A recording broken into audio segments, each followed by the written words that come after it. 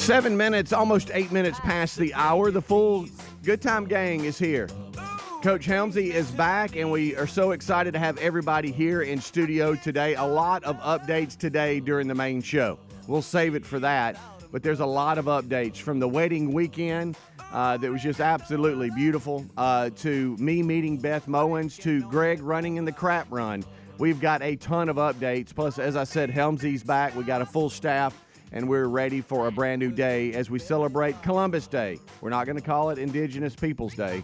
It's Columbus Day here on the Rick and Bubba Show. So just sit back and enjoy. Let's bring them in. Now to my left is Greg Burgess, and to my right, Michael Helms. What's up, boys? How are y'all? Boys. Hey. What's happening? We're here. We're here. Back again. Yeah. Wild weekend. Hey, Coach. Hey, Coach. Fast-paced weekend. Yes, sir. Lots of updates today, my friend. Things going. This past weekend, getting great reviews from Joel Berry being on managing editor of Babylon Bee, and the new book, they're part of their guide series, the Babylon Bee Guide to Gender. Sad that we have to do that, but it's out, available now, and we break it down with Joel. Lots of connections with the show that he didn't know about, and we teased a little bit of that Friday, but we got a lot of great feedback from it being published this past weekend. If you do not know what we're talking about, it's Rick and Bubba University, the podcast. We sent it out on our social media, both the audio and video links to that, but you can go search Rick and Bubba University wherever you get your podcast, and it will pull up. But great conversation with Joel, and we appreciate him taking time to be with us. All right, well, How Coach, are y'all? We're good, man. We're good. It was funny, we were talking about, anytime you're off doing something different and you're out of the loop as far as what the staff is doing, a lot of times we'll start texting things in our group, Rick and Bubba text messages, and if you're out of the loop, it's hard to understand what's going on. Yeah. And really, I was really for like 30 minutes really worried about your family. Really? I was. I really was. Yeah. Like my demeanor completely changed. Yeah. He didn't was realize what- catching bits and pieces of me giving the guys updates on trying to meet Beth Mowins, which was not as easy as I thought, and you were had trying to work your figure way it in out. there, didn't you? Sadly, it was around the same time as the news was breaking about the attacks on Israel from Hamas, and that that was Saturday morning, and so it was all building throughout the day, and you were kind of getting bits and pieces of it. So sorry about that. I don't want to give too. I don't want to say anything about the Beth Mowins thing because I want you to get it next few hours as the big boys roll in. But there was these. I mean, we probably sent 10 or 12 messages as it relates to what was going on in Israel, and it was awful. And there were messages from other people's of the staff talking about mission groups that were on trips that were just decommissioned to go there and all these things. And so then, right after that, Speedy sends a message, and he says, "Doesn't look good. They are walled off, and I'm hearing are being handled. Door is never closed. Y'all think they've heard? ? And then he sends a picture, and it's this, and I zoom in, and it's, I couldn't really read it. The sun was bright in my eyes, and I was like, "Has he got somebody in Israel?" And they're walled off. Of course he does. Because I read walled off, and and something about being a handle, and I'm like, "Oh goodness, what is going on?" And then all of a sudden, a picture appears a few minutes later with you and Beth Mowins, and I'm like, "Oh my gosh, it had nothing to do with Israel." Sorry about that. So I was concerned. I really was. I was like, "What in the world is going on, man? I've missed a bunch." Boy, you have. You went now that makes sense. At one point, I'm like, "Listen, you don't know what's going on. Just catch up on Monday with everybody else." Yeah. That's kind of my mindset at that point. Just leave it alone. So I can't wait to hear that story later on to see how that. See, I didn't know about the challenge. Oh, yeah. I didn't know about any of that. Yeah. As we announce and we sound the alarm every week to what game she has. Twist, but yeah. And I realized midweek when they released it that she had the UAB USF game. And we were like, well, wait a minute. Well, then if you're in the same building, the same stadium, then and that's never happened before. Yeah. We've never been that close, and I got to tell you that was quite the experience. So we'll update that. I today. can't wait to hear that. Funny. We got dead legs over to my left, and that's Greg Burgess after running a crap run. I struggled through Buddy, it. I'm telling you, I think you look great rounding that corner. Well, you ought to saw me about before I rounded it. I was sucking air. Yeah, well, you were digging that it. last that kick. corner. You got it. You know. But Yeah. it's downhill too. Thank goodness. Right. So we have that. We have those of you that are Greg minions. We have updates that y'all were actually in the run and tried to interact with Greg while running. Absolutely. Yeah. For some reason, because I told them, because they even made the point. Well, we didn't want to bother you. I said no. I said Speedy was beefing all that up. I said, you were dogging me. No, I was trying to raise money for the foundation. No, I'm talking about acting like I didn't want He's to talk. forgot about the no, foundation. No, I'm saying acting like I didn't want to talk to people. I Well, you said don't. what I'm saying is I can't breathe. I wasn't that's right. saying that I don't want to talk. Yeah, it's not that you're being rude. You just Yes. can't talk. That was my point. Right. It wasn't that I was like. There's a little bit of that. You don't I want to talk physically people. can't talk. I really can't. And look, let's just say this because we'll have extended updates and you can kind of talk about the whole deal. But listener Philip Webb out of the Montgomery market, Yes. he's known for getting in these mudders and all these extreme events. These I'm in the mud. I'm climbing stuff yeah. now. I'm running through All the like the barbarian woods. challenges You and all kidding this me? stuff. He's an elite kind of This guy. was He ran with a 50-pound bag. Yeah, he did. The whole race. The whole race. And that's a 5K. Yeah, and look, and I got to give Philip kudos. Every year he tries to sign people up. Normally he's at one of them big events and he couldn't come. He drove 3 hours. That's great, man. You know, Well, see, that's what we're looking for. And how about running with a 50-pound bag? That's something else. Now I will say I did beat him. Okay, well that's good. It's because he had a 50-pound bag. Is the only reason. That would be my motivation. Don't you let a guy with 50-pound bag. No, 50-pound bag guy better not beat you. But no, it went good. Basically my time is pretty much what it was. I did come in under what we gave myself. Right, and so but it's we'll pretty much what I ran last. We'll break all that down. The over under was 34 minutes, and we're happy to report that you did beat that. And I want to thank some of the listeners for sending in video. We were requesting that all week. Please send video. Please send video. And the video that we'll show and play today. Is you rounding that corner, digging. I'm talking about digging. No, I don't know about that. I was dying. Rick and Bubba.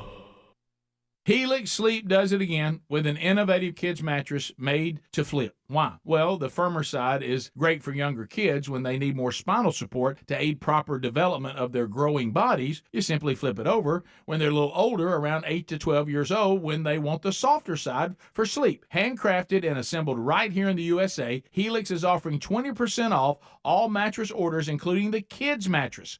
Go to helixsleep.com/Bubba. helixsleep.com/Bubba. If you've ever wondered if CBD and other plant-based solutions can help you, well, 90% of customers report better sleep, and 81% say CBD helps with stress and anxiety. If you've been thinking about trying it for a health concern that's not getting better, consider CBD from cbdistillery.com. Visit cbdistillery.com and enter the code BUBBA for a 20% discount. No prescription required. That's cbdistillery.com, promo code BUBBA, or find a link at rickandbubba.com under the sponsor. This fall, take premium audio with you wherever you go. Raycon's everyday earbuds look, feel, and sound better than ever with 3 sound profiles, optimized gel tips for the perfect in-ear fit, and 32 hours of total battery life, and they start at half the price of other premium audio brands. Right now, Raycon is having their annual back-to-school sale. For a limited time only, get 20% off site-wide, plus free shipping at buyraycon.com/Bubba.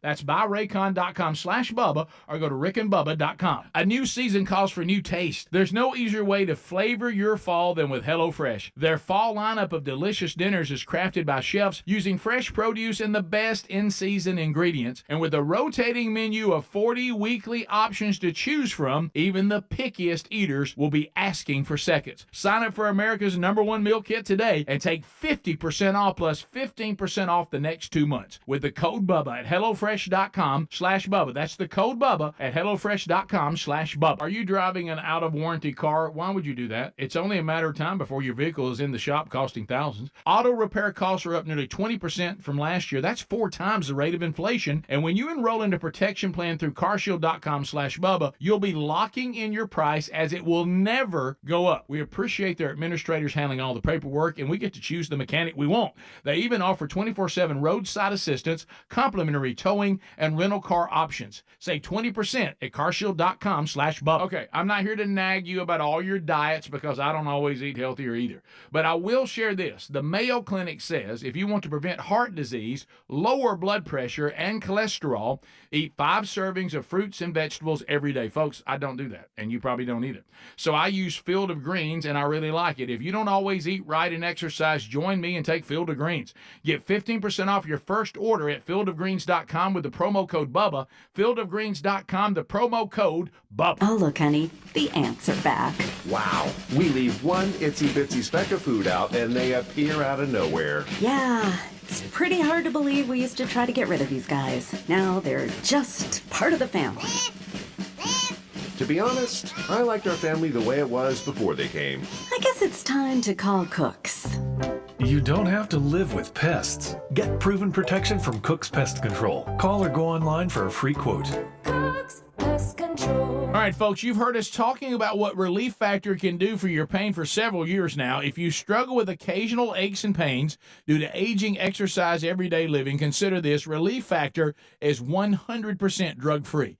It's made up of ingredients that simply help your own body deal with its natural inflammatory response. And we kid you not, Relief Factor is for real. And the majority of people who order the 3-week quick start for just $19.95 go on to order more. Try it at relieffactor.com or rickandbubba.com under the sponsors. This fall, as you settle back into a busier routine, your home may be sitting empty and defenseless. Simply Safe's revolutionary home monitoring innovation, 24/7 live guard protection, helps stop crime in real time. If an intruder breaks in, monitoring agents can see, speak, and deter them. Get 20% off your new system when you sign up for Fast Protect monitoring at simplysafebubba.com. That's simplysafebubba.com, or you can visit rickandbubba.com under the sponsors. There's no safe like Simply Safe. The folks at MyPillow have launched MyPillow 2.0. This new innovative MyPillow has a brand new temperature regulating technology to keep you comfortable throughout the night. Now, core body temperature plays a big role in how you sleep, and this new fabric technology helps regulate your body temp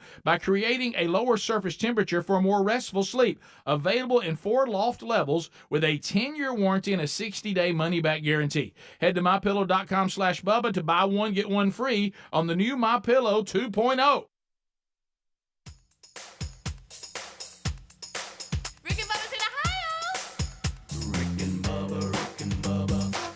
The gravy, please. Rick and Bubba. Ooh, it brings me to my knees. Rick and Bubba. I can't start another day without them. All right, 20 minutes past the hour. It is the Rick and Bubba Show. Good time gang here, full staff. Helmsy is back, and we're glad to have him back. If you are just joining us and you missed some of last week, he was off towards the end of the week, Thursday, Friday, as he is the head coach of the Jack State women's tennis team, and they were down in South Louisiana on a road trip. And this was your first big. I'm head coach. We're going on the road. I got you. I got a big van / bus, whatever, and we are headed out, and we're going down to Baton Rouge. You know, you learn so much when you go on these trips of what to do, what not to do. I'm doing that next time, and what's funny a couple of weeks ago, we went to Chattanooga, and that was kind of a, you're less than 2 hours away. Sure, you're staying in. We go to Chattanooga with the kids tournaments all the time, so that's familiar. Right. Don't get down to Baton Rouge much. No, I'm going a few states away. Yes, and and the motor pool that we normally use on campus as part of Jack State didn't have a van available. Uh-oh. So I had to rent one from somewhere in Oxford. Which that's convenient because, you drive from here to Jacksonville, then you go get it, or you go from here to there to get it, leave your truck there, then go to Jacksonville, then you go to Baton Rouge, then you come back through Birmingham, and you're 7 minutes from your house, and you're waving, going, "Wow, 7 minutes away." Hey, and you go. There's something about passing your exit, and you're going. You're so far away from getting back. Oh my goodness. Oh, that's tough. Then you drop the girls off, then you go to Oxford, then you go back home. Yeah. So that was the kind of the trip there. I'd like to see that drawn out. How I know. It Yeah. But and this week we go to Georgia Southern this weekend, so that'll be a little Statesboro Blues. Hey, that'll be a I'm going little down. easier because I Going don't the have other to way. backtrack. Yeah. And That I will get a help. van from the motor pool, so I don't have to rent That one in will Oxford. help. That will help. So that'll be better. But this trip was good. It was, anytime you walk into a world where this is our fall regionals, the ITA fall regionals, and every school within our you've got LSU, Alabama, Auburn, Samford, South Alabama, Alabama A&M, Tulane, McNeese, Louisiana Tech, Louisiana Monroe. I mean, every team you can possibly think of is there. And so a couple things. One, you realize, wow, Power 5, they're just unreal. Mm-hmm. I mean, it's crazy good level. And then you get to the experience of talking to all these different coaches, and I learned so much. They call you Bullet Head? They don't know about it? They don't know about that yet. Okay. And so it was a great trip. Girls experienced some good things. We represented Jack State very well. We had some girls that won some key matches, and that was good.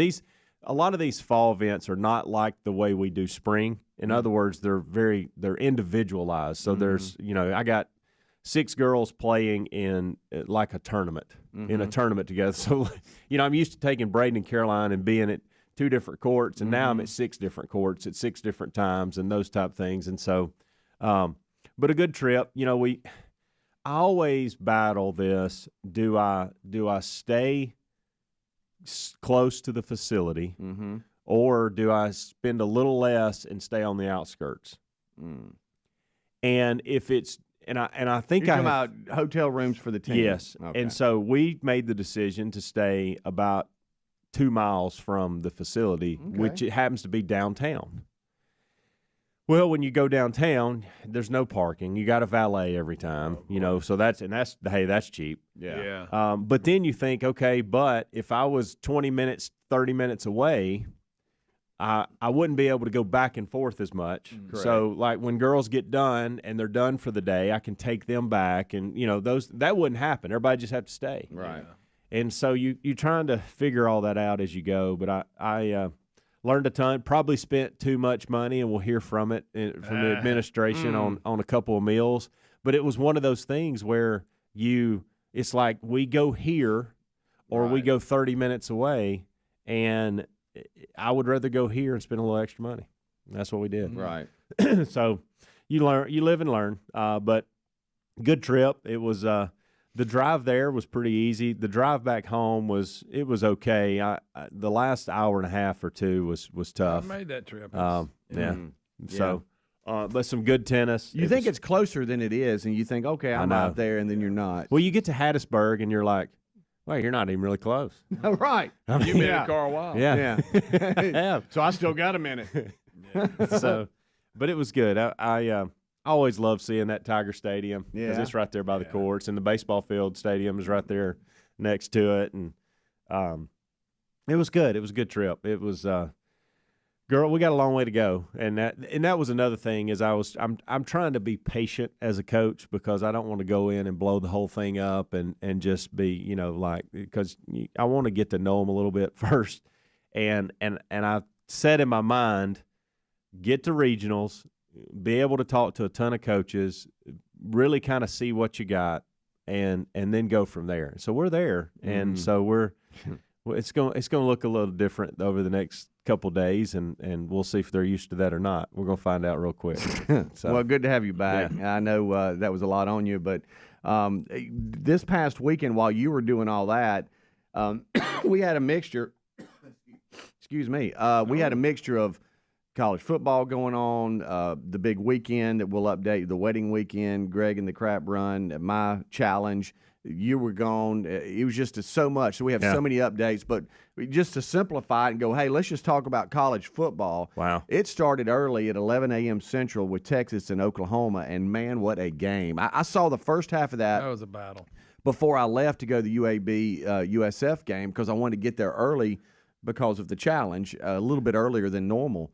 And I hated to leave that game early because it was so back and forth. Let me tell you about the portal. You remember how bad Oklahoma was last year? Yeah. They lost this game huge. Right. Well, they're not bad anymore. And that's pretty quick. So the old portal's been good to them. Yeah. They had a big win against Texas, and now they've hit the top 5. The new AP poll is out. Georgia, man, they jumped on Kentucky quick, didn't they? Yeah, they went ahead and squashed that and got it over with. And Michigan went ahead and took row the boat and they rode sunk them. The boat got and so then you got Ohio State behind them, Florida State at 4, and then Oklahoma at 5. There's your top 5. Arizona beat USC in the late game. No, USC ended up that's right. in 3 overtimes. That's right. It was 3 overtimes. Like 43-41. That's what it was. But Arizona, because I remember watching the Mississippi State-Arizona game, they went into overtime. And Arizona's good. They got a quarterback that just won't go down. And so I was interested in that game, and they ended up winning that game in overtime. Right. Two things. Triple overtime. I didn't see a single play of college football until I kind of in my mind, and all week I thought, you know what? I don't know why everybody thinks this Georgia-Kentucky thing is going to be anything. You're still Kentucky. I mean, I was kind of being that, and I thought maybe in my mind, maybe I'll come in and I'll have some crow to eat on that. Well, evidently, I was so looking forward to it because Saturday night was my first time to be able to go, okay, I'm going to get to go back and watch that game. I have no idea what's going on. I don't know the score. I'm sure I'll come in, it'll be close, and I'll be wrong about that. And I come in, and it's like halftime, it's 30-something to 7. Yeah. And I'm like, bad. are you kidding me? I can't even have this football game. I'll tell you this, Helmsy. I got back from the UAB game, and I'm like, we got some night games on because UAB kicked off at 2:30. And I'm trying to get updates from the Alabama Texas A&M game, and there's updates floating throughout the stadium. And oh my goodness, and they just blocked something and ran it back. No, never mind, blindside block. That's you're hearing all these updates. Yeah. So I finally get home and I'm thinking, hey, I got Ole Miss, Arkansas, I got Notre Dame, Louisville, and then I've got Georgia, Kentucky. I watched Georgia, Kentucky for about 10 minutes, and I was on the other 2 games because it was so much of a blowout. How about Louisville pulling it off? Yeah.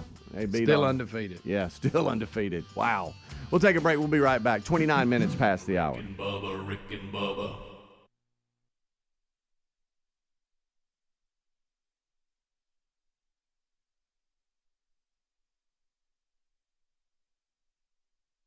It's official. Fall is here. With the kids at school and spare time filled with seasonal activities, your home may be sitting empty and defenseless. That's why we recommend Simply Safe Home Security and their revolutionary home monitoring innovation. 24/7 live guard protection. It's designed to help stop a crime in real time. Now, if an intruder breaks into your home, Simply Safe professional monitoring agents can actually see, speak to, and deter them through Simply Safe's new Smart Alarm wireless indoor camera. 24/7 live guard protection is made possible by the new Smart Alarm wireless indoor camera, available with a Fast Protect monitoring plan. You can install it yourself in about 30 minutes or have a Simply Safe expert set it up for you. And for a limited time, get 20% off your new system when you sign up for Fast Protect monitoring. Visit simplysafebubba.com. That's simplysafebubba.com, or visit rickandbubba.com under the sponsors for a link. There's no safe like Simply Safe. Folks, we've been talking about Relief Factor on our show for quite some time now. Do we guarantee Relief Factor is going to lower or eliminate your occasional aches and pains? No, we never make a claim like that. But what I can tell you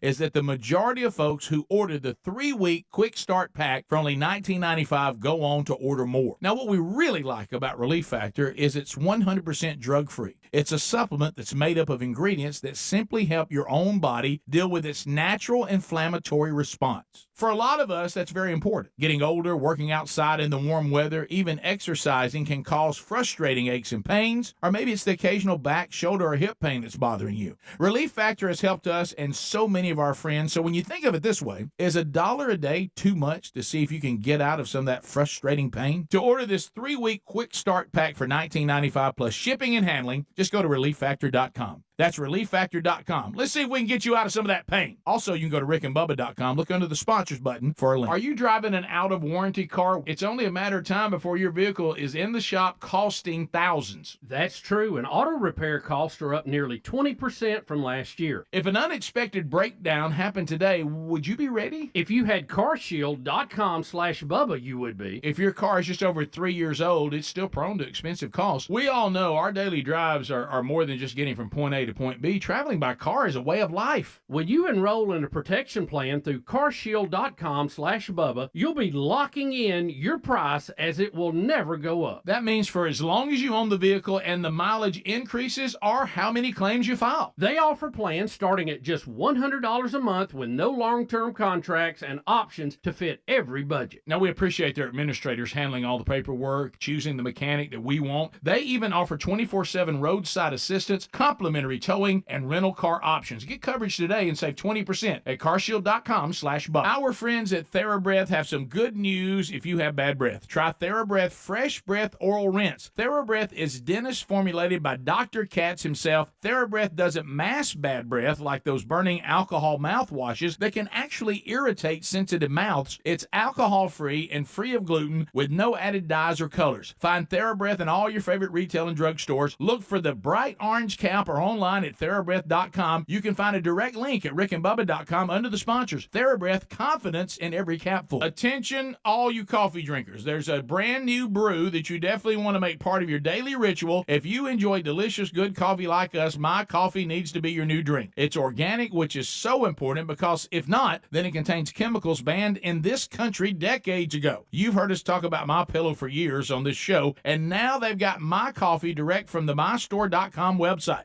Go to mystore.com, enter the code Bubba to save 25% off your order of My Coffee, or find a link at rickandbubba.com. Have you tried the Innovatives Helix sleep mattress yet? Well, nothing beats a great night's sleep, the kind you get with Helix. So we love them, and Helix has over 12,000 five-star reviews with customized mattresses that fit your sleep needs because they know everyone is unique. They even have big and tall mattresses and mattresses for the kids.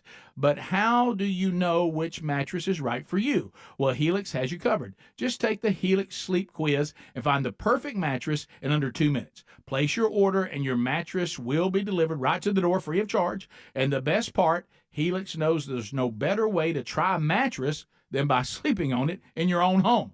That's why they offer a 100-night trial for you and a 10 to 15-year warranty. Right now, Helix is offering 20% off all mattress orders at helixsleep.com/Bubba. Best offer yet, by the way, and it won't last long.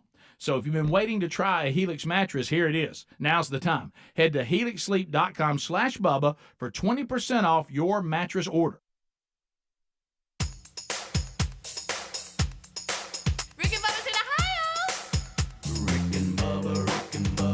Pass the gravy, please. 25 minutes until top of the hour. Thank you so much for tuning in to the Rick and Bubba Show's kickoff hour. Helmsy back today, so the full Good Time gang sitting in, ready to go. Adler will join us as well as Rick and Bubba at top of the hour. Lots of updates today from the big wedding weekend that was perfect. I mean, weather, everything. Oh, yeah. Cannot wait for all the updates there. That was really fun to be a part of. My challenge with Beth Mowins, we have an update on that. The crap run, we've teased that a little bit. We've talked about Helmsy's head coach weekend down in Baton Rouge with the women with Jack State Tennis. We just kind of flew through some of the college football games. One that I want to spend a little bit more time on is Miami and Georgia Tech. Oh, boy. If you didn't see this, Miami had the game won. All they got to do is take a knee. It's over. Yeah. It's over. And they decided they keep handing the ball off. I don't know why. And they hand the ball off. Is this a fireable offense? I don't know. It's not the first time the head coach has done it in his career. You better do good the rest of the season. Yeah, boy. You were about to be 5. All you had to do is take a knee and you're 5-0. Is that right? Yeah. Because they were undefeated. Yes. I can't believe what happened. Now everybody's going, no, he was down. No, he didn't really. No, that don't matter. It doesn't matter. It has nothing. But they looked at it on replay. He was down. Now give it to Georgia Tech. They scored. Now what they had to do to win the game. Amazing. Now they could have tied it, couldn't they? I don't know. I don't know that part. I'm not sure. But for them to pull, then again, I mean, time's running out and you got a guy wide open behind the defense. Yeah, how'd he get back there? I mean, I don't know. The quarterback keep him out of the end zone. Yeah, guys. extended the play and he got loose, but they could have just taken a knee, victory formation, game over. Instead, they ran the ball. The running back fumbled. Georgia Tech got the ball with now a chance to win, a long shot, but a chance, and they took advantage of that chance and ended up beating Miami. And everybody's just scratching their head as to why in the world they wouldn't just take a knee. It's the same thing that Coach Nickerson did in All the Right Moves, the Tom Cruise classic movie. Right. You know, they had the ball. He turned around and handed it off and cost them the game when they were playing. God, what's the name of that team? I wish I had the name. Walnut Heights. Oh, did you pull it through? You get it? I did. You got it.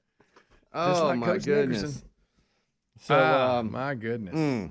That's just that hurt. That's a head scratcher there. Bet he didn't sleep a wink that night. I mean, not a wink. He played that over in his head. His explanation was not very good either. No, and next time I'm going to step in and overrule and say that we need to take it. Well, why wouldn't you? Y'all, hey guys, the offensive coordinator had the look on his face. I mean, it was when the camera hit him, he was boy. Don't get that one. So just wanted to mention that because I'm sure some of you probably going, hey, well, how about that? I just. It's hard to believe. At that level. I mean, you know that at a youth football level, you're going to be taking a knee. Don't understand at that level and that level of coaching and all clock management is tough. Yeah, it is. Toughest part of coaching the game. It is. But when you have that particular situation, it wasn't. You take a knee and it's over. Yeah. Couldn't believe it. There's not a whole lot of management there. Could not believe it. No. But anyway.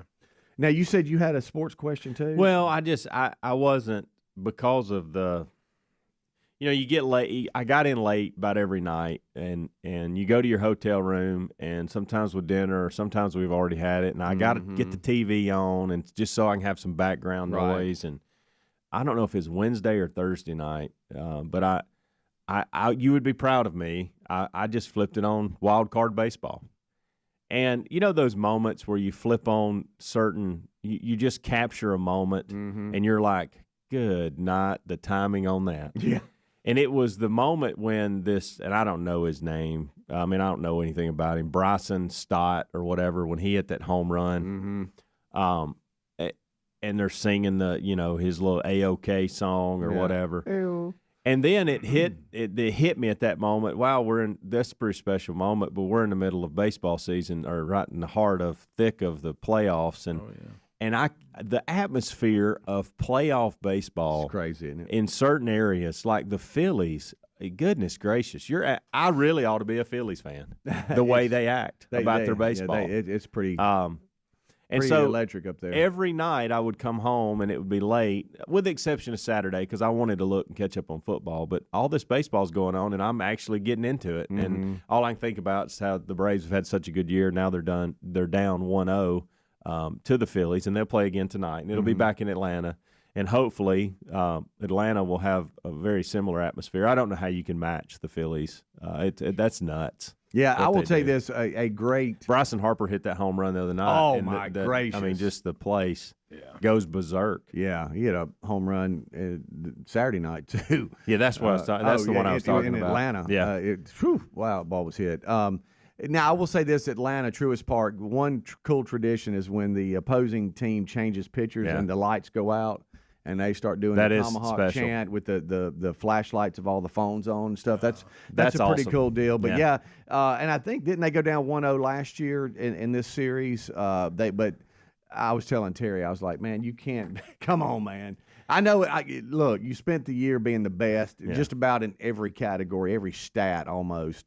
And hopefully they can I'm rebound like tonight. They probably needed that first game to get their feet back under them. Yeah, Phillies have been playing nonstop. They're kind of on a hot streak, so hopefully tonight will be different. And what I like about it too is it starts today at like 5 o'clock. It does. Yeah. So we'll be able to watch. That, you know, I won't have to stay up till 11 to see if it's done or not. No, you're right. You're all over that. It'll be a TBS start at 5:07. There you go. Central, and then the night game later on. It's the Diamondbacks and the Dodgers. And the Diamondbacks. Did you see what they did to? Is it Kershaw? They in the first inning. They put on, I think, 5 or 6 on him, and I think he got 1 out. Yeah. And they pulled him as, wow, not you don't his see that best a lot. outing. But no. So, anyway, yeah, you do have Major League Baseball going on, and And so you don't forget that. Saturday night, I did go over. I want to say, was it Fox? I can't remember who had that game. But I went over a little bit when I was trying to find a football game I was interested in and locked in on Louisville. So congratulations to Louisville beating Notre Dame. Undefeated. And did I see where Notre Dame has USC now this weekend? USC had quite the scare with Arizona. But like I said, man, Arizona's good. Yeah. And they gave them fits. Yeah, they do. USC and Notre Dame do play this weekend. You asked the question a minute ago about Georgia Tech and Miami, and could they have tied it? What was the score? And they could have tied it with a field goal. Okay. Yeah. Well, but no, we get wide open behind the defense. Way behind. For the win. Yeah. And Miami hung on to be number 25. It's almost like they don't need to be just for that. Yeah. And correct me if I'm wrong. The quarterback at Georgia Tech was the one that was at Texas A&M last year. I don't know that. I think it was. It's a good question. I think he transferred. But y'all, Miami had the win, and you need that because like this weekend you go to North Carolina. I mean, you need. All you had to do is take a knee, but we'll move on, I guess. But, well, that stood out. Notre Dame, your playoff hopes are gone. That stood out. Oklahoma, you really don't know other than they are good enough to beat Texas. Okay, don't know what you look like in a playoff they format. Got a really good quarterback, and they of course Venerable being there. How you say his name? They're going because in the past, of course, it's kind of followed him at USC too. Riley, his teams don't play great defense, but this Oklahoma team looks like they're going to play pretty good defense. Georgia, you stood out because everybody thought that would be closer than it was, and it wasn't. Right. It was just goodness. Yeah. And then this coming weekend, Oregon and Washington play. That'll be a big Pac-12 game. I saw where Colorado beat Arizona State. So they're back to winning a little bit. Deion wasn't happy, though. He didn't like that. No, that was close. Very close. It was very, very close. A lot of college football. And then UAB and USF, that was fun to watch because UAB was clicking. They were. College football is just so crazy. They were on. I was sitting there talking to some folks who were standing on the sideline, and we're like, so this team right here, USF, they were giving Alabama fits. I know. And UAB is just gashing them. It's a strange game. It is a strange game. Different atmosphere, different feel. All that's different. It's just a strange little game. Yeah, it is. That's why it's hard to predict what's going to happen because you just never know. Yeah, they destroyed it. And then, y'all, I know this bothers Greg tremendously, but do you realize that tomorrow night, Jacksonville State is hosting Liberty? Yeah, on a Tuesday night. That is bizarre. It is weird. It's going to be a whiteout, Greg. I expect you to be there and have nothing but white on. Sleep. We were talking about that last week. That's I'll going to be a have to say tough next one. day who wins. Yeah. We'll be right back. Rick and Bubba.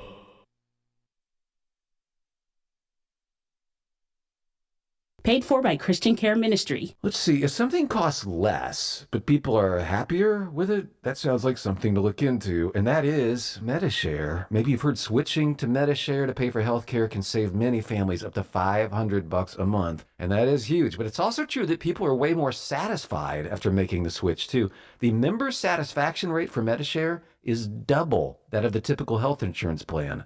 Double. MediShare works, too. It's been around for 30 years. Members have shared more than $5 billion of each other's bills. People love having telehealth and a huge nationwide PPO network. So, yeah, really, you can save a ton and like it better. Imagine being happy with how you're taking care of your health care. So if you're self-employed or part of the gig economy, or you just want a plan you're happy with, you can call right now. You'll get a price within 2 minutes. So see what you can save. This is a very, very smart use of 2 minutes. Here's the number you need. Call 855-51-BIBLE. That's 855-51-BIBLE. 855-51-BIBLE. Bring smiles to all when shopping online with Dell Technologies Gift Guide. Whether it's for the artist, the entrepreneur, the student, or the streamer, you'll find the perfect gift for everyone on your list. Dell.com/gift guide makes gifting easy with a carefully curated selection of our best tech. Shop now to explore our innovative PCs like the XPS 13 laptop, powered by the latest Intel Core processors, plus this season's top accessories. Visit Dell.com/gift guide today to get a jump on your holiday gift list. That's Dell.com/gift guide. On a scale of 1 to 10, how's the back pain now? 2022. Wonky work from home desks have Dane's Acupuncture booked up. You need to get in, but this week's all full. But finding more practitioners has them on pins and needles. You know, my lunch is in 20 minutes. How fast can you get here? Indeed can help them hire great people fast. I need Indeed. Indeed you do. Instant Match instantly connects you with quality candidates whose resumes on Indeed match your sponsored job description. Visit Indeed.com/credit and get $75 towards your first sponsored job. Terms and conditions apply. Angie's List is now Angie, and we've heard a lot of theories about why. I thought it was an eco move. Fewer words, less paper. No, it was so you could say it faster. No, it's to be more iconic. Must be a tech thing. But those aren't quite right. It's because now you can compare upfront prices, book a service instantly, and even get your project handled from start to finish. Sounds easy. It is, and it makes us so much more than just a list. Get started at Angie.com. That's ANGI, or download the app today. At SimpliSafe, we've designed award-winning home security with advanced sensors, HD cameras, and now this, 24/7 LifeGuard protection, only from SimpliSafe. Now, monitoring agents can see and speak to intruders through our new indoor camera to help stop crime in real time and for fast police response. Get 20% off any new system with Fast Protect monitoring at simplisafe.com/radio. Advanced home security, 24/7 professional monitoring for less than $1 a day. There's no safe like SimpliSafe. A busy fall schedule doesn't mean you have to compromise when it comes to meal times. Great taste, quality ingredients, convenient doorstep delivery. So yes, you can have it all with HelloFresh.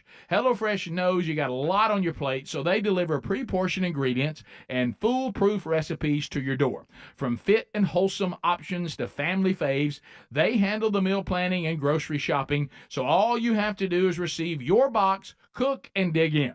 And HelloFresh is not just for dinner. You can stock your fridge with quick breakfast, 10-minute lunches, and fresh snacks delivered along with your weekly order. And probably the best part, HelloFresh is actually cheaper than grocery shopping and 25% less expensive than takeout. Right now, you can save even more when you join America's #1 meal kit today and get 50% off plus 15% off the next 2 months with the code BUBBA at HelloFresh.com/Bubba. This fall, take premium audio with you wherever you go. Raycon's everyday earbuds. They look, they feel, and sound better than ever with 3 sound profiles to match whatever I'm listening to. They feature noise isolation, awareness mode, so I can choose to be immersed in sound or I can tune out my surroundings when I need to. With optimized gel tips for the perfect in-ear fit, these earbuds are comfortable enough for all-day wear, and they do not budge. 8 hours of playtime, 32 hours of total battery life. And I love this. Raycon's everyday earbuds, here we go, start at half the price of the other premium audio brands. Over 78,000 5-star reviews and a 30-day happiness guarantee. There's no reason not to check them out. And now that back to school is in session, Raycon is having their annual back to school sale. For a limited time, get 20% off site-wide plus free shipping at buyraycon.com/Bubba. Buyraycon.com/Bubba for 20% off or rickandbubba.com.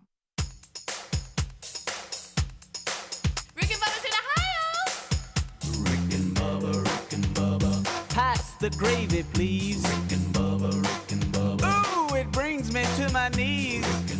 10 minutes until top of the hour. Thank you so much for tuning in to the Rick and Bubba Show. The number 866-WE-BE-BIG. Busy week on tap. We thank all of you for being here on this Columbus Day edition of the Rick and Bubba Show. I know for a lot of public schools you're out, and we've heard from some of you. Some of you had a 4-day weekend. Come on with it. But we thank you for being with us today. We've got lots of updates from the big wedding weekend. It was absolutely gorgeous weather. I don't know that you could have dialed up any better weather. Boy, I'm telling especially you, since it was an outside wedding. And just an absolutely beautiful day. We got that. We've got my challenge I had with Beth Mowins. Greg will break down more with the crap run. We've heard from Coach Bullethead on his weekend. So a lot today to recap for sure. I made it official. My money was on you on this Beth Mowins thing. Oh, I really? knew you were going to get something. I said he will not come back empty-handed. I did not think I would. But you got more than I thought. Even. Yeah. I did not think. Once I got there and saw what was happening and the scene and the setting, I thought, well, there's no way. Yeah, I'm looking forward to the breakdown because I did. I thought he'll pull this off. Yeah. Yeah. Oh, good. And you did it without jeopardizing your job there, which is right, also right, good. right. It was because that's a key part. Yeah, and I will say this, and this is all. Beth could not have been nicer. That was the sweetest lady. I mean, straight up. Can I ask one to the question? point where I don't want to even do that anymore. You feel bad. Yeah. Well, you can tell me, hey, you just have to wait till the boys come in here. Right. Did she have any idea who we were? You just have to wait. Okay. That's fine. How about? That's fine. I did know from this, though, from the picture, I thought, because she looked just as happy as a lark. I thought either she don't care or she don't know. When I tell you how it all worked out, and who I was riding up in the elevator with and everything, and I'm thinking, oh, my goodness. When you getting in the zone you're not supposed to be in? Right. I'm trying to talk myself into having some courage. Yeah, all right, here we go. Been a while. Take a little sip of courage or something. But so we'll have that. We just got so much to recap from today. It was a very great where we live, and all over the country. You're hearing this at different locations, the world really. But where we live in the Southeast, it could not have been nicer weather this weekend. That's perfect degrees. I like it just like that. Yeah. As a matter of fact, it wouldn't bother me. It was a little cooler. Yeah, right around dinner time Saturday, I got a little chilly. Now, I will say this. It was later coming in Friday than we thought because I took a jacket to the ball game and I didn't need it. Yeah. So now I got a jacket on. That was a blowout. Wow. Oh, yeah, I was very surprised. Yeah, I was too. But so I get there, I got my jacket, but when I get out, I go, it's not really. I put it on. I was like, that feels hot. Yeah. So I toted it. So then it never got that cold. Now, next morning it was. I guess it was just the front was a little later. Yeah, I went one day from nothing but shorts and short sleeve and sweating like a lot. Yeah. Really? To having a hoodie on the next day. Yeah. Once it came through, it cooled off. But I think I was expecting a little earlier because the whole game, I never got cold. But now, the next morning, it was kind of nip when I went out in the yard. It's nippy out there right now. Lisa bought the dogs some new beds to sleep on, and Millie, really? Of course, Millie drags them all out in the yard. Still? It hadn't grown out of that? No. That's the mama dog from all the puppies, y'all. She gets these. I told Lisa, I said, you do realize that in the morning, those are going to be in the yard. Sure enough. Drug them out. And a blanket. Really? And it's just out in the yard? Just out in the yard. Speaking of rough on stuff, you know how I've told y'all about my deal with sunglasses that I'm rough on them. I broke my sunglasses this weekend. You throw them down, mad? No, I went to take them off my hat, and it popped. Were they? Now, and you got a lot invested in them? No, I can't. I'm the same way. That's the key. Is not. I just get that. the regular safety glasses. And I know.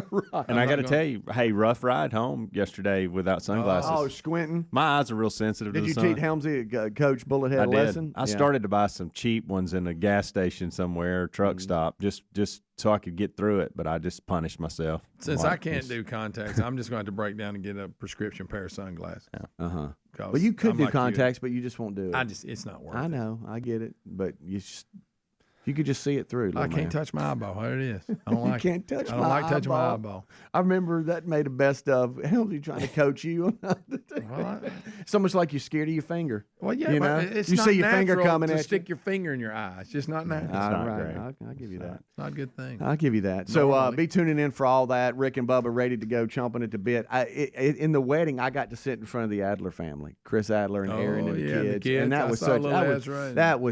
was such a joy. I mean, Ezra was so well behaved too. Oh yeah, and he was just checking out the lights. He was looking at the lights. But that was kind of cool to sit with them. But what a beautiful, beautiful wedding. Good night. It was nice. It was a lot of fun.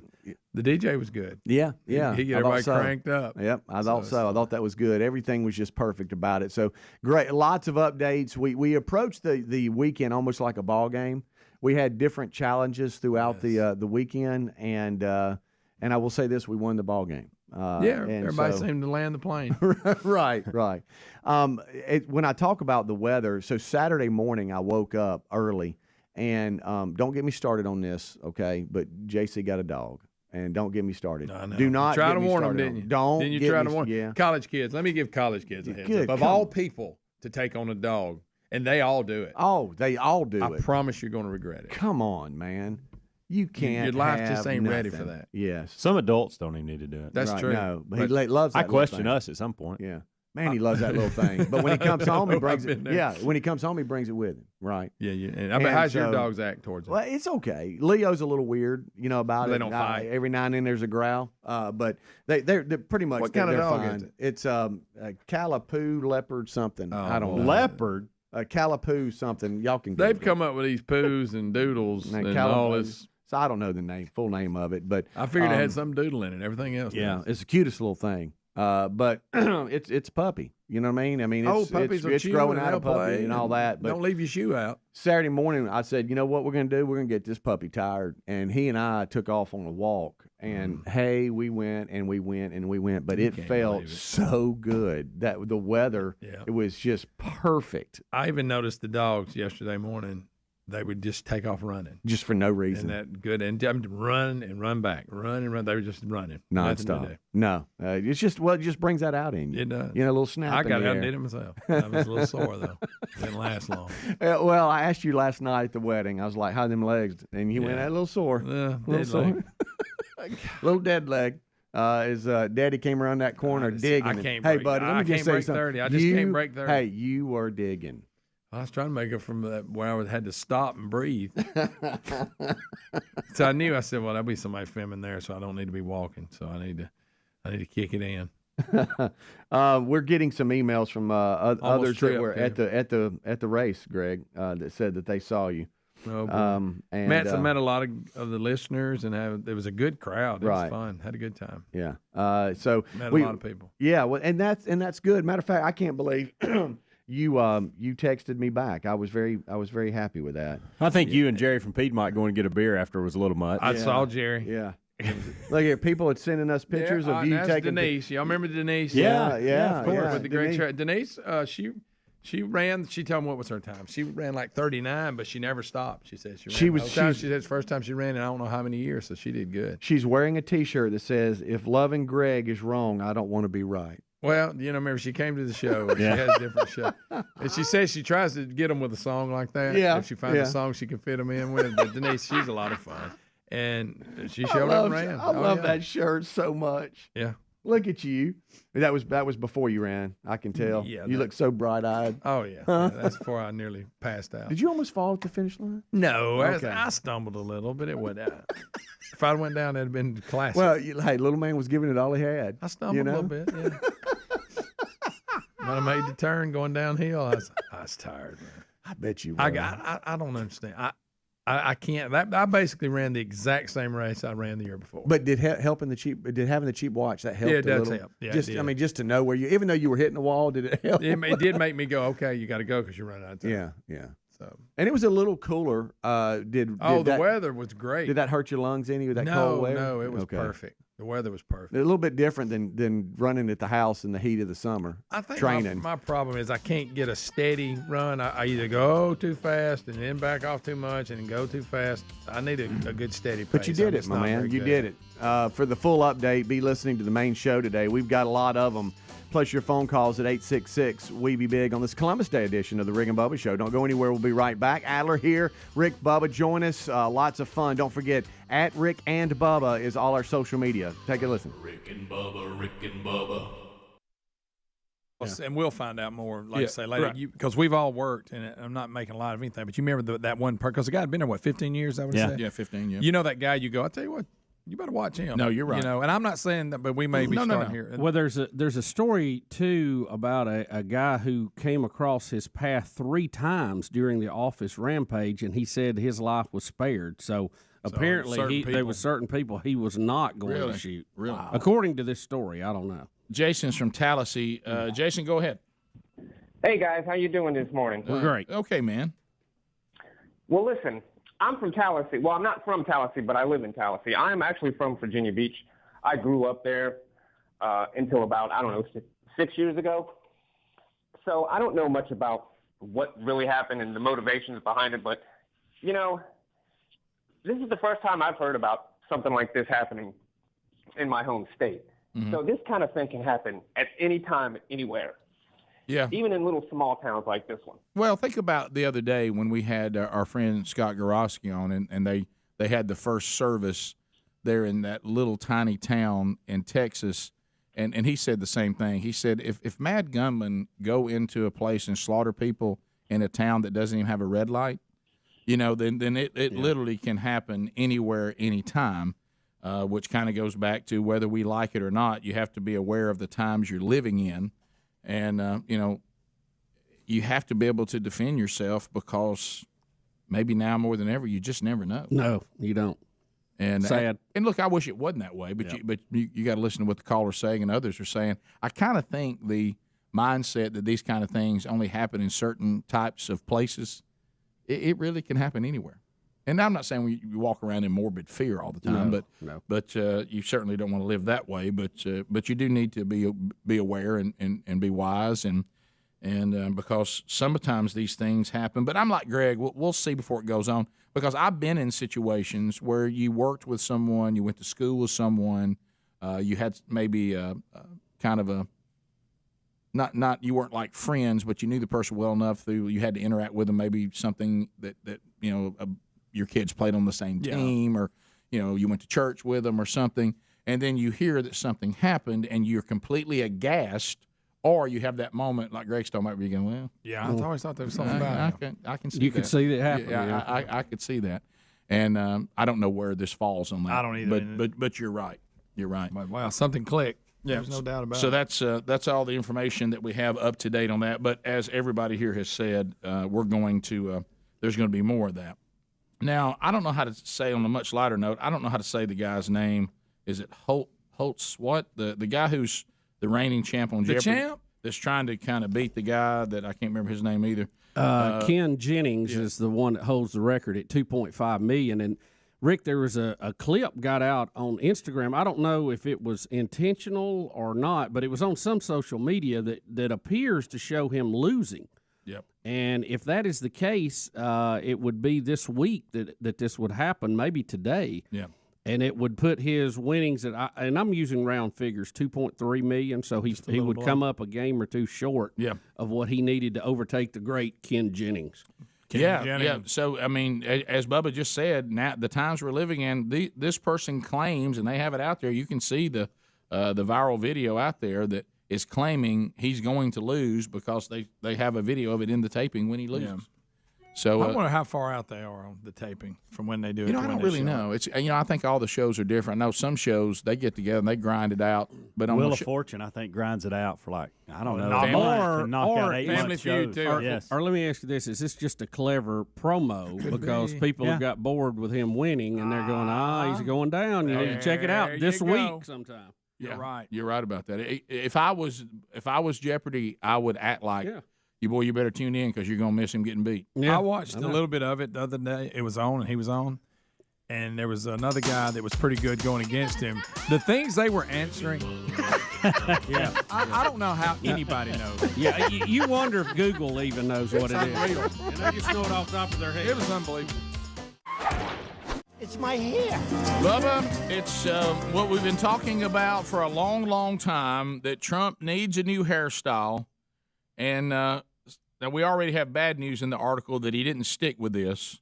But we did see Donald Trump, possibly the person with the worst hair in the history of the world. Yeah. And that he finally did a different hairstyle, and where he was and what happened is a story in and of itself. But give it a look here. He's gone here with an improvement with Gordon Gekko. Yeah, and Pat Riley. Pat Riley. I think this is the look he should go with. This is a much better look. Now they think this may be because he had hat hair. Right. He had been at the golf club and came back and made what they're calling an unscheduled stop at the McLean Bible Church in Vienna, Virginia. Now, the oddity of this is it's David Platt's church, my former pastor. So it's kind of it was strange to see that today. Yeah, but they're calling it the Gordon Gekko look, and but you see he still has his hat in hand where he had it on. So he must slick it. Yeah. I was wondering because there was over the weekend, and there were people that had different opinions on it. There was there was a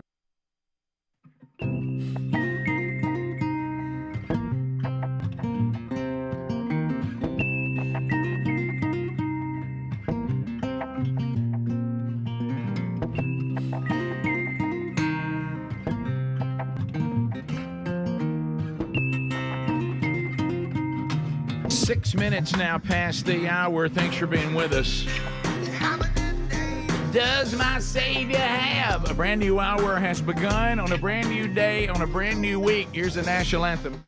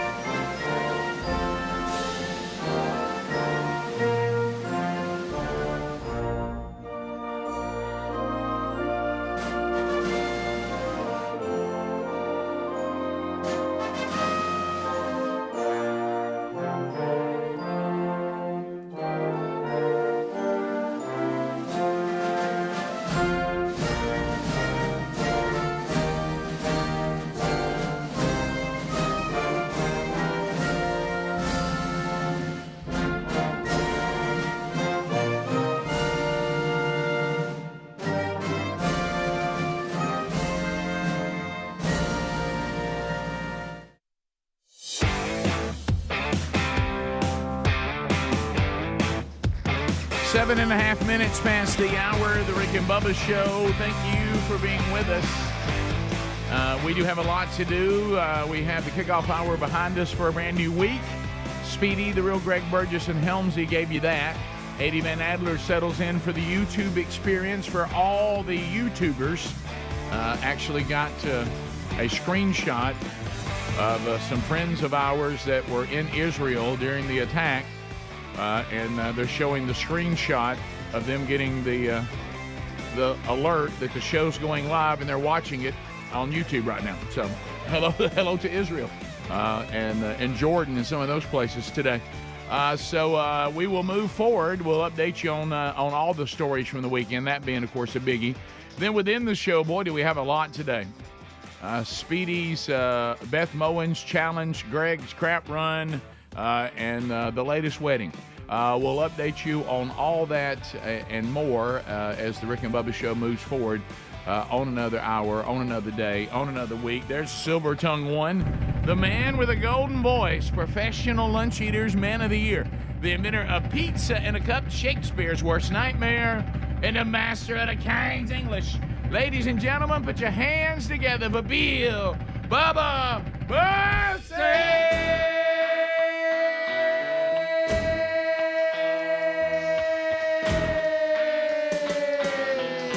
Bubba.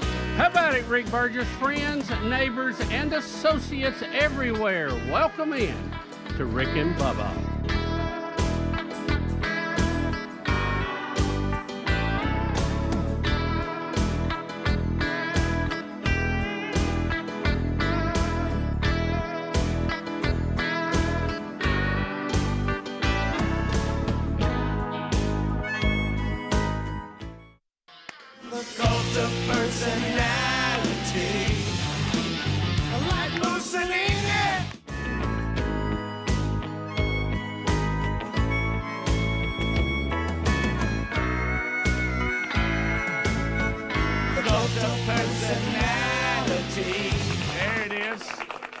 Living color. I am the cult of. So there you go. So there we go. Wow, a lot going on out there. Wow, Bubba. On the world front and man. On the show front. Yeah, we could probably do 3 shows. So we'll get through as much of it as we can because you know what? We don't just do one show. We got a whole week, but we'll hit you with the very, very serious stuff from the weekend all the way to the as goofy as you can get. And we'll do everything in between. That's kind of the show anyway. It is. Be careful when we shift gears. Yep. So I told the guys I came in today. I've got a truck full of tuxedos that I got to get back to the tuxedo place. I'm certain all the stuff's in there. How much you think's missing? How many things you think's missing? Huh? You think? What are you talking about? So anyway, some cummerbunds and they just people handing me tuxedos and shirts, and then Mr. Burgess and hey Dad. So we'll see how that goes. We'll recap the wedding as we mentioned. The Speedy update is incredible from the Beth Mowins challenge. Gold. And of course the inspiration of the real Greg Burgess winning his age group in the crap run. Got a medal. Yeah, with a run that inspired many. Yeah, I know it. And let me tell you something. When the listener and I'll try to give credit if I can find the email that did the Photoshop of Greg on Saturday of him with his face over Rocky with everybody running behind him. That is gold. Golly, Photoshop's just a blast, isn't it? But then the actual footage of Greg actually running, as Adler called for it to be put in the Smithsonian. Yeah. So we'll recap all that. We've got pictures from the wedding. Of course, there'll be many to come. We have pictures from the Beth Mowins Challenge, and we have video from Greg's run. I mean, we got it all. I mean, we got it all. I mean, we're ready. We did not come in going, hey, we weren't able to gather anything. And there'll be stuff we'll add to it as time goes. But we got enough today to let you hear and see all about it. And we'll start seeing if we can't put all the pieces together over what was a wild weekend. You know, and the thing in Israel, of course, is on the serious side. It's very serious. And had friends there when that happened. I got good news today as we were praying for them. It looks like God has provided a way for them out, so that's good, and it looks like that's coming together, hopefully, like as we speak. So they'll be headed home, but that was pretty intense. And you know, it still is. Yeah, and there's so many things tied to it. You look at, I think to everybody, and I don't want to be a Debbie Downer, because honestly, it doesn't weigh on me because I know what the truth is. I know where we're going, and I know there's a lot of things that have to happen. I mean, but I will say this: I do think it's pitiful the state we've allowed our country to get in, because I can't imagine if you're an ally of ours right now and you got problems and you look over at us right now. How would you feel if we were your security guard right now? And you look over at us and you're thinking, okay, I guess we'll probably be on our own because look at that mess. What in the world's that bunch going to do? And then us probably playing a role in putting you in this situation. Yeah. Who would have thought easing up and giving back $6 billion to a bunch of terrorists would show up on the radar within 30 days? Huh? Well, shocking, isn't it? The statement, play stupid games, win stupid prizes. Yeah. I don't know whether the left in our country are just – I actually said this to a person a couple of weeks ago on something that they were standing by and they were blindly – supporting, and I said, I don't know whether to applaud your resolve to this person or to be grossly concerned and cry over how naive you are. And so I look to the left and go, are they just naive or are they just stupid? I just are the worst. Are they diabolical and wicked? That they have agendas that are just dark. They just do stupid things that are so elementary that you don't even, I mean, I can't believe this happened. I mean, okay, well, you either knew this is what was going to happen and you kind of want it to happen, you're crazy naive, or you're stupid. It's one of those three. Yeah. And it's not a good answer on any of it. Right. And so we, well, but I will tell you this, and unless I, and it's possible, unless I'm not reading it correctly, there's a book of history and a book of prophecy, and from what I can read, now some of it at the end is going to be part of how this thing's going to end and take us into the as part of the tribulation. But from what I have read, Israel, they do not get beat again. They go undefeated from here on out. Yep. With or without us. Going to be pushed back. Right. Yeah. Going to be pushed back to the brink. Yeah. But, Right. They don't lose another one. But what's going to happen is the enemies of Israel will always do the same thing they've always done. I was telling Bubba in his office today, they're like the guy who comes in and pushes you, and he's pushing on you, and then you finally punch him in the face, and then he hides in the corner like, oh, I can't believe you hit me. You know, and then the rest of the world goes, look how mean they are. You know, and they've done that over and over again. When are we going to just not fall for that trick every single time? Yeah, you may have it this time. Look how mean they are. You know, and so, how about this? Now, Israel's saying some bold things. Now, if they follow through, and they're not really known, unlike us, for saying something and not doing it, but they are saying that that Gaza will remember this for 50 years, what's coming next. They said their response will be overwhelming and severe, and those who oppose them will never forget it. So we'll see. Now it will be ugly, but it's going to have to happen. Right. So, and then of course we'll all turn on, not us, but the left and the rest of the world will fall into the duping of thinking Israel is the main one. Is the main one. Yeah, they're amassing equipment right now. They've already ordered a total blockade of Gaza. Yeah. And they're about to clean house. Yep. Folks. Yep. So you wonder what did the attack think they were going to accomplish? We'll be right back. Rick and Bubba. If you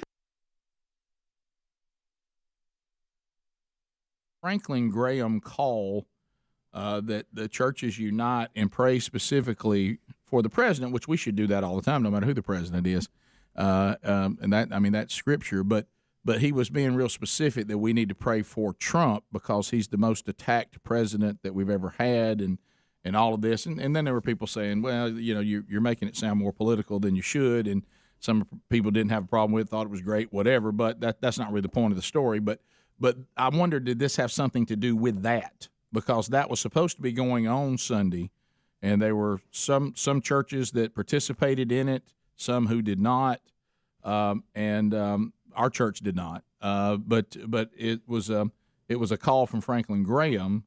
But what was funny is Bubba showed me some pictures, and Adler and Helms may not have these, but it shows him up there with David Platt, and it's some of the pictures. David Platt is like holding the Word of God up in the air, praying for him. And I certainly, I think one of the things we need to pray for the president the most is that he become a devout follower of Jesus Christ. I mean that should start with everybody. Yeah, that would be the number one thing we'd want to do. And I'm just not going to spend a lot of time saying protect him from CNN, but it just seems like that would be, because CNN may be moving. By the way, we'll cover that later that's today. Funny.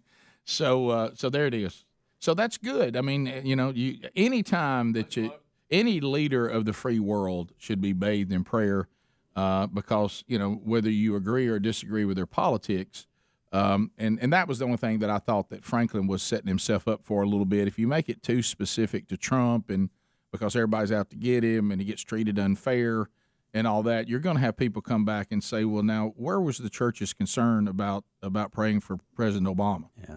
Well, maybe we need to set aside time and focus more on our leaders, no matter who they are. Exactly, and we know we're supposed to do that, and we do. Just don't, maybe corporately, right? Yeah. But don't make it sound like it's political. Like one president deserves to be protected. Now, because there's things that we would agree or disagree with any. I prayed for President Obama a lot that he changed his mind on a few things. I did too. A lot. I did too. Straight up. I mean, it's kind of funny, but I'm serious. Well, because this is what we know, and this is the point that I'm making, and this is where the prayer should come from, really, if you think about it.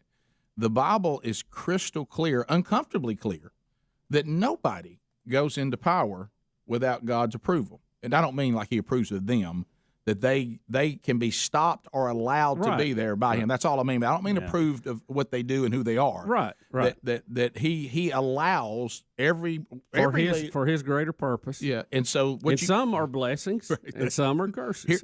Here's what you need to be praying about. Leaders are put where they are for refinement by fire, punishment, or a blessing. Yep. And but God allows them all.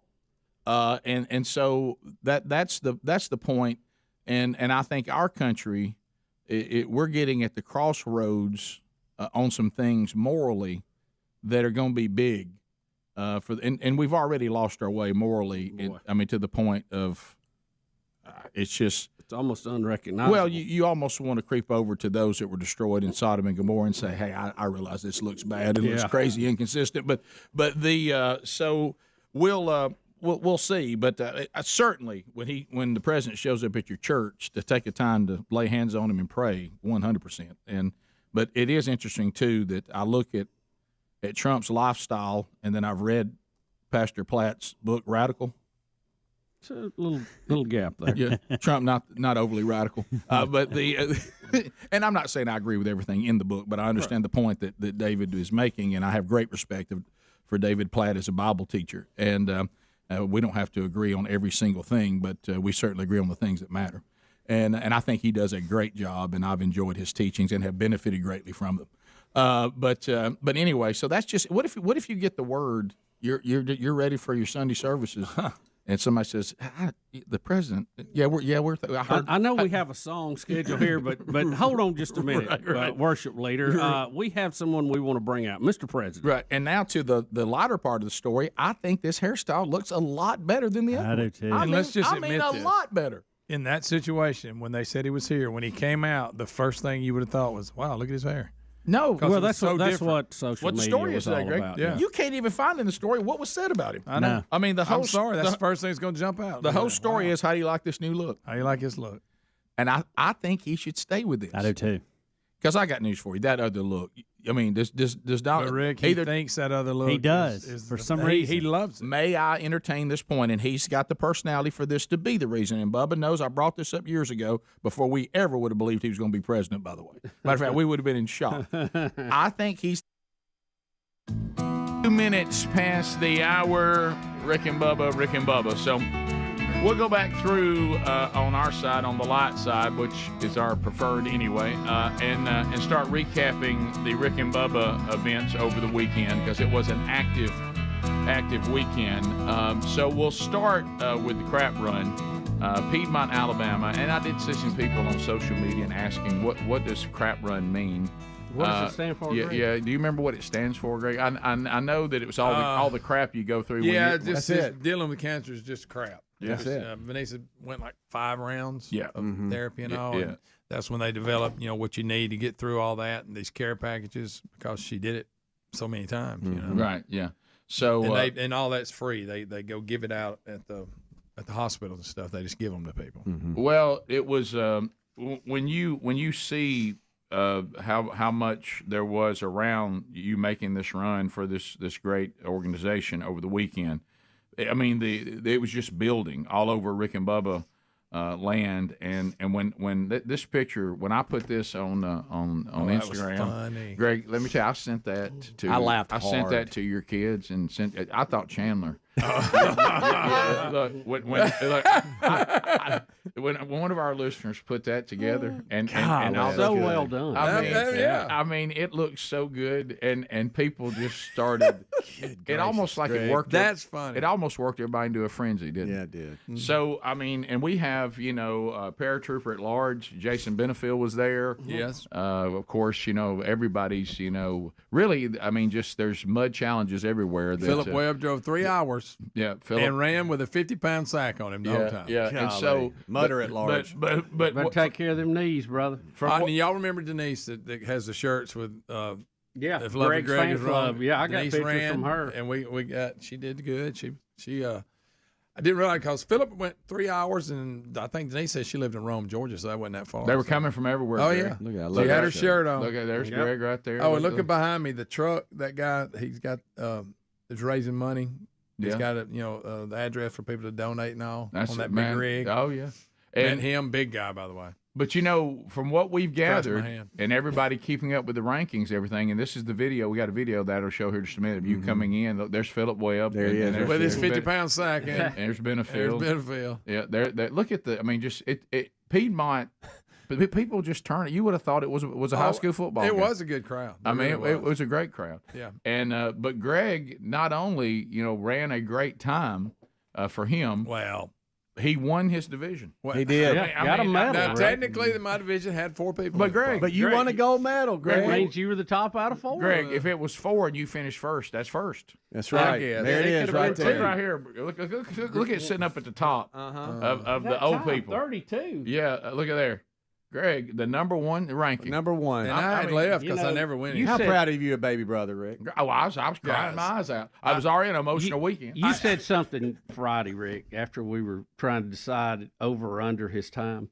And you said Burgesses are famous sandbaggers, and I thought about that all afternoon. Oh, I thought, yeah. he's- We always he's say No, that. sandbagging honestly, on the fact I didn't break 30 or less, I feel like I failed. Because What? I ran the exact same time last year. Bubba, take a look at this form coming in right here. Well, he's digging. I was He struggling. is I mean, digging. I almost right fall if you're watching it. Kind of wished I had. It'd have been a really good fight. Yeah. So, Greg, what? Now you need to be finishing right See here. right there, There's little a stumble. little bit of a comes. stumble. He's got the kick. I was a little worried about you finishing the finish line Look here, at here. too. I Look- thought you look might at have that. failed almost here. Look right here. I wish you'd have run on through and not start walking right here at the end. You would have got 30, I think.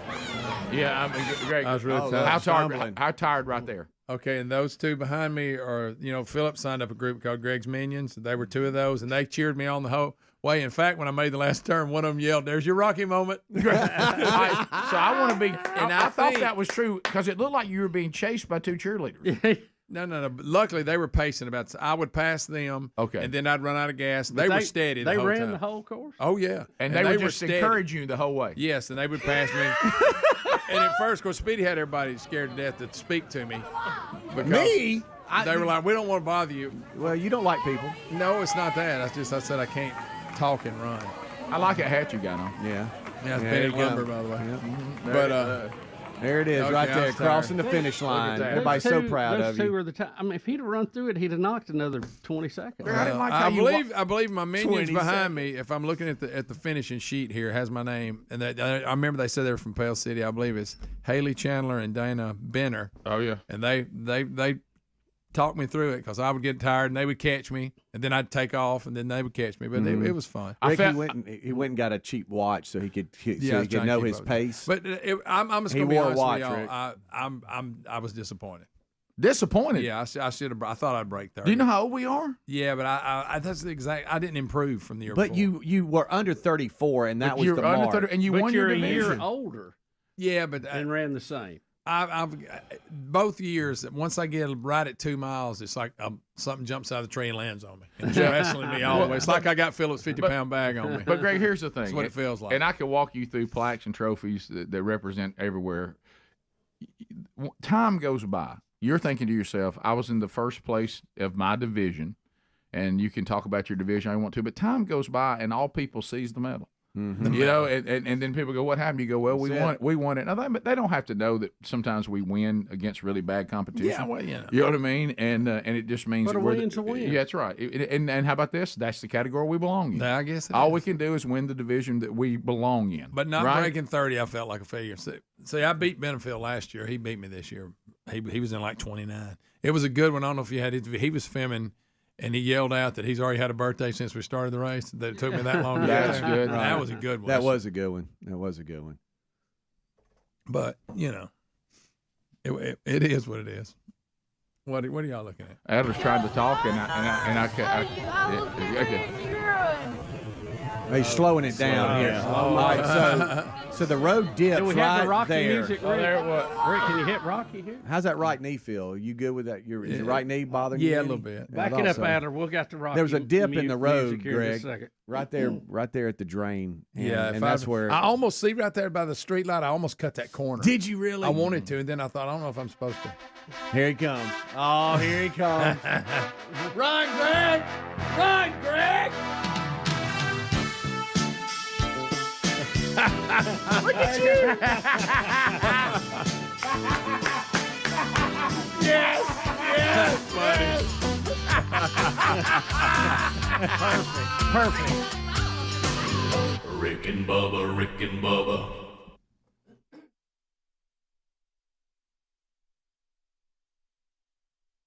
kind of guy, and I got a little bit of this in me too.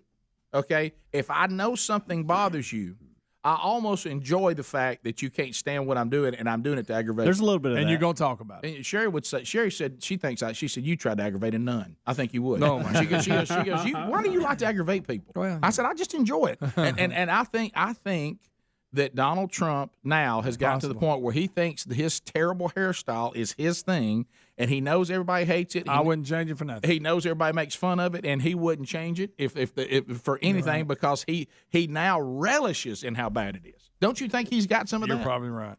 Hey, Rick, as I'm I don't try to outguess the president on Right. some of these issues, Yeah. but it's strange. So what But I we're don't know thinking if he- happened, he accidentally came up with a new hairdo because of his hat, but everybody goes, it looks better. Guys, I'm telling you, this is if he would go with this, it would look a lot better. When your hair Now- is so bad that you take a hat off, it looks better than it normally does. That's when you need to, because normally you go, I'm sorry about my hair, I had a hat on. Well, most of us, if I had a hat on, I would either just come in with a hat on, Yeah. or I wouldn't walk up there with I'm gonna take my hat off and walk around with my hair the way it is. Yeah. But for him, it actually fixed a problem. Yeah, which is rare. Right. All right, we'll be back. Hat head looks better than your normal hair. On the cover of the Rolling Bubba.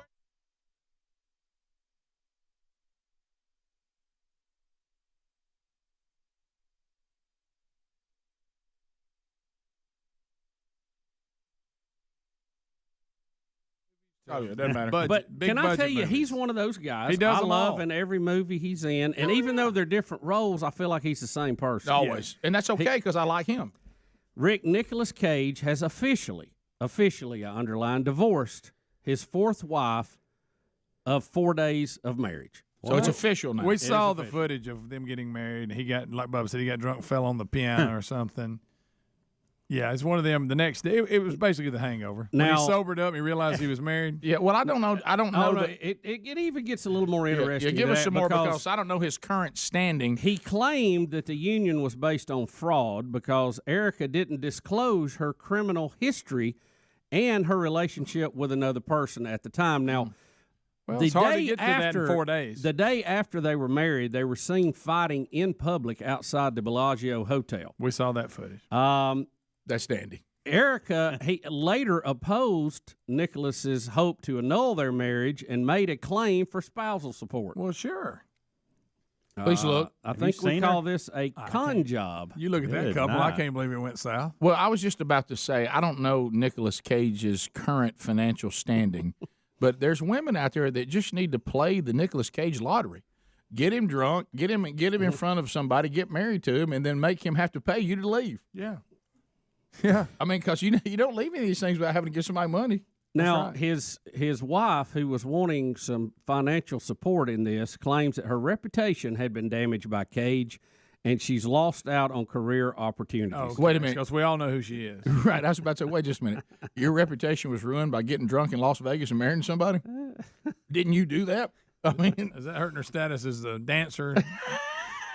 Now, Is she's that hurting even her tips? she's even Tips. saying Tips, like when you that give a less dollar. than 2 weeks after he filed for annulment, he had contacted her to rekindle things, quote unquote, in the right way. so he wants a do-over? He's lost his mind. Poor Nick. Correct me if I'm wrong. Wasn't he married to Lisa Marie Presley? I believe that might have think been they number happen. 2 or number 3. I think they did I happen. think you're One correct. was the Arquette girl that's in every TV movie now. Right. Always play Suzanne. it. Is it Suzanne Arquette? No, I don't know, the one that we used to play the psychic on the series. No idea what you're Yeah, talking you know if you saw her. Yeah. Anyway, she's. No, I know. Yeah, you're right. I think Cage is quite the He was married to her, snappy I think, dresser, for a you know long what it's time. like. That was like his first one, actually. But I thought it was Well, Lisa. you're talking Marie. about the Arquette sister blonde. that was actually pretty popular for a while? At Not one point? Rosanna. Oh, not that one. Okay. This is you would know her if you saw her. She's been in a bunch of movies. Okay. I'm not familiar with this Arquette. I would be if I saw her, though. Yeah. Oh yeah. Yeah. So he's been married. This is his fourth one, and this was for 4 days? Erica Koike. Yeah. Well, something like Hank that. Haney said she played on the women's golf tour. That's good right there. By the way, Hank Haney's just being honest. He is. Ricky based this on stats. He said. He was married It to was right, by the way. Patricia, Nailed it. Patricia Yeah, Arquette, that's who it is. Lisa Marie Presley, Alice Kim, and then Erica. How'd you say her last name? Koike, I don't know. I Koike. went And he's for ruined it. her career, obviously, because she had such a. We all know Erica Koike from whatever. Right. I lost my job as a go-go dancer. Yeah, Thanks to you. I messed up Koike's.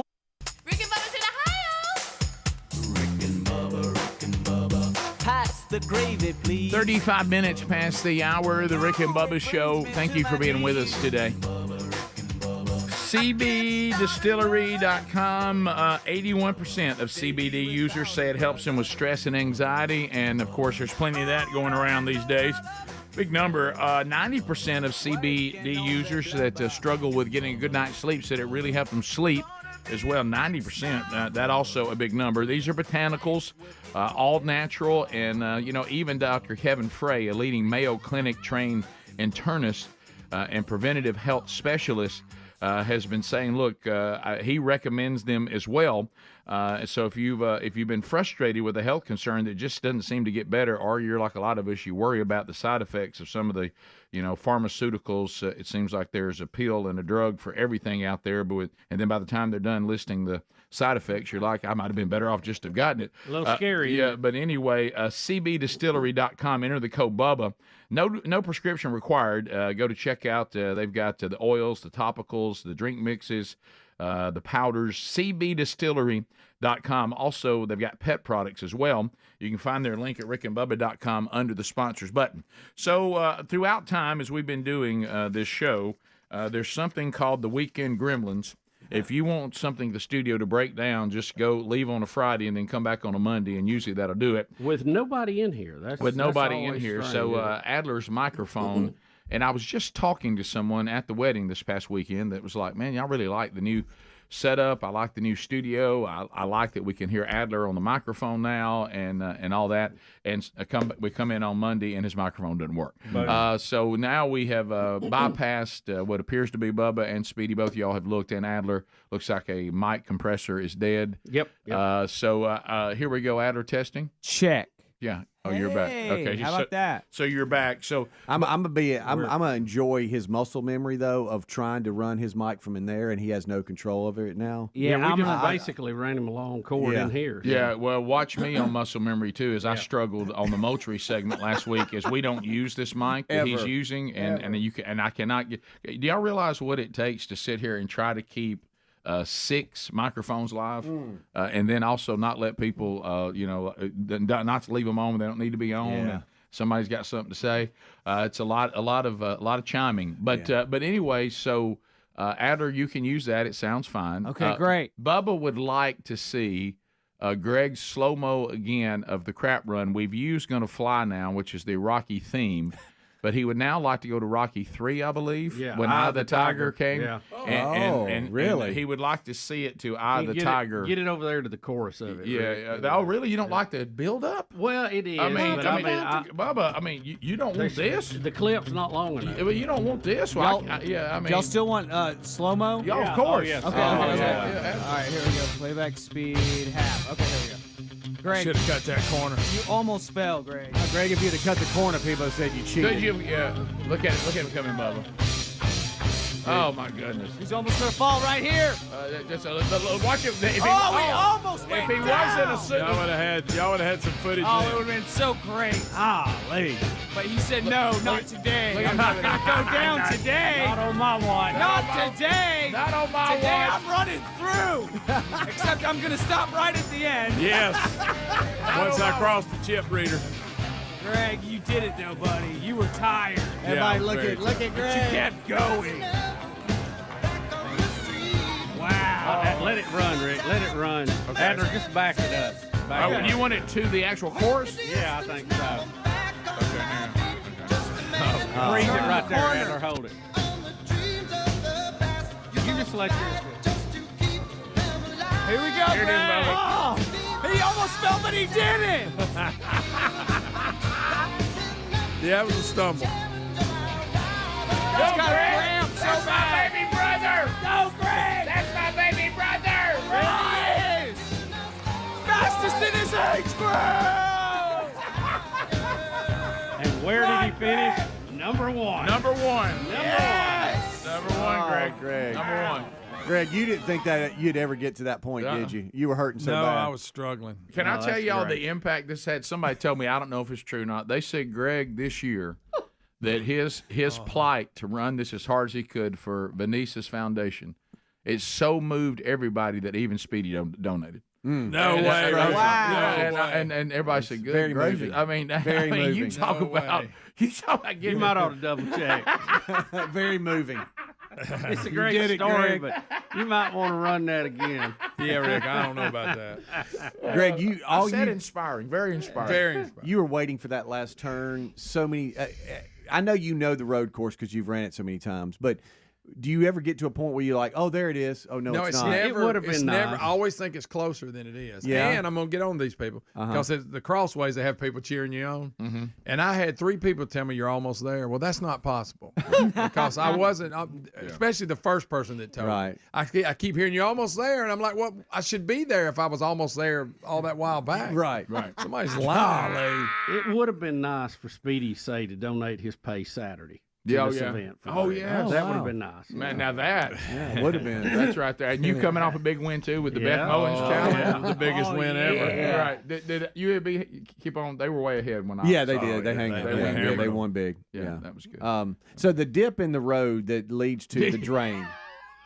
What was that? that shot. Picture, I love it. That picture of Greg right there just slays me. Yeah. So for those of you that can't see, Greg was trying so hard to get as close to the curve as possible because he wanted to cut off. I almost cut. ground. I almost came through the grass. Right, And see you the cut, grass, and so the road dips going to a big drain, and so you hit that dip, and that's what caught you off balance right there, right there. Wow, that was close. Yeah. But that shows you're a world class athlete. Normal people would have fallen. But if you could have, Pete part of Rose the race, if he could have, if he could have Pete Rosed on the, and then got up. I kind of wish I'd have failed. Yeah, just for the footage. But where did Greg finish in his age That'd group? be number one. Numero uno. That's right, baby. The total, I think there were 200, a little over 200, and I was like 111, so I was in the middle. I wish you could have just held your hands up and yelled, Lisa! Lisa! Lisa! We did it! Hey, yo, Lisa, we did it. We did it! Where's my grandkids so I can hug them? Oh, yeah. What about your little grandkids? Could have been sitting there waiting on you. No, they. Golly, messing with Greg's grandkids yesterday. Funny. All of them were there except Marion was sick. So She Marion didn't was get to sick. come. Doggone I hate it. that, or we'd had them all. Well, what was funny about that, and your daughter-in-law and I were laughing about it. You know, Marion was the one that got it, that sent the stomach virus through everybody on Christmas Eve last year. and I thought we were just dropping like flies, just one after another. I forgot about that. It was so funny, but I had not. I saw Mary Hollis when she was born, but I had not seen her since she became Who, little chunky? Just them little cheeks. I just eat them cheeks. And she she let me hold her for a while, so that was good. Then she finally got tired of me, but it was great. And of course, we'll talk about we get on the recap Ellis's statement. And his dance move, which was he's got the James Brown move. He does. I didn't know you could do that. There was a lot. How old is he now? He is 4.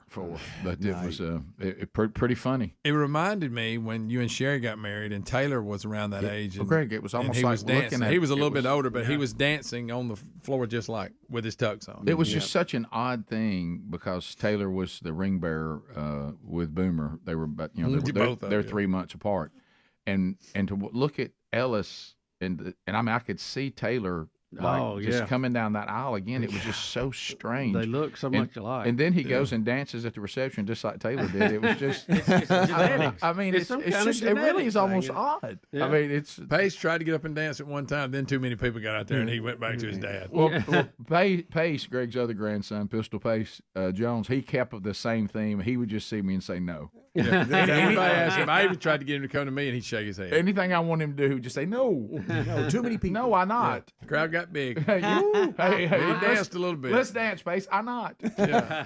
I not share. Because no, he ain't gonna do that. He had Big Bad Wolf in his hand.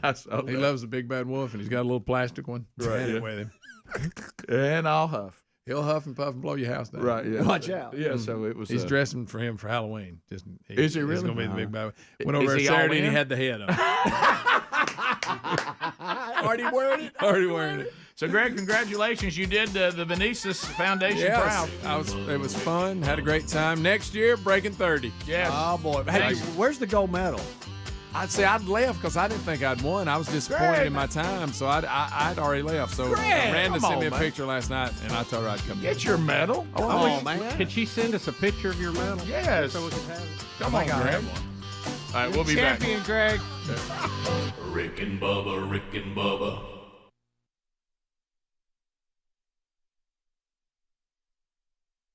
Stories say that they dated for a year before they got married. Oh, come on. Well, maybe. I mean, we all thought it was just a show up. I in thought Vegas it was one of thing, them. I think that may be misuse of the word dated. Yeah. Well, he, he's had quite a track run here. Lisa Marie Presley about 2 years, Alice Kim 2 years, and Erica, what's her name, for 4 days. Right. Now, Patricia was 6 years. I mean, that was a lifetime. Oh, him. That's a lifetime. All right. So I got to ask this question too. Are we just pretending like that Lisa Marie Presley didn't marry him and Michael Jackson? Oh, yeah. She's got a weird list. Are we just acting like that didn't happen? I think she's got some more in there, too. Yeah, well, she's got kids with somebody. Oh, yeah. She's got some not famous husbands, famous husbands. So she's got it all. See. She's kind of a bird. Isn't Yeah. You think? Got to be. Rick, Yeah. you think? Maybe she was singing for a while. Forgot about that. Didn't she put out like a somewhat successful album? It wasn't bad. Wasn't as horrible as you think it would be. Hasn't managed the estate real well. No, got a little trouble Why there. would I think it would be horrible? She's the king of rock and roll's daughter. I would think it would Usually be good. it skips a generation. Right. No, it does a lot.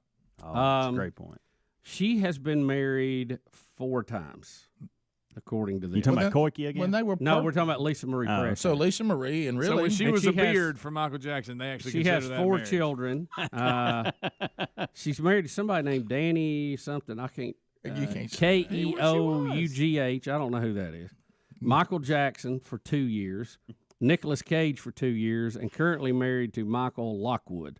No, you're right, Greg. All the handlers around Michael Jackson says somebody get him a wife, and I'm talking about now. Well, yeah, in that horrible documentary, one of the kids, well, he's a man now. He said he straight up told him that. So don't pay no attention to that. I'm marrying her, but it's basically she's a beard. What, one of his kids now is a young adult? No, one of the kids he supposedly had a relationship. Well, he ain't a kid now; he's an adult that did the documentary. Oh, the documentary that none of us want to see, but you did, of course. Yeah, one of them said you that, had to watch that during that little run. He gave him a heads up, said, "Hey, it's just for show." Well, the Kiss told us that on MTV, guys. The Kiss. I like when he was up there with her while wearing some gold shin guards that a catcher wears. The heck was that? Rick, the kiss. The kiss. It's Was like that not awkward? It's like he's having to kiss like And they a said it pile of wouldn't mud last. or something. Right. Like he just. I know. Look, it's like, how'd you know? It's like when you make your kid eat broccoli or something. Well, it looked that like- was ridiculous. You know what it No, looked it like? looked like the first time they ever kissed. Yeah. He really did. Yeah, they were like, You know what it looked like? It would, like when I was sitting there and I was having fun with little baby Ellis this weekend, and he hadn't got to the point where he knows how to hold stuff real good yet. Yeah, and yeah. you present him something to just grab and hold, he's kind of like, "What is this?" Hey, now. And he's trying to figure it out. It looked like, like you went up to something that doesn't have opposable thumb and asked him to carry something. Yeah. It just looked like he had never had this experience before in his entire life. Michael, you're gonna have to go out and actually kiss a girl. And then what did he say right after that? You ain't seen nothing yet, or something like And they that. said it wouldn't last. And by the way, it didn't, Mike. I hate to break that to you. Remember also, man. Everything from the time the paper was signed till it was signed for the breakup was 2 years. Don't miss now, Adler. Before you leave, don't miss. He doubled down. Remember, and did a video they both were naked in. That's right. No, yeah. Remember that? Come to find out, they just green screened him in there. He really wasn't naked in a room with a woman. Greg, Well, he wasn't.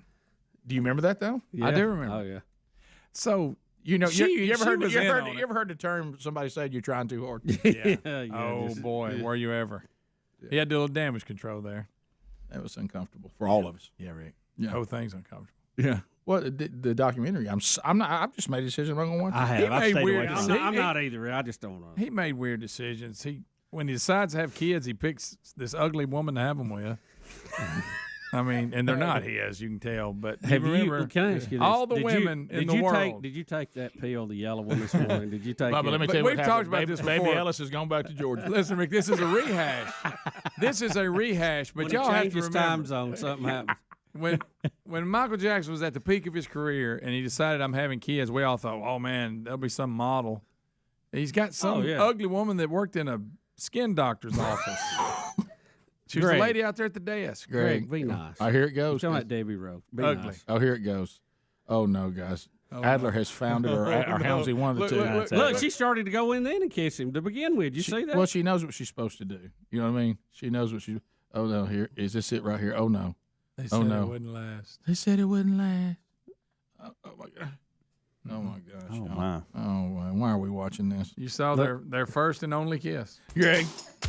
She tried to kiss him prior to that kiss. She started in one time and he wasn't ready to go. You know, somebody said I told her to look at the script.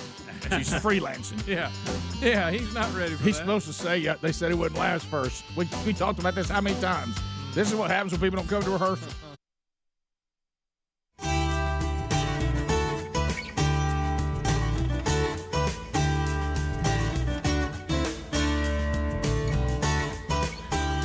It's 10 minutes to the top of the hour. Just for those of you that are Rick and Bubba veterans, Speedy's old theme music. He's busy revving up the powerful Mach 5. And when the odds are against him and they're staying, Speedy was given a Beth Mowins challenge. Woo! Oh, he was. Everybody sing it. Everybody. Go Speed Racer. Go Speed Racer. Go Speed Racer. Go. So Calvin Speedy Wilburn, give you the background, is one of the He's the most king, Rick. He's the king. Well, one of the most sought after stadium hype men around. He's 2 years in a row, top NFL guy. He's been to sought after by other teams. He's been to the show, as Bubba mentioned, the NFL. He's worked many college games. Don't get any bigger than that. The big show. UAB brilliantly reached out and nabbed him when he wanted to spend a little more time at home and not be on the road so much. And so he's taking on Birmingham's home team, the UAB Blazers. Beth Mowins got the call. Going down there to see the Blazers. Stop. And so we told Speedy that he needed to go meet Beth Mowins. We couldn't believe it. And get a celebrity liner from her. Yeah, that was a bonus. And so, Speedy, what happened? Well, it was a 3 p.m. Central Time kickoff. Yes. And I normally arrive about I normally arrive about an hour ahead of time just to let all the production team and the game day crew know I'm here. Don't panic. Right. And I get the wireless mic. We go over a few things if there's some copy change or something different. And then I normally just hang out. And I see some of the coaches that I've met over the years and some players, and I'm just kind of hanging out and waiting on my time. And at about 20 minutes before kickoff, that's when I normally just do my first hit. So I get there a little earlier than normal. And so I'm like, I've checked in and I've got about 25 minutes before my first thing I do. On your way there, were you working your plan on what you thought you could or couldn't do? I actually even practiced it with Terry. Okay. And she said I would take a picture with you. Okay. Okay, good. So I meet some of the guys. That's commitment. I meet some of the guys down. I meet some of the guys down on the sideline that normally are up in the booth. Yeah. And they work in different parts for the game day stuff. And he said, hey, I was going to be a buffer for you and go introduce myself and say that you might come in, but the door's closed and it's never closed. So heads up. Uh-oh. And I went, oh, really? You thought, didn't count on that. So, just like in most press box situations, you have a hall and just doors, visiting coaching staff, home coaching staff, radio crew, away radio, and then you have one that says network TV. Well, ESPN was, of course, in the network TV. So I go, and sure enough, I get up there, and the door's closed. Yeah. And that's when I sent a picture to y'all. You did. That said, I've got a challenge here. The door's closed. Because Helms thought somebody was trapped in I Israel. did, because I was so clueless to what was going on. And the previous 10, 15 minutes was all about Israel. And then he sends this text about walled off. And I'm like, who does Speedy know that's in Israel that's walled off? I will say that the transition I will say Helms prayed for him real quick. Thank you, Helms. I was completely caught off guard. But the transition, and I credit Bubba. Couldn't focus on the match. I credit Bubba on this. The transition from Israel to Beth Mowins was so severe, I will acknowledge I, too, did not transition. No. And if Bubba doesn't say the comment underneath, go on in there, and whatever, that's when I realized, this is Beth you were Mowins. thinking the same thing. I was with Helmsy. Yeah. I was like, what's this Y'all got to do both with in Israel. And where I messed up was the minute I saw the email, I thought, Helms, you got kids on courts. You can't think about this right now. It's already taking your mind away.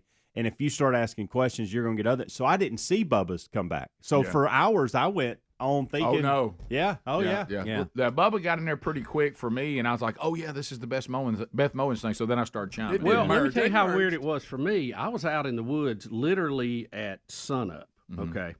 And I start getting the text about Israel. And I'm like, what? I've totally missed this. And then I'm trying to find information, and it's very hard to find sometimes. Yeah. And I was like, man, this is crazy. Yeah. What is going on? But how did you know that was Beth Mowins immediately? Because you really clued in on it pretty quick when he showed us the door. See, I was confused. Oh, well, I just saw the picture, and I could tell. It said network TV. Okay, I figured Speedy wasn't in Israel. Right, I did too. But I thought it was a video from Israel, like somebody had sent. True. Yeah. I don't know. I picked up on it. Yeah. Didn't comment. Well, thank you, because you got me on the right narrative. And I tried to comment back to y'all on the Israel thing a few times, but I couldn't get it to go through. So that's how off the beaten path I was. You know how I learned about Israel? I woke up and somebody that I knew simply said, I can't believe that no one's talking about Israel right now. Do they not know what's going on? And of course I thought, I don't either. I'm sorry. Well, I saw yours that said Israel's at war, and I thought, what in the world have I missed this morning? Yeah. Well, I had just got that myself.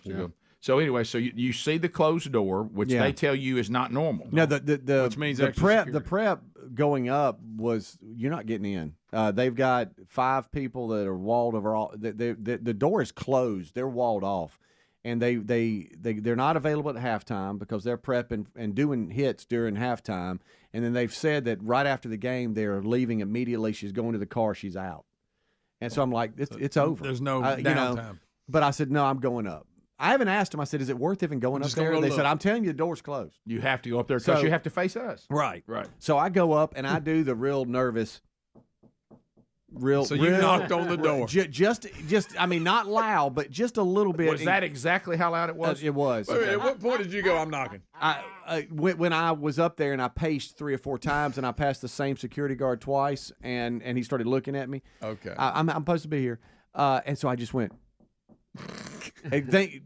Loud enough to get their attention, but not so loud if they were doing something important, and nobody opens. So then I pace a little bit and I go down a couple of doors, and as I turn around, their door opens and a guy walks out, and I'm like, gosh, that was my time. That was my time. That was it. I could have said something or slipped in. So I go back and I was like, all right, I'm doing it again. Barely knocked, nothing. So I take 2 steps away, and a guy opens the door. Big dude opens the door, and I'm like, uh-oh. You're saying this ain't who I want to ask. And he looks at me and he smiles immediately. He goes, "Hey man, where's the restroom?" And I said, Suddenly the ice was broke. I said, it's right there. I can show you where it is. He said, okay. And so the door closes and we start walking down the hall together. And I said, hey, by the way, do you think I do the stadium stuff? Do you think I can meet Beth or whatever? He goes, you want to meet Beth? And I said, yeah, if you don't mind. I mean, but I don't want to interrupt anything at all because I just know once I get started, I'm not going to have a chance. And he goes, yeah, let's go right now. And I said, well, now I'm interrupting you having to use a oh, no, don't worry about that. Let's go. He can hold it. So he busts up in the door. We need this guy. And there's Beth. You couldn't. And he goes, hey, this guy wants to meet you, Beth. She said, well, hey, how you doing? Super nice. She was good to meet you. Stop it. Stop it. Sorry. She was the nicest. She put the pixie dust on him, Rick. She's got him. She was so nice. And I said, because I didn't lie, because I didn't want to lie to Beth. Okay, I know. I don't know how we get it. Well, we're not in a rush, man. We got time. We got time. All kinds of time. I didn't want to lie to Beth, so I said, "Hey, I do the stadium stuff, and I love that you're here." I said, "But I also work with a radio TV show, and we talk about college football all the time. We talk about announcers, people that's got games, and we always make it a point to talk about what game you've got."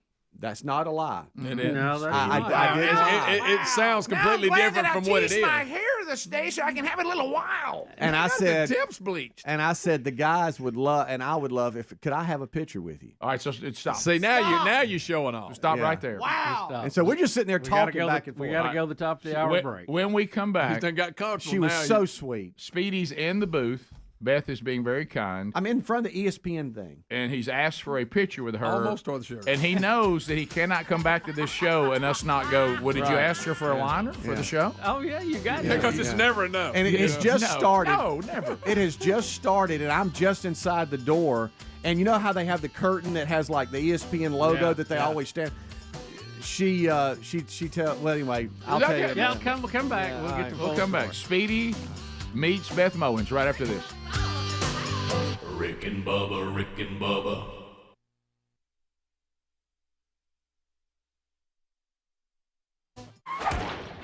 Bubba, I'm looking at another story here, and I don't even know whether. Oh no! What now, Rick? What now? Are you doing the Drake curse? No. On his face? Oh, we never got. I forgot about the Drake curse. We're supposed to do it in the last segment. Yeah, we got our celebrity section. And we got to going into the genetics of Michael Jackson again. Yeah, all right, so we'll come back to the flashes of light on the moon that's got everybody disturbed. When I heard you mention the flash of light on the moon, I just laughed. But anyway, so we'll do that in a minute. I forgot about the Drake curse. Go ahead. And I was shocked to find out that y'all didn't know about the Drake curse when I brought it up last week. I didn't know about it. Well, the Drake curse has claimed another victim, Rick. Boxer Andy, and I don't know how you say his name, Luis. Ruiz. It's R-U-I-Z. That's Ruiz. Ruiz. Andy Ruiz Jr. How did you think that a word that started with R would be Luis?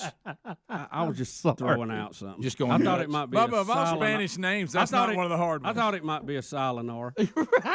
I don't consider that one of the hard Spanish names.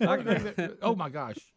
Hey, he's a little chubby. He looks like you and me out there, Bubba. What's that? That's what I'm saying. The guy, Rick, they said it's one of the biggest. I don't know anything about it. Only Drake could have done this. The other guy was the favorite, Rick. I bet. He was favored to win. I bet he was. And apparently he had his picture made with Drake and even tweeted out about the Drake curse that no way that was going to happen with him, and then he gets knocked out. You're talking about Anthony Joshua. Right. All right, so Anthony Joshua is fighting like it looks like me or Bubba in the ring. Right. Okay. That's Andy Ruiz. Oh, you've never heard Ruiz? You've watched enough baseball. Greg, There's Ruizes everywhere. No, Greg, this is a double down. Think about the word he thought it was. How many times he's seen Luis? Luis is like, I've seen it more than I've seen this one. I thought it was a silent R. Well, you didn't make it silent. You made it sound like an L. How you say this? Luis? Luis? All right, so anyway. No, I have a friend, so everything migrates that way. Absolutely. But the guy is kind of flabby. No, he is. I mean, it's not kind of the champ's cut. Well, the champ was so confident, to Bubba's point. He has this his picture opponent made with Drake. And then even talks about it. He doesn't know anything about Mojo. Taunted the curse. It's one thing for a curse to exist, to taunt it. If you just want to quietly, silently not believe in it or say that ain't going to affect me, it's fine. But don't be loud about it. Rick, because now you've awakened it. He had his picture made with Drake in March, and also a rapper called Scorpion. And the quote, and I'm quoting it, says, "About to break the curse." Yeah, I mean, there's the picture. And he gets knocked out. If Speedy could have just got him in an Ole Miss jersey this weekend. There it is. There it is. Gosh, if we could have got Drake to wear Ole Miss this weekend, doggone it. I thought his curse was his Greg, music. does that not look like take the tats out? All of a sudden you said, hey, Rick got in a fight this weekend with the champion. Rick, it does. It does. Yeah, Well, you've seen that before. Rick, it couldn't be me. Rick, it Similar shorts. It couldn't be me. He's in too good a shape. Yeah, that's Bubba if he really got after it. Right. You know what? He falls somewhere between. I'm close to it, but in between the two of us. But did y'all see when he was running around the ring, how he was flying, he was bouncing? Yes. Greg, did you just say almost in similar shorts? Yeah, I've seen you in shorts close to that. No, you're right. Shirtless. Rick, here are other documented cases. Fighting. Yeah. Of the Drake curse, okay? The Toronto Maple Leafs were affected by the curse. The Boston Bruins were affected by the curse. The Alabama Crimson Tide was affected by the curse. A little closer to home. Mm-hmm. UFC star Conor McGregor was affected by the curse. You're talking about Conor McGregor? Well, you're talking about Conor McGregor? And they've documented all the pictures and tweets here on this. There's specifics, too, to this That's that are hilarious. kind of, they're very unique and weird. Yeah. Like, for instance, the Maple Leafs, the hockey one. He was wearing a number 6 Maple Leafs jersey. They gave up 6 goals that night. Not true. That kind of thing. Those kind of things Rick, that are going on that make this even worse. Greg, just look at his love handles flopping. Greg, watch when he jumps in excitement when he wins. There's very little difference in what you're looking at right now in New Orleans in 1986. That's exactly right. I mean, this is. I mean, when I was Minus the tattoos. When I was in the ring. Exactly. Same haircut. Yeah. No. Rick. Guys, this guy. He looks like Uncle Frank. I mean, he's like Uncle Frank Rick, beat the champion. Rick, how did he beat that guy? I'll tell you how. The Drake curse. That's Buster Douglas. Look, his level. pants come up right where mine do. Rick, just look at him. Exactly. Unbelievable. Now, I give him this. He had quick hands. Yes, he did. He did. Well, big people will have quick hands and quick feet if you don't watch it. Because you don't want anybody getting their food off the table. Oh, that's you got funny. real quick hands. Guys, it's worse that he come out and said, I'm going to beat the curse. All right, let me ask you this, because I don't know about the Drake curse. I'm new to it, but I'm fully engaged now. Is it broken if Toronto wins the NBA championship? That's his team. I would say it would take a major move in that direction. Mm-hmm. Yeah, that's one game. But it's 1-1 though now, and they go back for what, 3? Or is it 2 or 3 they go to? Or did Drake masterfully, did he use his own curse against the Warriors by wearing, yes, a Toronto jersey, but one that was tied to Steph Curry. That's true. Did he try to push the curse that way? I think he was cheering for the Raptors and trying to spook Curry all at the same time. Right, do He you tried think- to make it a double. But did he try to move his curse that way?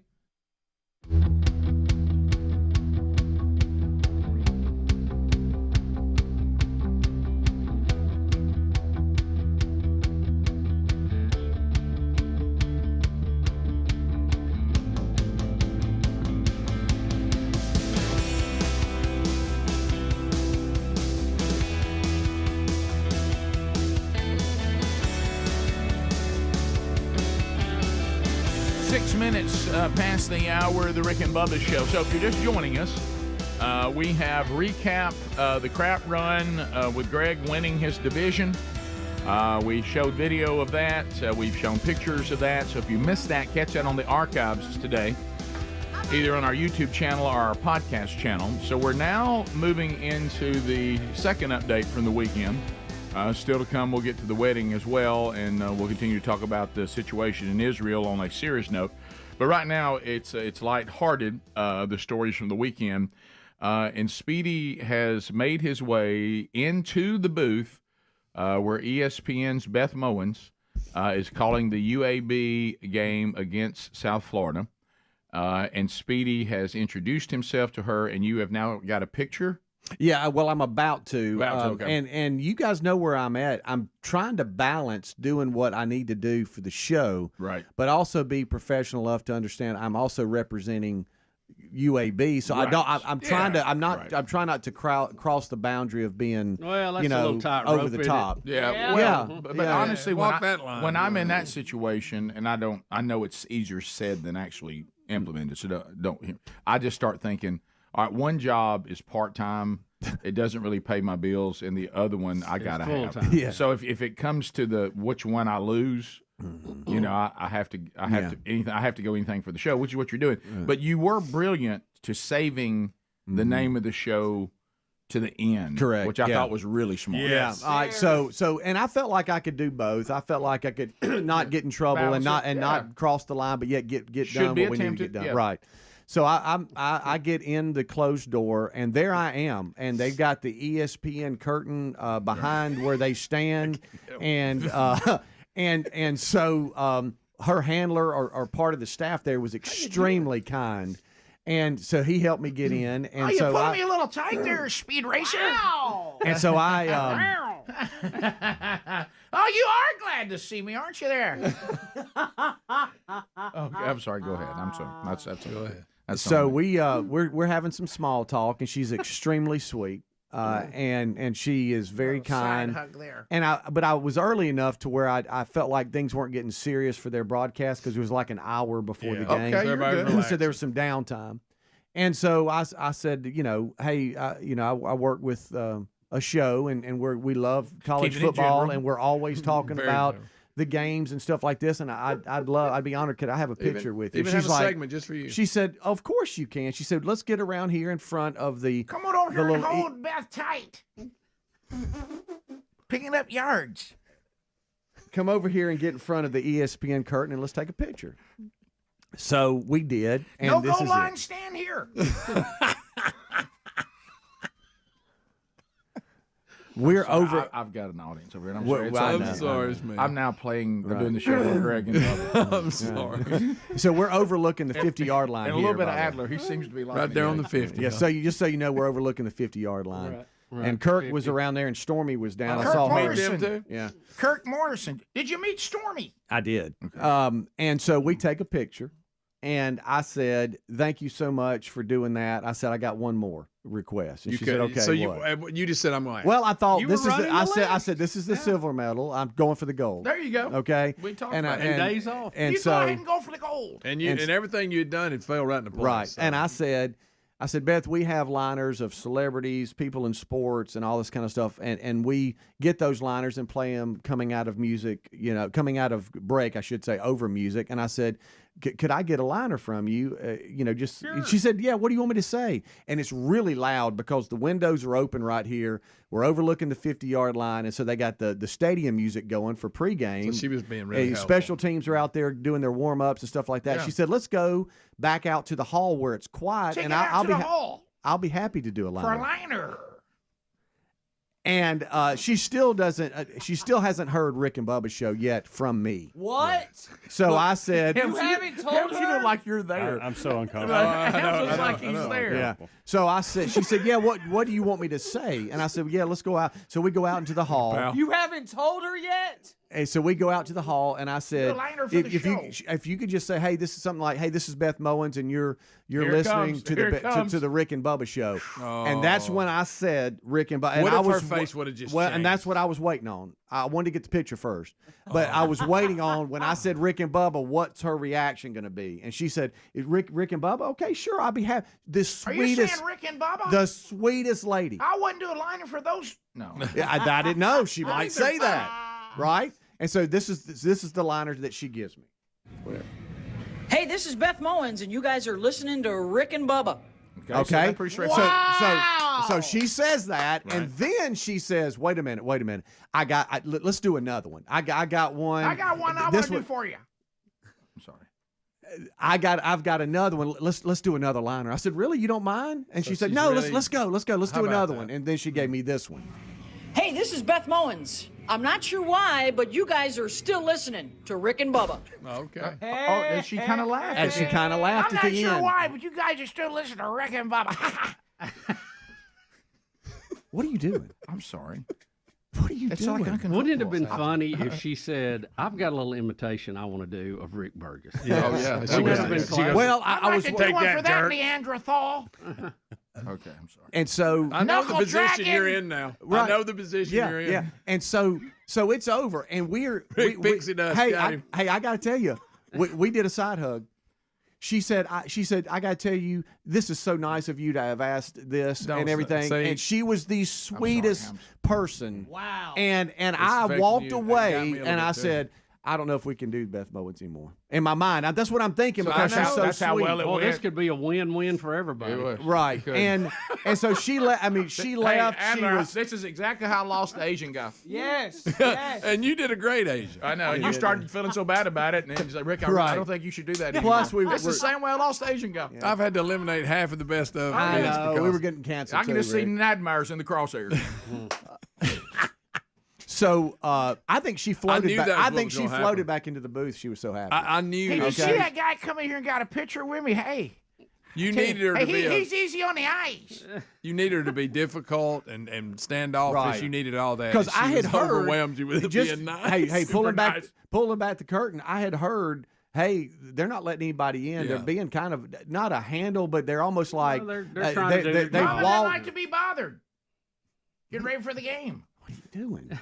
Pigskin. So look at Rick, he's completely changed. I have. She's the sweetest lady. It's like she reached out and touched him. It changed his heart. Hey, I got to tell you, It it would be easy for somebody in her position to have said, "No, I'm working." Yes. Take a No, hike. she let me in. We Like took Carl a P. picture. slammed the and door she in her didn't- face. yes, Which is my yes, favorite Bubba. story And she ever. didn't give me one, but she gave me two liners, and that last one, that was all her. All right, She said, listen. "I got another one Listen, for you." she volunteered this line. If you listen to the end, she does a little laugh. And I will admit, I hadn't touched me the way it has Speedy. I see Greg fading a little bit. Helmsy's completely out.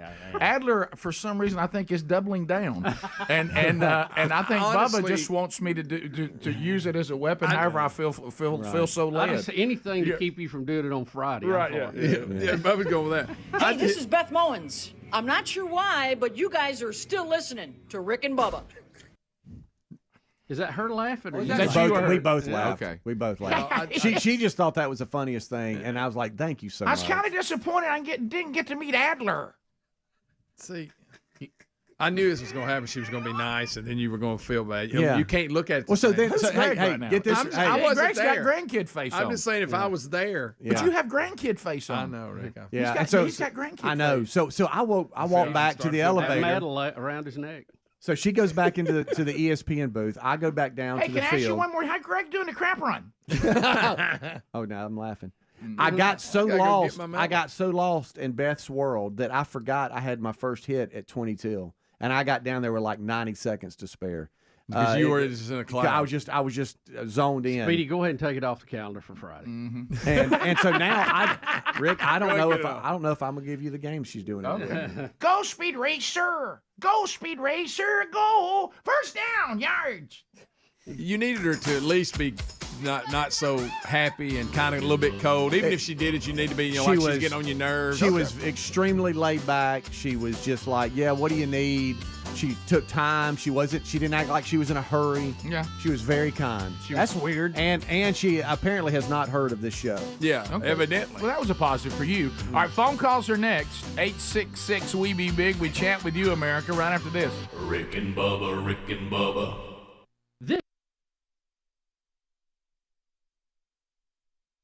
Because of the No, choice? I think that's just his team, and we'll see how the curse holds up. Now the Warriors are about out of players. Well, that's what I'm wondering. They're down to like one or two. So top of but the they hour. still won last night. So the Drake curse has taken out a what, UFC champ? No, that's regular boxing. Is that regular boxing? That's straight up boxing, Rick. That fat guy's in straight up boxing? Yes. I thought that was like a toughest man He competition. looked like he would be in. He like Tank Abbott. Rick and Bubba, Rick and Bubba. Well, the drama queens at CNN are now. This is the new thing now.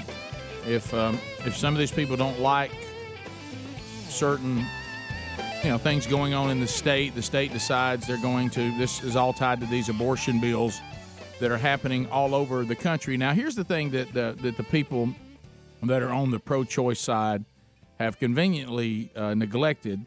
And that is what happens every time people are given a little bit of leeway on a subject that a lot of Americans might be uncomfortable with. And I'm going to tell all of you this, and I've been saying this, and it's on you is who it's on, because again, back when Roe v. Wade was passed and things kind of stayed in the first trimester, people might disagree, but then there would actually be a conversation about the first trimester and where life begins, either biblically or scientifically, and everything kind of stayed there in the first trimester. And people, if we're just being honest, some people were very passionate about it. But then the people who that believe that a woman has the right to terminate the unborn child, when it stayed in the first trimester, it's almost like the back and forth wasn't near as intense. So what happens when you let people get away with something? Well, now we go to second trimester. Then we go to third trimester. Then we go to partial birth. Then we go to accidental birth. And see, you overplayed your hand, and you became so numb to something that should be taken extremely serious, to the point that you're actually saying into a microphone, if a full-term baby or nearly term baby is accidentally born in an attempt of a partial birth abortion, will keep that baby, calling it a baby, comfortable to the mom and the doctors decide whether they're going to kill it or not. Now, once you did that, then you have completely overplayed this situation to the point that even apathetic people have awakened and says, my gosh, we got to do something. So this is on y'all. I mean, I'm glad it's happening because I think it's an important conversation we need to have as human beings. But now, with the fetal heartbeat bills that are being passed in states all over the country, CNN says they may have to move their Atlanta headquarters if Georgia's law is fully implemented. Well, Rick, it actually took place in a CNN town meeting. And they were, Representative Eric, and I don't know how you say his name, Swalwell, another Democratic presidential hopeful, one of 126 now running, said that CNN might have to consider moving its headquarters from Atlanta. And then one of the journalists there, a CNN moderator, was asked about companies threatening to halt business in the state known as Hollywood of the South, or better known as Yollywood, due to its attractive tax incentives for production. He said, yeah, if the law goes into effect, CNN might have to move. He said there's a lot of young women who work at CNN who would be affected. Really? So he's speaking on behalf of CNN. Yes. I don't think he's an official spokesperson, but we had someone running for president suggested, and then he said, yeah, probably so. So Got it. Yeah. It wasn't an official announcement. Well, this is where all these threats are going to come now. We're not going to do business in your. This is the same thing that happened during the transgender public restroom debate. If you won't let people go to the bathroom wherever they want to go, whatever they think that day their gender is, then we won't play concerts there. We won't do this. We won't do that. And there comes a time when you're dealing with spoiled children where you just have to tell the spoiled children, well, do whatever you have to do. We're not changing. And a lot of us are making jokes. Look, back when CNN actually had ratings and revenue, maybe this was a big deal. I think if CNN left Atlanta would never even notice it. No, well, they just not in CNN's current size. And here's the thing: where are they going to go? Because of all the bills currently being passed by states into laws. CNN, I mean, they're not going to be able to move to Alabama. They're not going to be able to move to Tennessee. Mississippi's got one. Missouri, Louisiana. Kentucky, I think. So, I mean, what are they going to do? Just take it to the West Coast?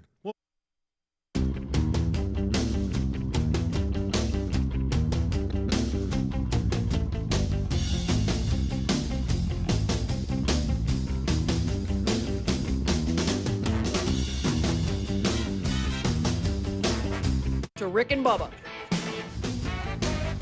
It is 21 minutes past the hour. There it is. Speedy's king.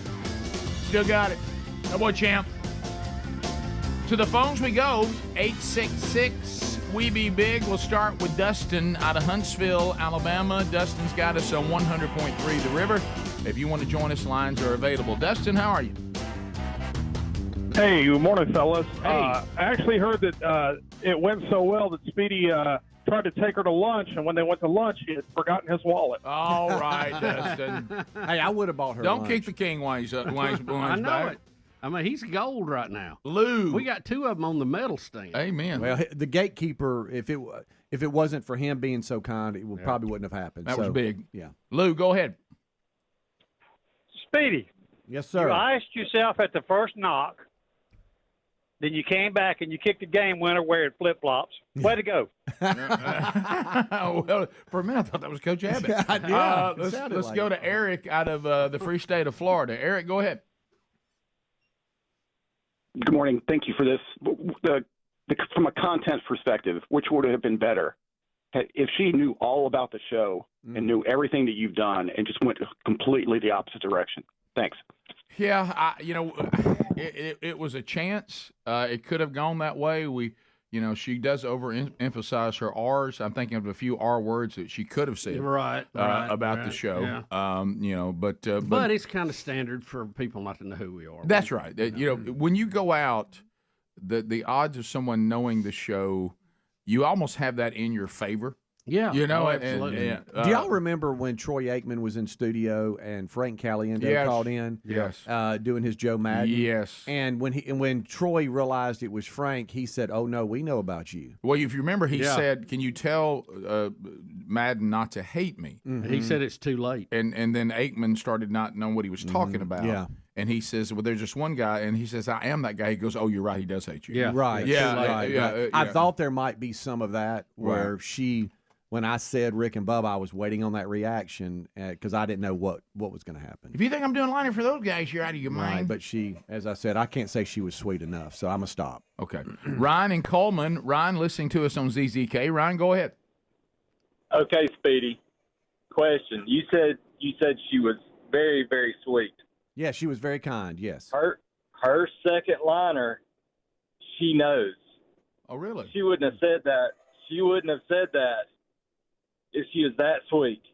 She did not know. Yeah, no, I think she's still sweet, but I do think there was a transition between the first liner and second that it may have dawned on her. Well, no, I think she knows. I do think she knows at this point.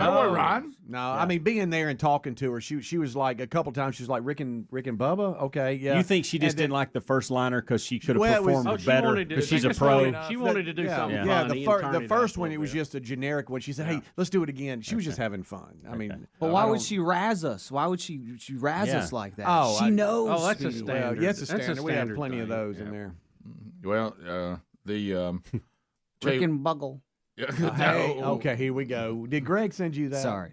No. Make fun of Tom Landry. All right, so there was one. Darius Rucker, I think, is one. Let's see here. Like you look at this one. Like, listen to this one. This is Mike Keith of the Tennessee Titans, and it's a miracle that Rick and Bubba are on the air. There are no flags on the field. There should be, but there are no flags on the field. So this is He wasn't familiar? No, he was familiar. No, it almost well. makes his point. Yeah. And here's Hootie. I don't know if he's familiar. Hey, y'all, what's up? I'm Darius Rucker. You're listening to the Rick and Bubba Show, the two sexiest fat men alive, if that is possible. I will say before Brian called in, was that his name? Ryan. Brian. Yeah. I kind of thought the same thing. And Speedy, are you sure that you just didn't get caught up in the niceness and her? Women can. If there's can one hide thing it. I do, I know people, and she wasn't. Women can hide. I'm not smart, but I know people. And she Did you wasn't. hear what he just said? I'm not smart, but I know people. That's good. Pam in Montgomery, I-92, WLWI. Pam, go ahead. I totally agree with the last caller. I think the second liner was a dig. I think she knows all about y'all. She has. We had I enough. was gonna say, we yeah. had enough downtime, especially after it was over. She said, Spend a little extra time with Mama. I'm sorry. She would have said, I think. I've heard of y'all, doing an impression of me or whatever. Or is she such a pro that she's going to get past it and so nice, and that makes it even better. Have you ever thought about, since imitation is the greatest form of flattery, that maybe she's heard it and she actually likes it? Yes. See, I would have thought.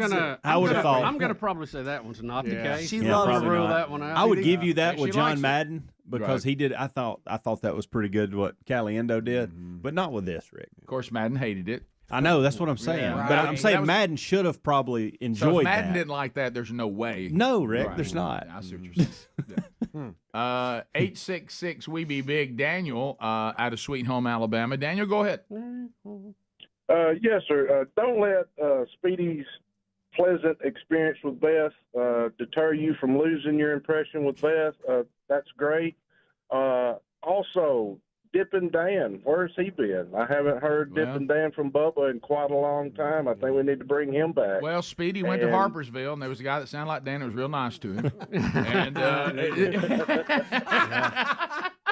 And nobody wants you to make fun of tobacco chewers anymore. Yeah. Kind of on the out. You would think that tobacco users are pretty much fair game. I know. The way everybody's They're hated acting. by everybody. Jonathan in Alabama. Jonathan, go ahead. Welcome to the show. Hey, on the second comment of Beth, to me it sounds like she's more making fun of herself. These people are still on. I don't know why, because she's never heard of the show. That's just kind of how I got it. Yeah, I think that's a standard liner you do. Yeah, I can't believe you're still listening, Right, or yeah. I can't believe they're still on the air. Honestly, because it we've had oughta- a lot of people do that. It ought to hurt us that she don't know about the show. Think about that a minute. No, In this particular situation, I think that Speedy was thankful. I am. And I think you are a little bit. Oh, 100%. Yeah. So you're If I would have been with Speedy, I would have faked like some horrible stomach attack or something and got out of there. I wouldn't have been able to handle it. I wouldn't have. It was. There was a battle within me of what to do and how to do it, but it just opened up. The discomfort was one thing, but we've talked about this before. Peer pressure, and it can do positive things. Really, you so wanted to come through for the show, you overcame, which I'm sure was incredible discomfort. If I wouldn't have come through and gotten what we needed, the first caller would have been Speedy's lost it. Right. He's lost it. He's 54 and he's lost it. and that's all you. And that's all. That is the only thing in my mind when I was knocking was Speedy lost it. That's all I could hear. How they go? Speedy lost it. Got grandkids and sons grown up to be adults. He's lost it. That may be my favorite voice from the man of 1,000 voices. Oh, that's I don't know what you're going to call him. Yeah, so that's what motivated me. So thank y'all to the audience for holding us accountable. There's a chance you could have maybe been friends with Beth. Of course, that's over. We'll be back. Rick and Bubba.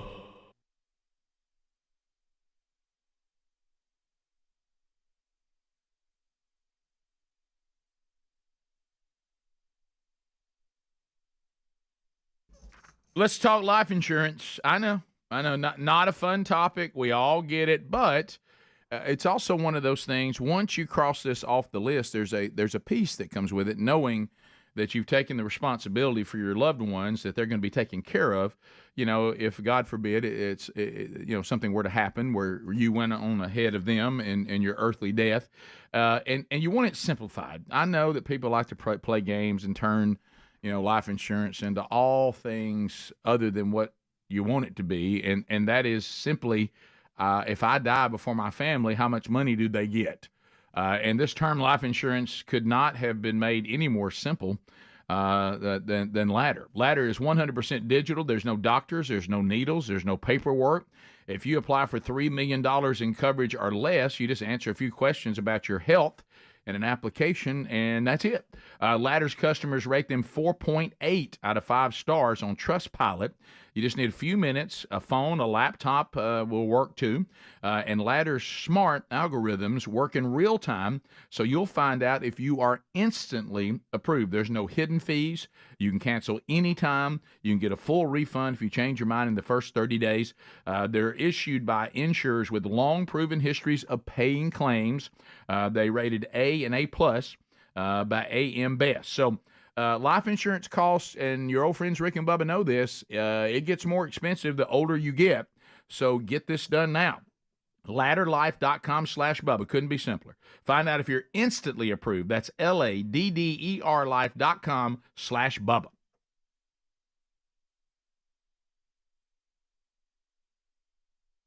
They're going to do. And they can live on the street like everybody else out there. With the rats and the right typhoid and Dr. Drew's not going to let them go there. But let's go back to this. Why did we develop the Hollywood of the South, or Y'allywood? I'll tell you why. Attractive tax incentives. Well, I got news for you. To Bubba's point, if you leave, you're going to lose that. You're going to lose that. So you're going to go back to Hollywood in the West Coast, disease-ridden, tax-crazed California, where you already declared it wasn't good business to be there because of how much it cut into the profits, and you went to a place where you could be more profitable, and now you're just going to abandon that because you don't agree with the state's rulings when it comes to this particular topic? Yeah, we'll see how devoted to that you really are. And if you move, what if you move to, say, Carolina, and then and you set up shop, and then they implement it? Mm-hmm. What are you going to do then? Move again? Here's the hypocritical part of it with Netflix and Disney and CNN. They would be in this in some degree.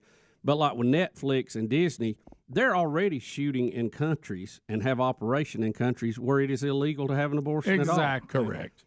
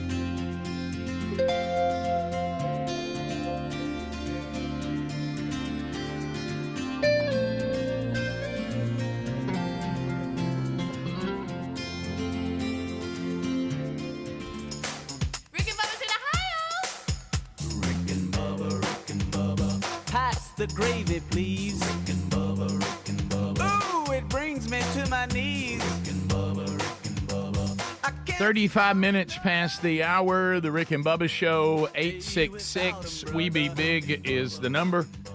And we thank you for being with us today. So we have talked Greg's run in Piedmont. The crap run has been talked about.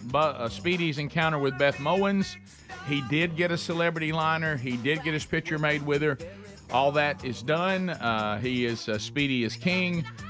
So we've had that conversation. If you've missed any of that, the beauty of you being a fan of the Rick and Bubba Show during the times in which we live, archives are simple and readily available. You really never have to be without. If you go, well, I couldn't catch it on the live time, well, then you just go back and catch it on the archive. You can watch it on our YouTube channel, or you can go back and listen to it on our podcast channel to get the audio archives of anything you miss on the Rick and Bubba Show. Did we get any feedback on the last couple of hours Friday since we made some adjustments on the feed? You know, it's good. I did not get any emails of anybody having a problem. No, I didn't either. I didn't get any of anybody saying, "Hey, it sounds right now," either. So I didn't get any. So I don't know, but we did make an adjustment that we think may help all these different platforms having variations on the bed music, because we discovered, which was something good, that Bubba and Super Tom, that there was a difference in us talking in the microphone versus how you're getting the music. So we got a lot of streams going out. Yeah, so we found we thought we were getting the audio from one spot, we were getting it from another. So we've tried to work on that, but we just need to know, did it make a difference? Did it help? It should have been especially during the last 2 hours Friday and all of the show today. So right, if you listen to it today, let us know. Drop us an email. All right, so Bubba at rickandbubba.com. So there you go. And so we'll talk about the wedding a little bit now. And it was yesterday. So this was, we had the reception, everything last night. So there was a lot going on. Of course, it took up the entire weekend, because you got the rehearsal, and you got the rehearsal dinner, and then you've got the wedding, and then the reception, and so all of that happened last night, and it was really a lot going on. So first of all, you got to getting everybody to the wedding, from everywhere, and of course, we have adult children in New York City, in Philadelphia, in Atlanta. And so you're trying to get all of them home, especially the guys who are actually in the wedding with tuxedos and all that. So for some reason, our oldest son, the number 2 ranking in the kids, but the oldest son, second oldest child, Boomer, he is an actor, and they're, all that strike stuff, they're coming off that. He was married 30 days ago. His wife is also a dancer and a model, and she had a gig in Qatar, of all places. But anyway, so Blake was like, I'm going to drive it. And I'm like, you're going to drive from New York? And he said, I'm going to drive it because I have auditions in Atlanta, and so I'm just going to come to Birmingham for the wedding, and I need to have a car. Instead of paying for a rental car, I'm just going to drive it. And I said, okay. So anyways, and he's done that before. So anyway, I get a call from him on Friday, and he said, hey, Dad. I said, what's going on? He said, my car's dead. I'm on the side of the road in Maryland. Oh, no. And I'm like, you're on the side of the road in Maryland? And he's like, yeah. And he goes, I don't know. He said, we got to start coming up with a different plan, and I don't know how I'm going to get there. I'm looking at options. I may miss the rehearsal, but I won't miss the rehearsal dinner. And because we did it at Chris Adler's mom and dad, they have a great venue called the Barn at Shady Lane, and you'll see in a little bit how beautiful it is. And it's a wonderful place to have a wedding, but it's very sought after, so it's hard to get a date there.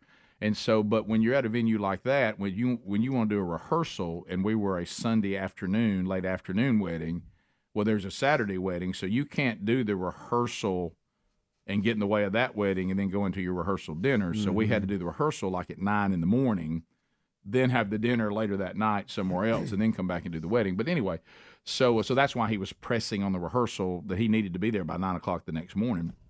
So then he calls me back about 15 minutes later. So I'm waiting on the mechanic on the side of the road. I'll give you an update. Okay. So he calls me back. This is such a New York City thing. And he said, "Hey, Dad, I'm rolling again." I said, your car's okay? He goes, "You won't believe this." I said, "What?" He said, "They didn't even charge me." I said, "What happened?" He said, "The guy looks down in my engine and goes, 'Oh, wow,' reaches for a pair of pliers and pulls out a gigantic rat out of my engine." What? Excuse me? He said there was a big New York City rat. The big old New York City rat was up in the engine. And so choked it down. Yeah, and choked it down. Wow. And he said, now that they've taken the rat out, I'm back underway. Oh my God. And I Did you said, just hear that sentence? Yeah. Wow. And I said, "Oh, okay. So, that's what you get for parking on the side of the street in New York City." So anyway, so he gets home and Well, it made it all the way to Maryland. yeah, he gets home, late Friday night and was there for the rehearsal. Everything was fine. And so he had another thing he was going to between the rehearsal and the rehearsal dinner that involved his grandmother on his mother's side, and he was going to her birthday party, and then he would just come back and go to the rehearsal dinner with us. So then I get a call again. No. Hey, Dad, my car's dead again. No. And I'm like, "So you've come 14 hours, no problem. You've driven it twice since you've been here. Now it's dead again."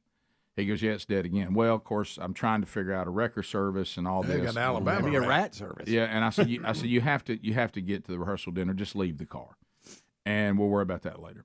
So we go pick him up, and we get a wrecker service to get it, and it's sitting somewhere today. So when I was talking to Bones about what wrecker service do I need to call, because we tried one and they didn't get there, and Bones told me who to call, and then Bones says, "Well, probably the rat did more damage than the mechanic on the side of the road had time to deal with, and he's just fortunate that it didn't give him any more trouble till now." He said, "Probably there's wires in there it's chewed on." That's right, yeah. And there's things that are not connected. He said, "Now the problem is that's going to be a diagnostic nightmare because there's so many wires and so many things for them to find." He said, "It's probably something simple, but the sad side of it is it's probably going to be difficult to find." Yeah. So anyway, Intermittent.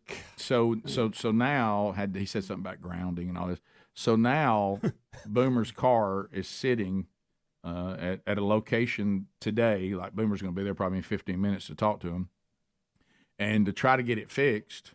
So either he's going to just fly back to New York and leave his car here. Because he's got something he's got to do Thursday. I don't know. So that was starting the weekend with groomsman has large New York rat in engine. Yeah. Trying to drive from New York. That you don't want those kind of obstacles. And but we ended up pulling it off and going through and getting all that done. But it's there were things I was trying to figure out exactly, because as we all know, when it comes to these weddings, you have dealing with the women. My wife, of course, apparently I didn't know this, Bubba, because it's pretty simple for us. I didn't know that you need a dress for the rehearsal dinner, a dress for the wedding, and then a dress for the reception. Yeah. And a lot of dressing. I was like, so, and I didn't realize that, like, the women on wedding day, their wedding's at 4:30, and the women, they're gone at like 8:30 in the morning, and I'm like, "What are y'all doing?" Long day. And I'm here with the dudes, and They gotta get an updo, and they don't know what to do. They're wandering around, and so there's one of the things that I said to Brody, who got married. I said, I appreciate the kind of human being you are, and I made that clear. I said, but it's okay to lose a few friendships over time. I said, 17 groomsmen? That's a lot. Hey. 17 groomsmen? The line. I said, how do you still are friends with 17 people? And at one point, I thought it was up with people. Yeah, up there. You're right. I mean, to the point that 17 of them ranked groomsmen. And he's like, "Well, Dad, that really." Is he just so young? You hadn't had a chance to run him off. Well, yet? I told you that. Well, busy. See, he's lived his life by the grace of God. He made better decisions than me at his age. I said, by your age, I had really eradicated about 3/4 of my friends. Yeah, and but he is. I heard something going on behind, where we were sitting, and I turned around, and the line was from where y'all started all the way back to the barn. Right. Yeah. That's good. Look at that. Here they come. Yeah. So anyway, when we come back, I'll walk you through. I was trying. You know what I'm doing, Bubba. you know this. When you're in my role, all right, I'm dad of the groom. I'm officiating the wedding. Oh no, Sherry's left, and the day must be perfect, and she's left me to get the dudes where they're supposed to be.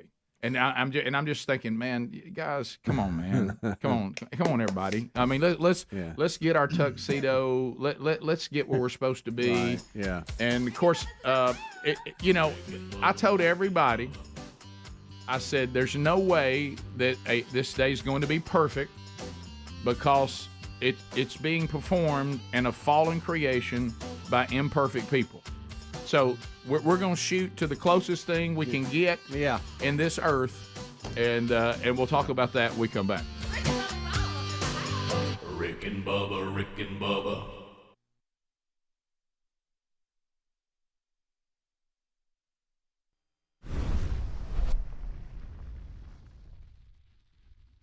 Rick and Bubba, Rick and Bubba. Everybody's got a hurry on. There it is, the boss. How do, Bubba? How about it? I'm good. How about you, sir? Well, I'm looking as the day is laying out here before us. We've got some interesting news and discussion from the what do you call it now? It's not. Is it called the World Series now? When the regionals are going on. Regionals are wrapping up now, and super regionals are next. And then the winners of that will go to the World Series. It's basically the Sweet 16, I guess. So right? Because doesn't it eight? Isn't it 8 that goes to Omaha? So really, it's the Division I baseball playoffs, and they're working their way to get to the final. All right. So, but we have a story from that that we will discuss here on the program.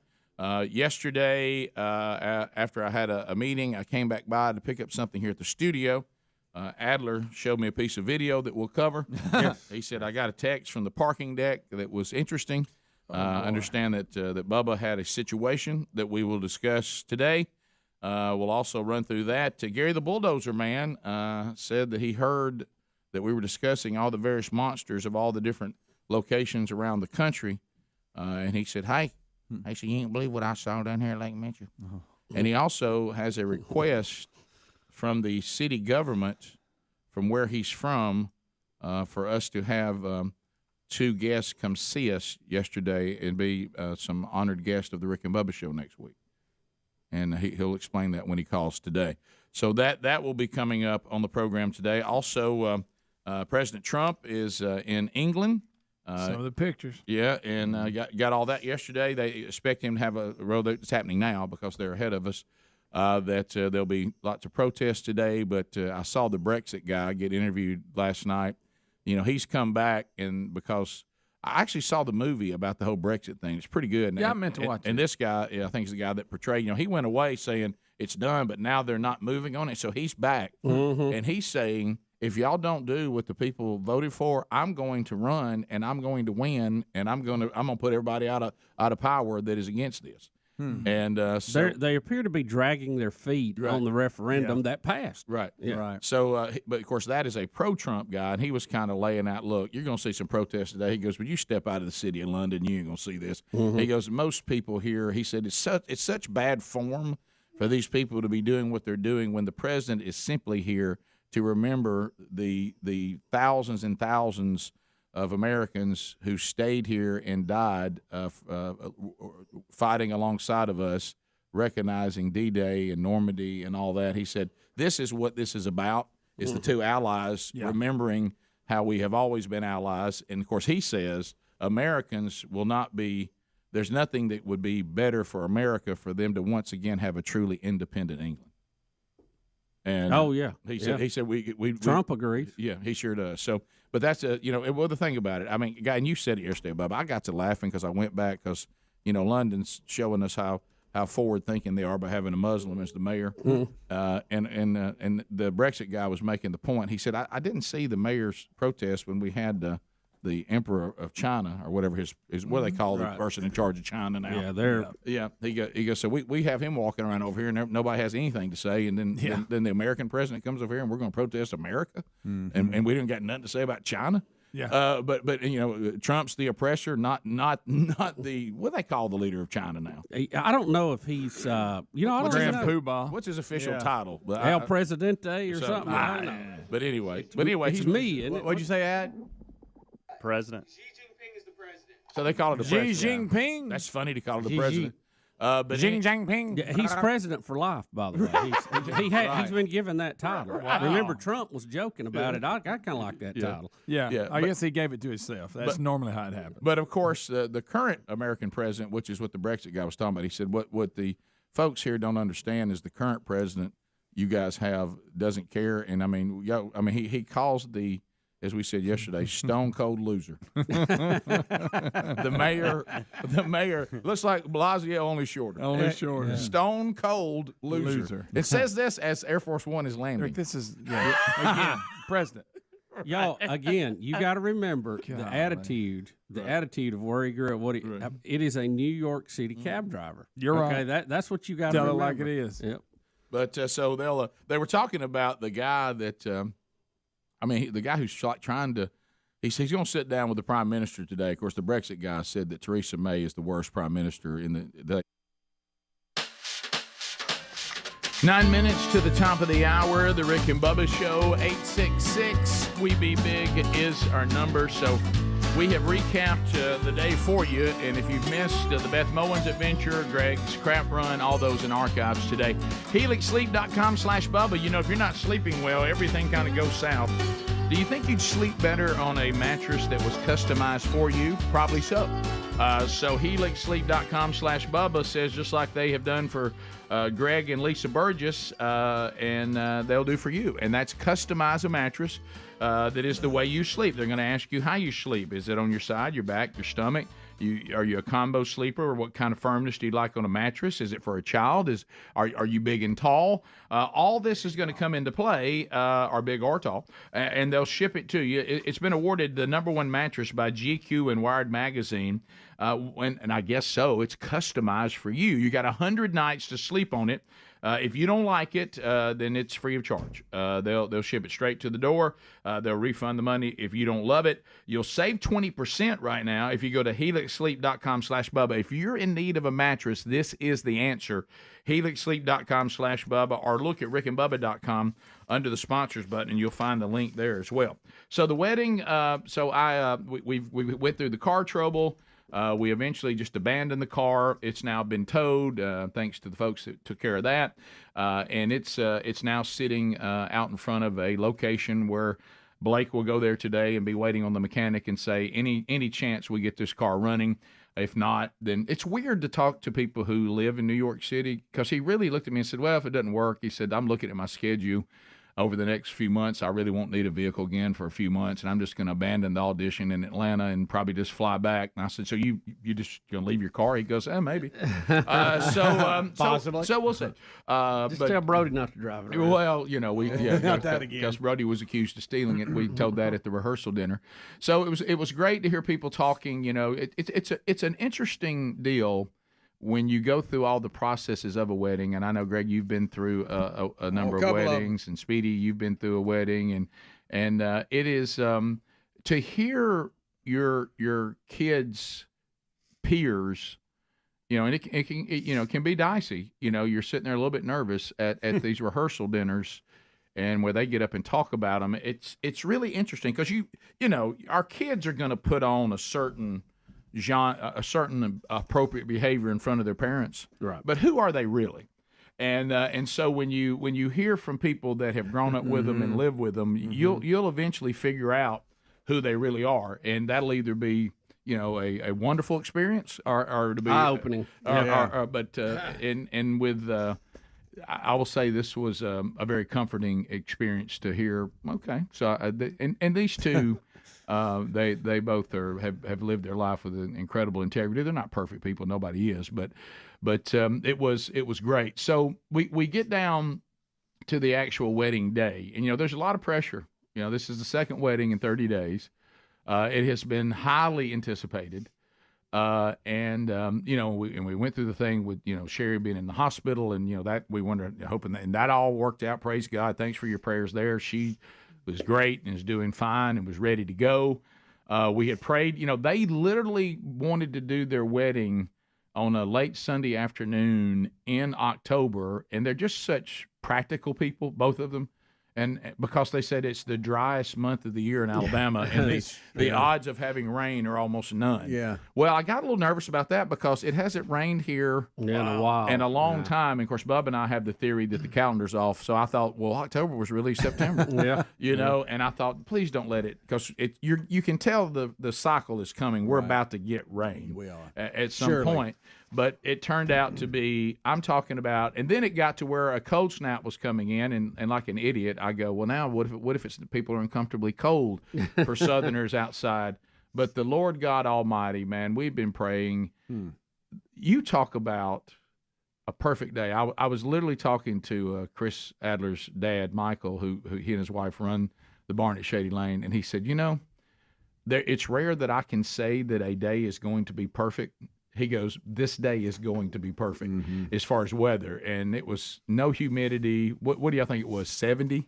When the wedding actually took place? Mid-70s. Yeah, and it was so comfortable. Nobody was sweating in their tux and their dresses and their suits. And the day, and I will say this. A lot of people are talking about Shady Lane. They are. I don't want you never ever, because the bride, she's breathtaking, she's beautiful. But I'm not exaggerating this, and I told my wife this. I had not seen my wife in the dress other than her whatever, and she was going to wear her hair, and they went over there. So I'm dealing with all the goofy guys and trying to get them to get their pictures, and everybody get your tux on. And all of a sudden, I hear my wife call for me. And I look across the field and see her standing there. And I told Sherry, I said, we've been married a long time, and I know you're beautiful. You literally took my breath away. I looked at her, and I said, good gracious, honey. I mean, you just you are just breathtakingly beautiful. And she was just so excited about the day, and we all were. And so, there is no perfection. And so we're trying. So I literally, almost like prophetically, these wedding planners, they're solid gold, because you don't know what you're doing, and they're telling you need to be here, and of course we're on the timeline, and so there's the whole family together, before the wedding, so everybody got there and everybody looked great, and so I go over there, and it's it's about, there's a little over 300 people that they wanted to get the Thompsons. We agreed we'd keep it down to about 300, and that's what we wanted to work with. Well, I know that's not tiny, but the way it's set up, I'm not in like a big auditorium or a big worship center or sanctuary. It's outside in this beautiful setup, and I literally said, Michael and Linda Adler as my witness, I said, I don't really think I need a microphone.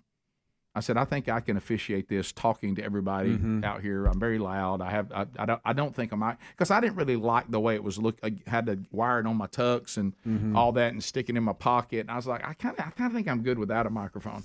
And they were like, no, you want to have a microphone. And of course, and then Linda and of course Michael were going to sing a song while they had the Lord's Supper. And so it was funny because we were all laughing after it was over. Because people were talking about, we come back, I'll tell you the one little setback that we had in the ceremony. And it was so funny for everybody to talk about. They said, you could so tell looking at the Adlers and looking at you talking about me that this wasn't y'all's first gig. No. You know what I mean? And they said, I think most people would have just not known what to do. And they said all of us in the audience knew what had happened, but the way y'all acted, everybody just went, okay, I guess we're just going to continue to go. And I don't think it really took away from anything. I mean, I know that for Linda and Michael, it was probably more of a handle for me, because I knew I was going to be loud enough anyway. Right. Because it wasn't the way, even though it was over 300 people, the way they set it up, it was really kind of intimate. It's close. You could hear you fine. Everybody was. A mic's always better, but you could get by with it. Yeah, I can hear you fine. So we did have a technical mishap. We'll talk about that. And I'll show you, if those that are watching and others listening, some things that took place at the reception and through the ceremony. And you'll see some of the shots Adler's showing you there. There was a very emotional moment, and that was Brody walking his mama into the wedding. A lot of prayer going on that, too. Top of the hour. We'll be right back. Rick and Bubba, Rick and Bubba.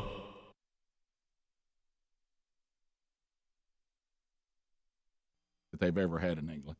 And so she's just let this thing get away. So Trump will meet with her today, so that ought to be precious. Yeah, she's going out, right? Yeah, yeah. She's and he says up. one of the guys that's running for it is like not. He didn't come to the dinner last night with the Queen, and he's actually leading protest against Trump today. They got well, the big and look and he's that far left guy. Yeah, he's the one that's got the blow up cartoon of Trump. The baby Trump, big giant. They got it back out. But, but here's what you don't understand: the Brexit guy said, "What y'all are miscalculating. I'm just going to step in and be the prime minister if y'all keep this up." Right. And listen, he's threatening to say, "I will come back here and win this thing if y'all don't move forward."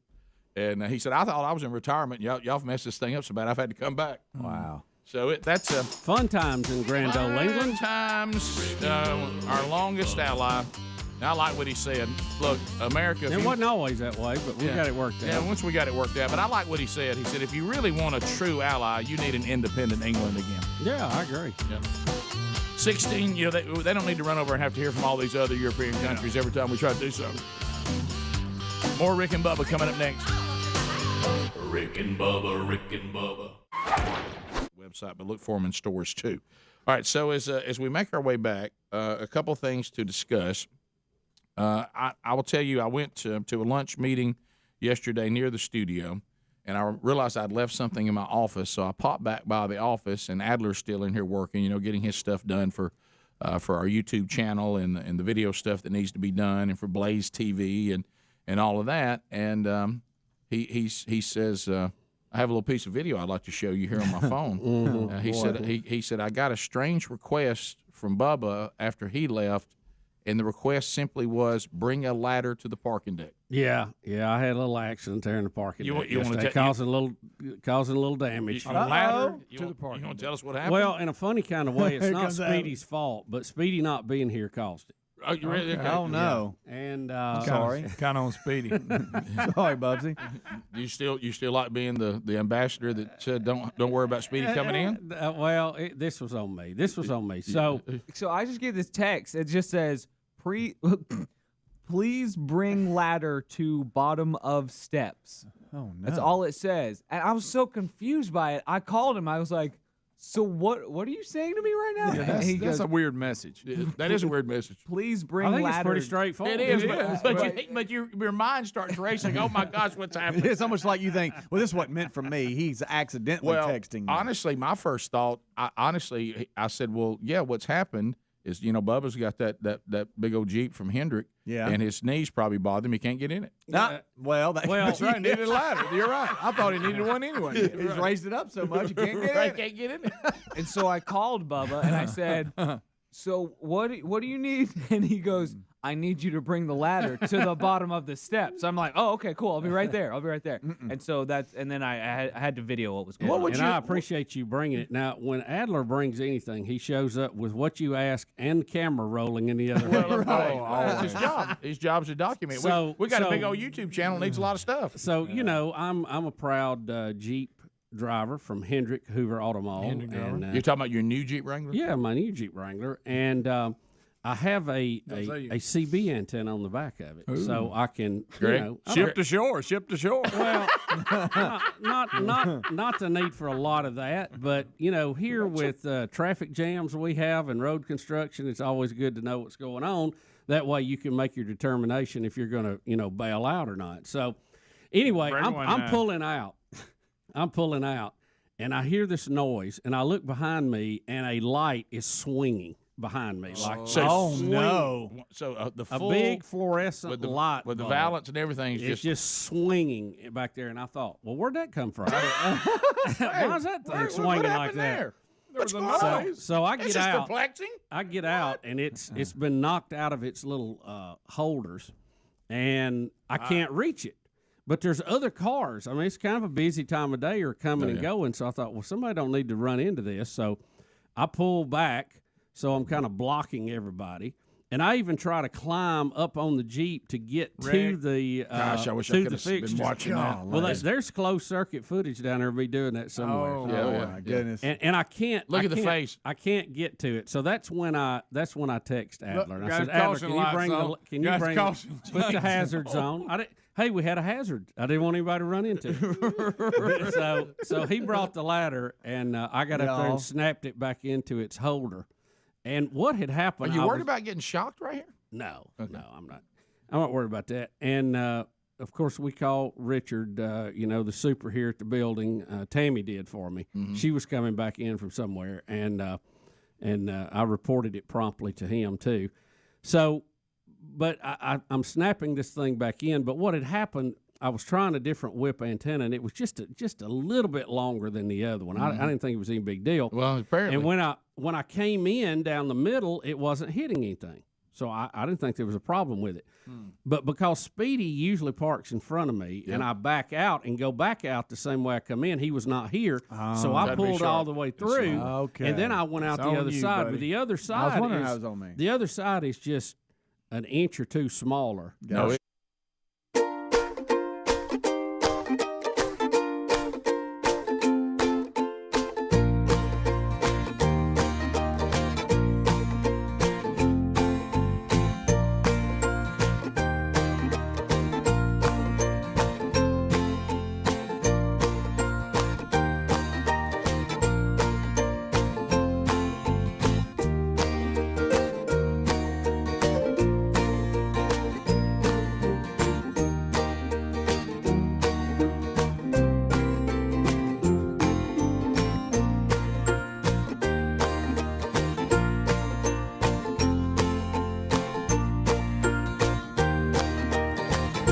6 minutes past.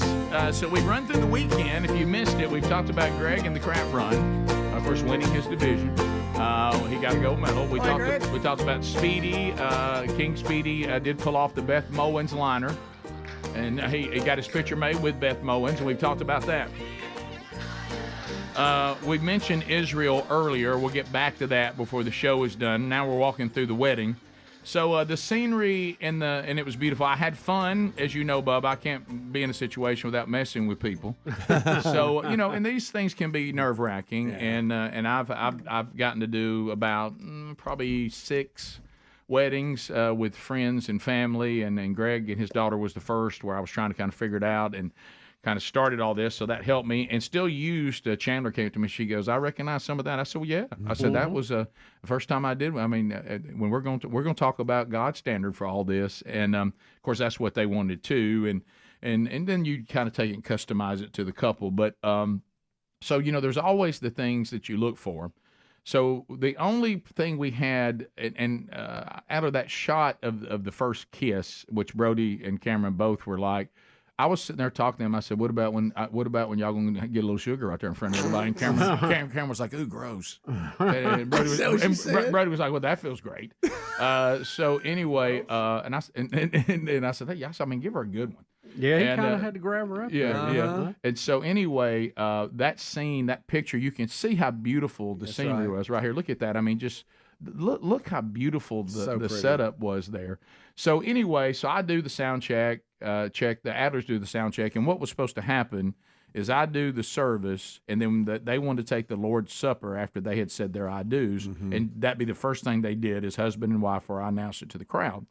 Well, the Adlers were going to sing during that, so we also needed PA for that. And so I'm talking, how long did I get into it before the mic went out? Not long. Not long. About halfway, I guess. Yeah. It would jump in, 8 jump to 10 out. minutes. Started cutting in, cutting out, and then it died. Too. Yeah, and so the mic dies. Thankfully, everybody, even people in the back row, said it didn't really matter, and It didn't. I just kept going. I mean, you would like for the mic to work. Sure. And there it is. Look at that scene right there. So anyway, but then I don't realize this. So a couple things that I did to help them out is I see Cameron when they're doing all the pictures to begin. They're trying to hide her from Brody, but I was walking and actually saw her. And of course, I told them in the break, and I said, hey, just want I made a little change on it. and like that. And she goes, huh? And she comes over like that. And I said, don't let it throw you. I said, but after I welcome everybody, and and I said, and I look to y'all, and she said, and I said, not with any music or anything. I said, I'm not having anything accompany me. I'm gonna go two hearts that beat as one, and then I said this last thing. I'll say, their lives have just begun. And she just looks at me, and I said, but so don't let that throw you. And she goes, and she goes, really? And I said, no. I said, I'm just messing with you. And then she just looked at me to go get a picture. It's like, wow, Brody's dad is like really weirder than I even thought. And so you just added to the stress of the day. Is this Rick? Cameron's dad here, by the way? Yeah, that's Cameron's dad, and that's the two dads standing there together. He's dadtastic. You talking about a solid, well-grounded, laid-back dude, man. Don Thompson, he's awesome. Now, did he prank Brody at all, or was he normal? No, he's normal. Oh, okay. That's a good question. Yeah, Brody actually deals with a normal dad. Normal Cameron family. deals with me. Gotcha. And so anyway, I said that because they were nervous, I said I'm gonna break and mess around a little bit during it, just to kind of I'm gonna be real serious, and we'll have some times or whatever. And so the one that everybody's still talking about, and Brooks Burgess, there he is right there bringing my mother in, is still mad about. So he's the best man. So he has the rings. And y'all saw this. Yeah. I knew. So we get up there and saw everybody got the rings, and everybody was a nervous wreck about not having the rings. And so Brooks realizes he can't get it out of his pocket. And so he's like, Dad, he said, they're right in here. Well, I reach in there like I can't find the rings. And I said, well, the ring's not in here. And he, what? And I was like, I'm just messing with you. I got it. Hey, Brooks didn't forget that. He's like, Dad, that was over the line. He said, you don't act like you can't find the ring. During the ceremony. Yeah, during the ceremony, which I was just trying to whatever. So when we go to keep in mind the microphone, and what we found out, and let me say this, the DJ, he was fantastic. He was. At the reception, he was fantastic. Now, the PA setup we had for the actual service, we decided to go with battery power, and we probably, looking back, you want to use the power that's available there on the 110. Yeah. Because his battery said on his generator 90%, but apparently that was a misread. And what happened was it didn't have any power. So we lost the entire PA system. That'll do it. So for me, it was a minor setback, but for the Adlers, they're kind of in a bind now. They are. And so, but I don't know that. I don't really think about that. So we're doing the Lord's Supper. And Rick, I have to tell you, when it started cutting out, the engineer in me, I felt like I needed to get up and do something. Right. Yeah. And I saw Speedy flinch too, and we're just so used to having to run and look at something, and I was fighting it. I go, they got people for that. They got people that's for right. that. Well, and I know it's easy for us to say as many things we've done, and this guy's done. And he was great. Don't misunderstand me at all. Especially, I mean, the reception was phenomenal. But I wouldn't put myself in that situation. If it's somebody, if I got to do the PA for a wedding, I'm gonna be connected to the power. That's it. Yeah. I'm gonna minimize batteries. I'm not gonna have anything that could go. I'm gonna be on that solid. I'm gonna be on that plugged in. Yeah. But anyway, so it was fine, and I'm dealing with two pros, the Adlers. But what's funny, so we're back there at the Lord's Supper. Well, we don't know what's happening. And so now Brody and Cameron look at me and they're thinking, is this the next thing you're going to do to make us all comfortable? And I was like, oh, I got nothing to do with this. Stop the pranks, Dad. And so Brody looks at me and he goes, okay, so what's happening? I said, I think the Adlers are trying to find a way to sing their song. I said, can we concentrate on the Lord's body and the blood he shed for us? and I said, and they're just going to have to deal with it. And so Brody looks, he goes, is that real wine? I said, no. I said, it's juice. He goes, right now in this situation, I think we all wished it was wine. and I said, well, I said, look, and I said, what would y'all do if I got me a pop off of it? And Brody's going to take. I said, I ain't drinking the juice. So anyway, so we went through the Lord's Supper, and the Adlers did fine. They're so good, you can hear them. And so we Michael talked to us afterwards, and he said he saw what was happening, but he was stuck up front too. He couldn't do anything. Yeah. Right. So it's time for them to sing, and they're like, okay, what do we do? And Linda was like, do you want to walk the aisles and sing? He said, we're not walking the aisle of singing. Right, no, but I will say this. I was kind of hoping they were going to do that. When I saw them moving up, I said, they're going to stroll them right. loose. He said, but let's get a little closer to the action. How about that? And they did great. They did great. And I was in the back row with Ruby and Ezra and my wife, and I really needed that PA to continue to work because we could hear you, Rick, as long as the audience was quiet. Uh-oh. We could hear every word in the back row. And so I've got Ezra, and I'm bouncing him like this the entire time. So I apologize to everybody who was around me and saw this the whole time. But I was trying to keep a baby quiet. We went through four suckers. His little suspenders. Oh, precious. I mean, so precious. He was dressed so nice. Yeah. I had nothing to do with it. Of course. We went through 4 suckers. Ruby was just chomping on suckers the whole time. I'm like, please suck it, please. Yeah. And then I went through a bottle with Ezra. So there you go. Yeah. They did made, good. Yeah, They did good. Yeah, Everybody they did okay. And people tell me you could then hear the birds chirping, and the day was so beautiful. It and, was and, beautiful. I mean, Wingo. I saw him briefly when it ended. I didn't get to. I didn't hardly see anybody because at the reception, it was just so mania. But he said it was the most beautiful scenery in a wedding he'd ever seen. So it really turned out to be beautiful. So when we come back at the reception, we have a couple of items. There was the much anticipated dance between mother and son. Sherry and young Broderick, they were actually with a coordinator working on their dance. And we have that, and then, of course, we'll talk about Greg's grandson, Ellis, and the role that he played, and his assessment of being part of the wedding, which was hilarious. And we'll look at some of the items, and I'll tell you about those as we wrap up the recap of what was a beautiful, beautiful day, a beautiful wedding, and just an incredible time with family and friends. And right now, the sweet little couple is en route on their honeymoon to somewhere in the Dominican Republic. Okay. So we'll be back. More Rick and Bubba coming up right after this.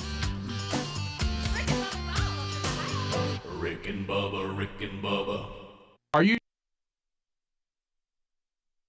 Shorter than the middle. No, it is. You're right. Yeah. And I've gotten apparently I hit that and knocked it down. I've gotten scared before because you get our parking deck. All parts of our parking deck are not equal. No, and I made that deal where, and I got a big old Ram 1500 from Henry, and I get to moving around. Sometimes I think, oh no, am I in a part of the deck that I'm gonna scrape my the top of the truck? That's true. Listen, Adler will help you. He'll help you out with that. Look at that big old whip antenna. There's them. Now I have seen these long antennas where they kind of just bend them down and time down. Well, Are you gonna have to do that? That's usually like a big steel whip that they do that too. This one is not that flexible. Did you bring your big old whip down there and knock the lights down? I did. So I had to carefully make my way out around the lights, and we'll have to. There we Look, Bubba's having to explain. Yeah, I have to give the whole story and all that. Does this have audio? I really need audio. Yeah, you probably don't want all that. It does. It's in Skype, Rick. There's no telling. I ain't gonna tell him that. But it looks better. He said I now ain't than gonna when tell it was swinging a minute. Okay. I'd have hit the gas and never looked back. I know you would have. Well, I didn't want to leave a light swinging for somebody to run into. Yeah, I'm gonna pretend like I didn't see it. Plus, there's security cameras everywhere. Yeah, I mean, that's not good. How about the swinging lights bad? No. Yeah. I mean, Rick, and I looked in that mirror, I thought, where'd that come from? Right. Can I ask you an honest question? Yeah. And just completely honest. If you had not thought about the fact you're on security camera, would you have driven on?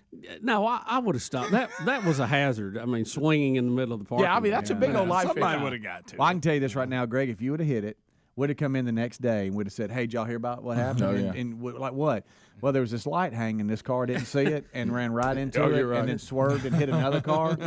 and it had been like, yeah, this I didn't big want deal. all that. I didn't want all And that. I'd be sitting there going, Guys, I'm telling you, that parking deck, and I'm glad you did that, it's a precarious parking deck. it's Well, not made for big trucks to park. It's really not Well, made for we have a. There's a lot of things going in there that are very dicey. Well, we have an oversized area for parking, and that's where I have to park when I'm in the old truck. Yeah. But the problem is all the people that work at Starbucks in their little Priuses and all that park over there because it's real close. Right. It is. Yeah. And then they park in there and there's nowhere to park the No, big truck. no, you're right. So you either got to go outside or over there somewhere by else. the yellow truck. We've said it 1,000 times. They put up a stop sign. They've done everything. The scariest thing you do every day, if you look, you're better just to go out the other way.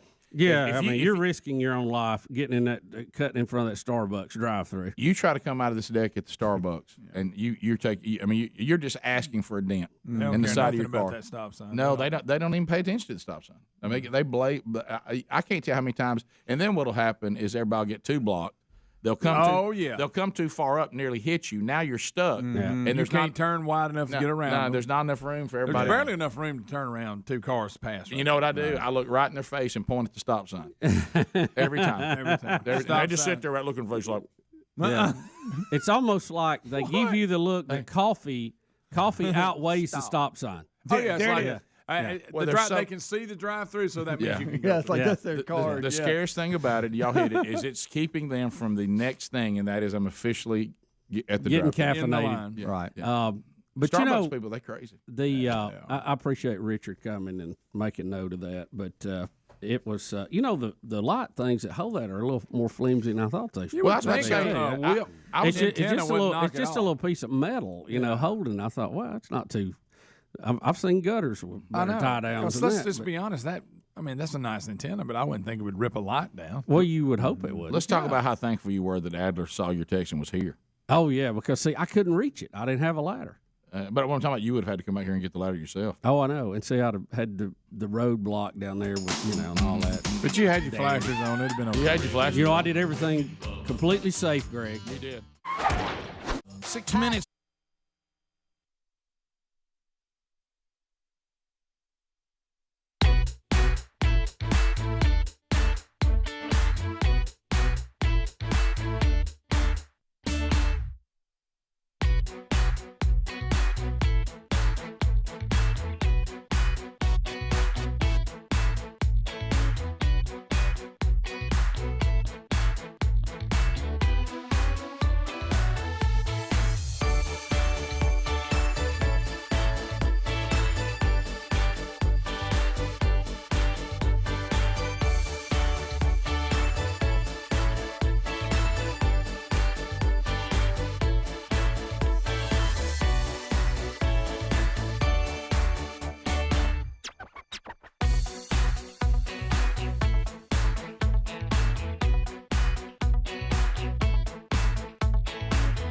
We're back 21 minutes past. So anyway, the wedding is behind us. So we'll talk a little bit about the reception. We were laughing because, Brody is, as I said earlier, and all the siblings agree, even though he's fourth in line on age of our children, he is by far the oldest. Yeah. And all of his siblings agree with that. And to that point, I never can remember how old he is, and it drives him crazy. And I remember, and Sherry was talking about, look, y'all both are followers of Christ. Yes. Y'all both seem to be in love, right? So what are you ready to get married? And he said, no. And I said, why? He goes, well, for starters, I'm 19. And I was like, are you 19? And he goes, yeah, Dad, I'm 19. How old do you think I am? I said, I thought you were 21. So that happened a while. But now they're 23, right? I think both of them. Okay. So anyway, I really don't know how old he is. He seems a lot older.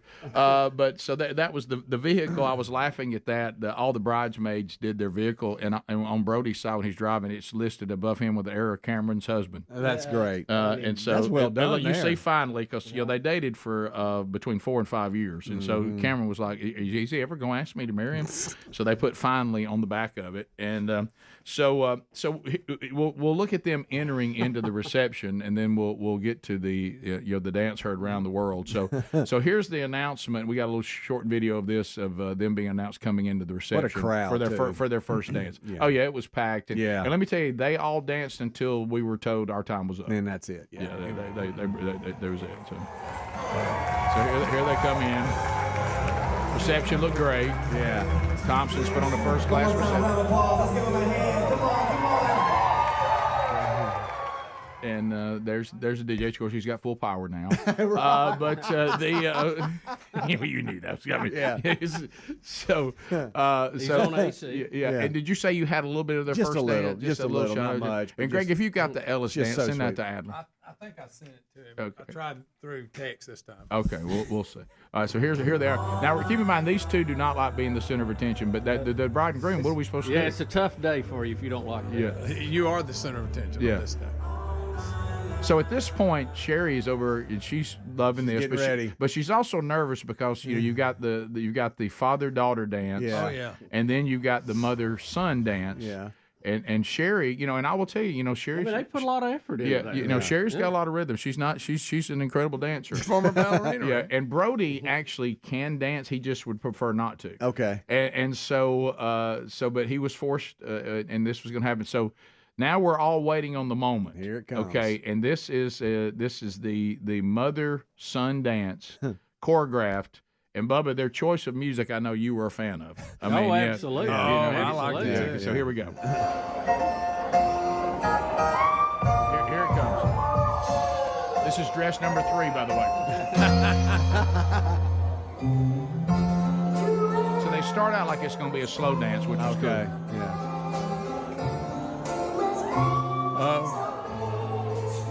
You're the center Dancing with Stars. Yeah. And this is precious. I'll always be there for you. Of and all course. that, yeah. Sherry's really singing it too. Yeah, she is. And you still think, well, they're going to do a cute little slow dance. Right. Sherry's singing to him, trying to make him cry. All Brody can think of is everybody's looking at me. Yeah, who's this going to end? He loves that. Now watch this right here. Here comes the big shift.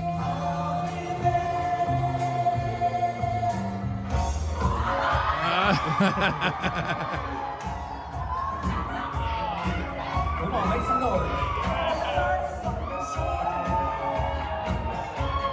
Breaking it down.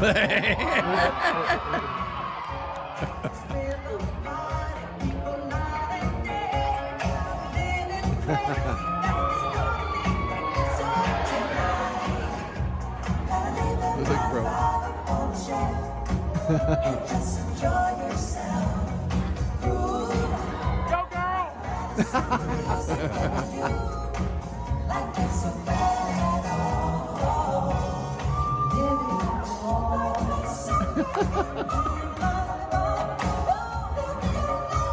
Big finish. And there it is. And the crowd goes wild. They probably had to do a lot of work on that. They did. Yeah. Crowd goes wild. I'd have forgot. That was halfway great. through. Yeah, and so that was Well fun. done. That was fun. And so we did make the choice, which was kind of cool. There were a lot of things in the wedding that were reflective of when Sherry and I were married. And as I said earlier, Taylor, Greg's son, and then my oldest son, Boomer, they were the ring bearers when they were little fellas. And they were, I don't know how old they were, but they weren't much older than They weren't much older Ellis. than Ellis. Well, Ellis got booked to be a ring bearer for this, even though we made the wise decision not to give the 4-year-old the actual ring. and so you may have had a problem. That was smart. in rehearsal, it went pretty well. He was okay. He wasn't going to do it, and then he saw that there were 2 other kids, and then there was actually 3. So there's Ellis, and so he's Guys dressed tuck, and he's just a mini version of the groomsman, which slayed me, and so he actually ended up taking the role and owning it, and this is what his mother sent to us last night, Kelsey. This was Ellis on the way home. On the way home.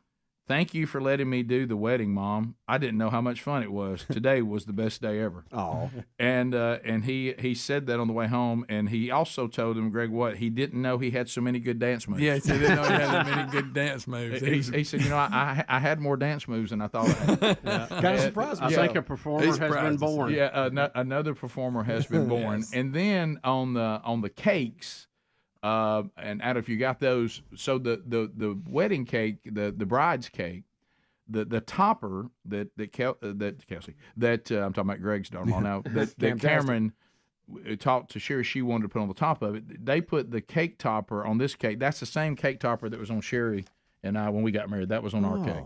There it is. So that actually was in the china cabinet, and they got it out and put it on that. Wow. And then Brody, of course, is a filmmaker and a video You didn't bring guy. you that cake we today. I didn't. I thought about that. It got hit pretty hard. Yeah, last I never night. got close. And to so it. this was a cool. This was Yeah. Sherry's idea that the groom's cake would feature film. So it's got the director's, what is that called, the clapper, and then it has a little over here to the side is an actual little camera. And that's film coming down. That's like You couldn't eat chocolate. the little camera, right? You know, you couldn't eat that camera, but you could eat all that film coming out there. I actually had that. It was actually really good, delicious. Yeah. So that was it was an incredible night. It really was, and I just can't thank everybody enough who put it on. The staff there at the Barnett Shady Lane was great. The wedding planner, she was great. Carly Joe, she kept us all in shape. Our DJ was fantastic, and it was good to be with friends and family. Really, look, this is me dancing with Ellis, and look, this is some of the moves that he's got. Dance moves. Yeah, here's some of the dance moves. He didn't know he had those. He didn't know it. Look. I mean, he does the James Brown here. Look, Here we go. Hey, those shoes on that floor that's awesome. Greg, he didn't know he had all He didn't know it. He didn't know it. That's what he said. Hey, I didn't want to do the wedding, Mom, but thanks for making me do it. I had fun. Best day ever. It was the best day ever. Look at Ezra. Yeah. Oh, Ezra. So Ezra's throwing down. Bottom of the hour. More Rick and Bubba coming up right after this. Rick and Bubba, Rick and Bubba.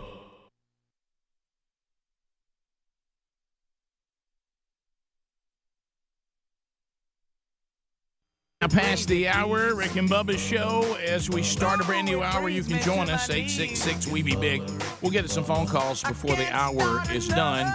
Many stories to cover. Speedy here, the real Greg Burgess, Helms. So Team Rick and Bubba, the whole team back on the field today. Adler's got the YouTube option. Our Rick and Bubba interns, Diesel Dixon. Dulio is here, and also Jimmy 92tron. They're all going for that degree in common sense from Rick and Bubba University, which has now become a superpower. Welcome back for the brand new hour. There's Bill Bubba Bussey. Yeah, glad to be here, Rick. Thank you very much. I don't really have any reptile music. Maybe we should. Because as Greg has pointed out clearly, if there is a snake story anywhere on the earth, we will cover it. Yep. And well, this one is a little beyond your run of the mill summertime. It's bizarre. And it will give us more questions than answers. This is from Maury County, Tennessee. They're calling it a close one. Well, we got some folks from there. Are you from there? Huh? Close. Now, look, if you can't behave back maybe there. you can explain what was going on here. Maybe you can help us with this one. A Tennessee deputy saved a couple from a rattlesnake on Friday. They were sleeping on a dirt road when a Maury County deputy noticed a venomous snake slithering around their heads.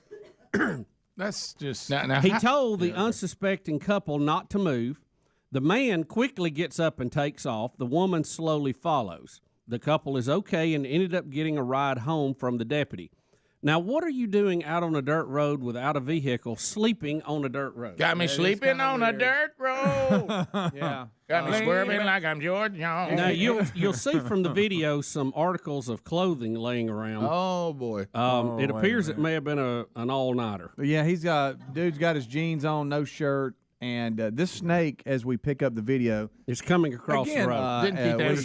Didn't Keith Anderson write a song about what's going on here? If you want, do you want audio, Rick? Yeah, get the audio. Yeah, the cop tells him not to move. Hey, look at it coming across the road. Don't move. There's a rattlesnake right next to you. Okay. Don't move. Okay. Roll toward me. Roll toward me. Well, he left her, didn't he? Well, she's in a bind. Don't run away. She's in a bind. Roll toward me. That's a rattlesnake. She's having a tough time getting up. All right, Bubba, now that I've seen look at it, the shoes and all laying around there. Don't move. Look at him laying in the road. Okay. Don't move. Okay. Guys, this isn't that hard to figure out. Toward me. I know. I can tell you what they're doing in the road. Huh? But it just seems like there'd be better places. No, I agree. I agree, but gravel would be a problem. Well, Greg, look, they've got a blanket laid down. Yeah. Not a very good one. Apparently, she didn't hear him because she laid there. Well, no, she's so drunk she can't even figure out what's going on. She's still trying to figure out where she's at. Right. That daylight hits you hard. Yeah, it does. I guess the officer was there because there's two people laying there. Correct. Yeah. I think then he goes, oh, by the way, I think snake. he was doing his routine. He goes, I got two. Look like y'all said. I think it was an all-nighter. Yeah. I think we can say that. Looks like we attempted to get some sort of towel or something and lay down. Right. I'm shirtless. Right. So how close are y'all to our shoes are laying around. Yeah, exactly. You're what? 30 miles? Oh. Mm-hmm. Is that common in that part of Tennessee? Does that surprise y'all at all? Huh? We're really shocked that we're not the state this story's about. Yeah, we really are shocked. Got us snuggling on a dirt road. Got me rolling like I'm George Jones. That's how long they've been there. Well, Greg, I tell you how long they've been there all night. Since the sun went down. Yeah. What happened is we got active, and we've been in sauce and who knows what else. There we go. And I know about this dirt road, and we're out here and we're active. and let's just lay here and sleep a minute. I didn't know that attracted snakes. Well, body heat. Body heat. I guess so. Okay, Probably some noises involved. They'll come to a noise. Yeah, snakes see in infrared, so they follow the heat signature. Plus, let me tell you who is drawn to. bet he got Let me tell you who else is drawn to that situation. The devil. Well, it's Satan's little hand puppet. Sure out it is. there. Sure it is. Huh? Got me All that sleeping on the activity dirt road. Yeah, but how about when you've had too much of something, and you're not even awake yet. You're passed out, laying there snuggled up with you man or you lady, out there in the middle of a dirt road, which needs to be a wake up call, by the way. Not the most romantic thing. No, probably not a good love story. No. Let me tell you how much I love you. Let's lay down here in this dirt road. And so you're not really coherent, and you're waking up to the sound of somebody's voice. So you're confused about that. And the voice is saying, "Don't move. There's a rattlesnake." Yeah.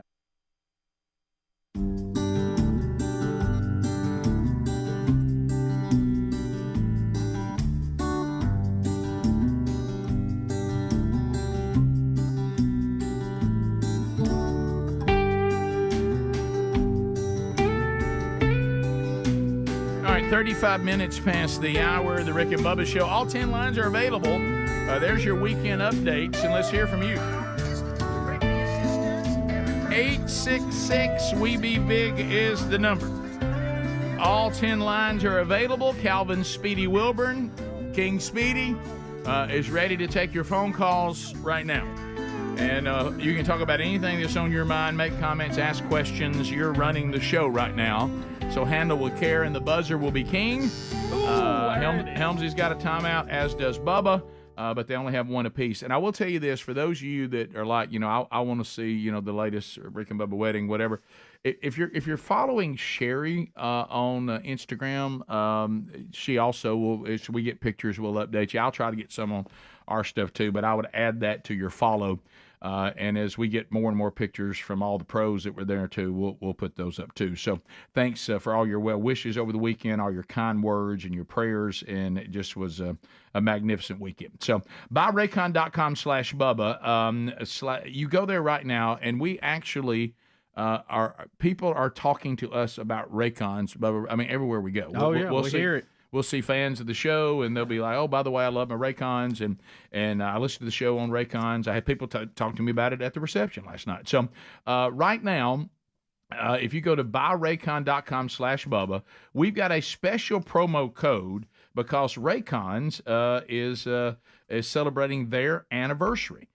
So they're going to celebrate with a sale, and you don't want to miss this. Now, that means that our promo code has changed just for the specials involving their anniversary. They're 6 years old now, okay? And they are the name in premium everyday earbuds, about half the price of the others, and we're going to get you an additional 20% off everything on a normal day. But listen to what we're doing for the birthday, 40% off on select products. So use the promo code right now. Still go to buyraycon.com/Bubba, but when it asks for a promo code, use birthday, and look for those 40% off items. Birthday gets you 40% off. So go to buyraycon.com/Bubba right now for their 6-year anniversary. Use the code birthday for items that are 40% off. To the phones we go. We start with Jeff in Mobile, Alabama. Jeff, 30 seconds, buddy. Go right ahead. Hey, guys. Good morning. Calling to see, since it's all for the show, what would you rather have, Greg eating asphalt on video or Beth Mowins recognizing Speedy from the show? Oh, that's a good one. Oh, that's a tough one right there. I have to think about that. I got to tell you, Jeff, I don't think it'll surprise you because of the blood. I got to see Greg eating asphalt. Yeah. For me, anybody falling is funnier. Isn't that better than a good fall video? Yeah. I mean, we all grew up on America's Funniest Home Videos. Anybody falling or getting hit in the package is always good. Let's go to Matt in Dothan, News Talk 103.9. Matt, go ahead. Hey, good morning, guys. Hey, buddy. Just want to touch base with you. I used to work at a dealership, and about your son's car with the rat, if he's got full coverage, it could possibly be covered under insurance via the deductible. Well, that car is really, really, really, really old and long paid for. So, I mean, when you think about my son just called and basically said, I'm riding with my brother to Atlanta and abandoning my car. Yeah. So that is, and flying back, there's not an ounce of warranty left on that baby. And I told him about Car Shield, and he said, hey, Dad, I'm saving every penny. So we'll see. What's going to happen now is he was told by the mechanic where he took it, if it's rats and it's electrical, the kind of diagnostics that are needed to find this, you got to get it to the dealer. And they love wires. So Rick. I'll call Hendrick today, because they do Jeep products. It's a Jeep Grand Cherokee, and they'll come get it, and they'll get to the problem. And he'll just go on to New York. He says, I really don't need it till I get back from Italy, and I don't even know when that is. All right, so we'll go to Rick in Tennessee. Rick, 30 seconds. Go ahead. Hey, Rick, how you doing this morning? Fired up and ready. Good deal. I may be a little late in the show, but I would love to see that slow-mo of Greg to Chariots of Fire. I think that would be fantastic. Yeah, that's a good one, too. So is that what it's called? Should I just Google Chariots of Fire? So. Theme or... That's a great idea, Rick. That's a good one. All right, let me see. I bet I got it. But it does look like that, especially when Adler does the slow-mo. I agree with you. Greg, you really are a picture of athleticism. Oh, yeah, I get that all the time. All right, so would it be Chariots of Fire? Would that be the name of it? Yeah, try that. Is that? I don't know. All right, I'm going to try a couple of them. Or theme of Chariots of Fire. Okay. That's it. Is this it? Yeah. Okay. Dun, dun, dun, dun, dun. Oh, that's it, isn't it? Yeah. Okay. All right. yeah. All right, Adler, when you get it ready, now that I know I've got the right Have thing. you ever seen that movie? I have. All right, here we go. I haven't. Thank you, Rick from Tennessee. Greg, he almost fell. Look at him coming in. Look at him coming in, Bubba. Breathing hard. Greg, you're struggling a little bit there, aren't you? Oh, I'm struggling. Going. Running. Go, Greg. He's a champion. Greg, run on through the line. He's going to quit as soon as he steps on the line. Did you see it hit right when he stepped? Attaboy, Greg. Is there a way? Well, never mind. I want it to hit when he comes around the corner. It hit then. Rick, I know it's totally off. Because then it goes into bum, bum, bum, bum. Do Helms request, and I've got one more. Okay, all right. I think right in here, Helms should do it. All right, you ready, Adler? I did shut her down a minute. I was dying. All right, Adler, you ready? It should be pretty close, Helms. Let me see. Here we go. Oh, here he comes. He almost falls. That's what I needed. That's what I needed. You're the man, Greg. Number 1 in your age bracket. Number 1 in your age bracket. You beat all the other old farts. That's right. All 4 of them. You can now be on The Bachelor. I'm sorry you're married. Never mind. No. Who am I, Jordy Henson? Okay, all right. He could have cut 2 seconds off if he'd have. Oh, it's the minute I stepped you on see that. it clicking? The minute what was the other request? I'd like to hear the Top Gun anthem. Top Gun, like Danger Zone? No, like at the beginning of the show. Oh, that they call it thing, the Top Gun anthem. Oh, okay. Oh yeah, okay. And then Top it kick, Gun. and it right when it kicks in when the plane takes off the deck. Does anybody know what it's called? I think it's called Top Gun anthem. All right, here we go. I think I have it. If that's the right title, there is one titled that. Yeah, I think that's it. That's it. That's at the beginning. You'll have to let it get cute on that. Don't fall, Greg. Do not fall right here. Oh, you saved it. If you go down right there, Greg, we watched it for 4 hours. If you go down right there. You can do it, Greg. Don't quit. A little hot in that shirt. Wow, this is great. Look at you're such an inspiration. Look at the seconds kick off after he slows down. I'm already. Once I hit that cut, once I push on through it, Greg. Look, and he's not on the second. No, the second one don't matter. Push on through there. 4 seconds. No, I didn't want to trip over that. If you gotta go forward, Rick, to where it really you may be kicks, honest, when I was the jet afraid I'd takes trip off. over. If we're making requests, I'd like Right Said Fred, I'm Too Sexy. Now that makes no sense. But you see what I'm saying? I was a little unstable. I was afraid I was going to fall. Run it again, Adler. Let me try that. You had dead legs. Run it again. Yeah, I had dead leg. It's like somebody shot me. You know, they may kick into Kenny Loggins is what it is. right, there he is. Don't trip, Greg.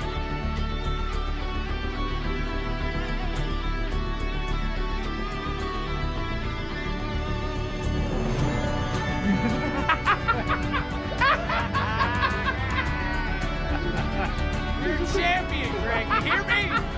Don't let anybody tell you you're not a champion.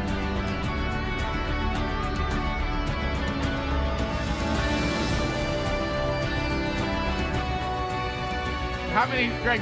Push on through it. I was afraid Come I'd on, fall. Come on, Maverick. I thought I'd fall right there. Wow.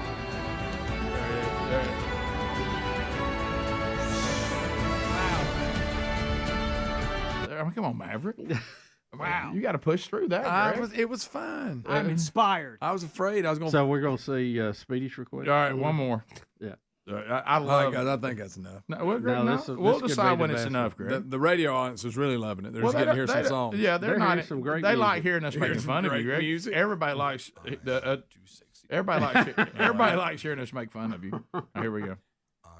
Too sexy for my love. Too sexy for my love. And don't fall right here, Greg. You not. That's pretty funny. There he goes. Wow. And you're galled at this point. Oh, yeah. I'm struggling, buddy. Everything. Are you sore today, by the way? I was yesterday. Too sexy for my shirt. Too sexy for If you came in shirtless, What you got in your back pocket back there? Next year, I don't know. Wow. Next year, Rick, when I round the corner, I'm gonna pull my shirt off and make that last run. That's good. So we'll have something like that. Fantastic, Greg. Fantastic. That was great. Okay. All right, we'll be back. 866 We Be Big is our number. More stories to cover. More of your phone calls coming in as the Rick and Bubba show rolls on for another week. Thanks for being with us.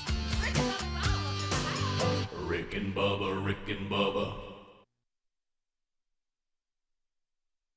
Exactly. Do y'all remember all the gotta old be- that's westerns? crazy. How many times a snake would get in a sleeping bag with somebody yeah, or their like sleeping that. thing? Oh, you know? yeah. Guys, yeah, just yeah. look.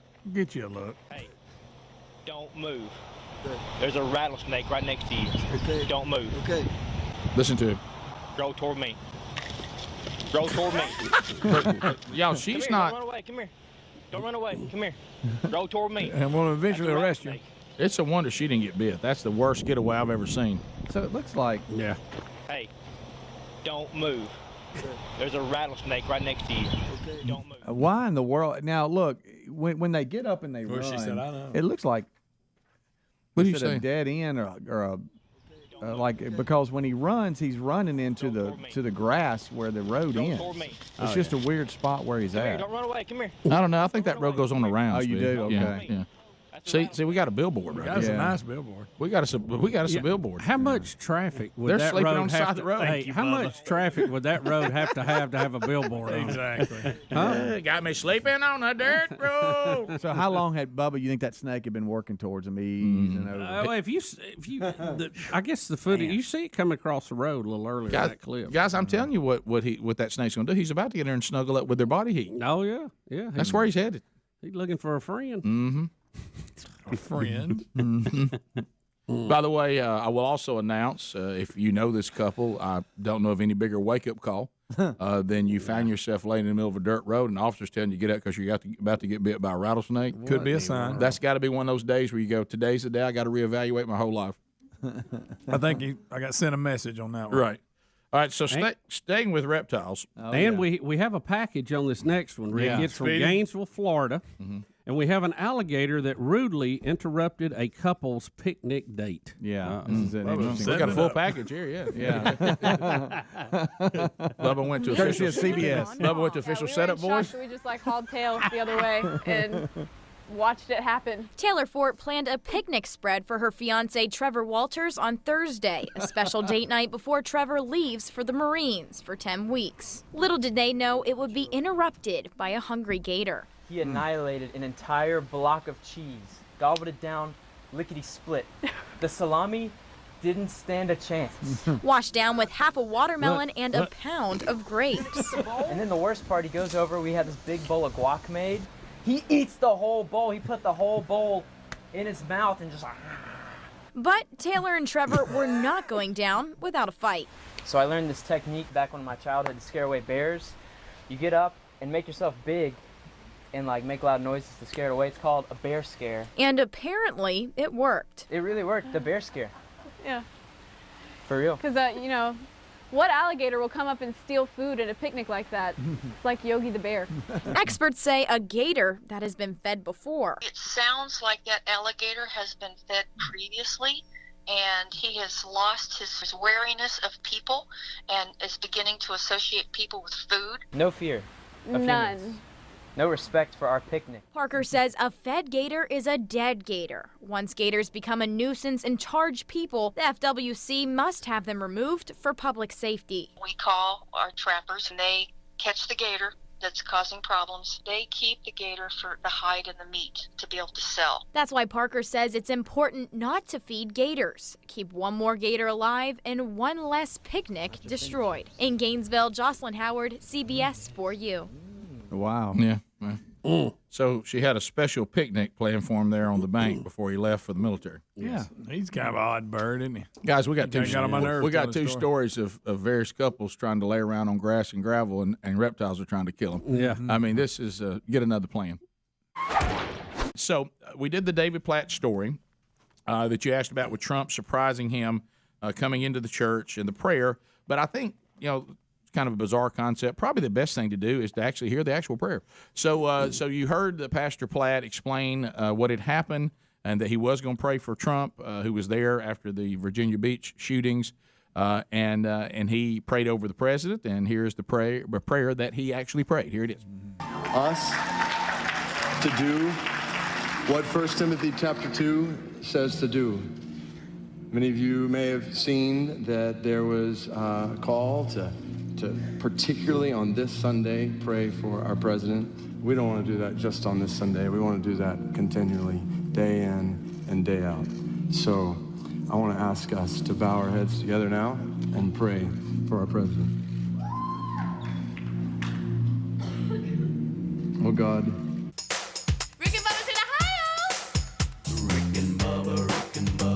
Pass the gravy, please. Rick and Bubba, Rick and Bubba. Ooh, it brings me to my knees. Rick and Bubba, Rick and Bubba. I can't stop. All righty, so 9 minutes to the top of the hour, the Rick and Bubba show. As we work our way back, we're all a little tired from the weekend. I'll tell you what, with the wedding last night, it's one thing I didn't think about. I kind of liked.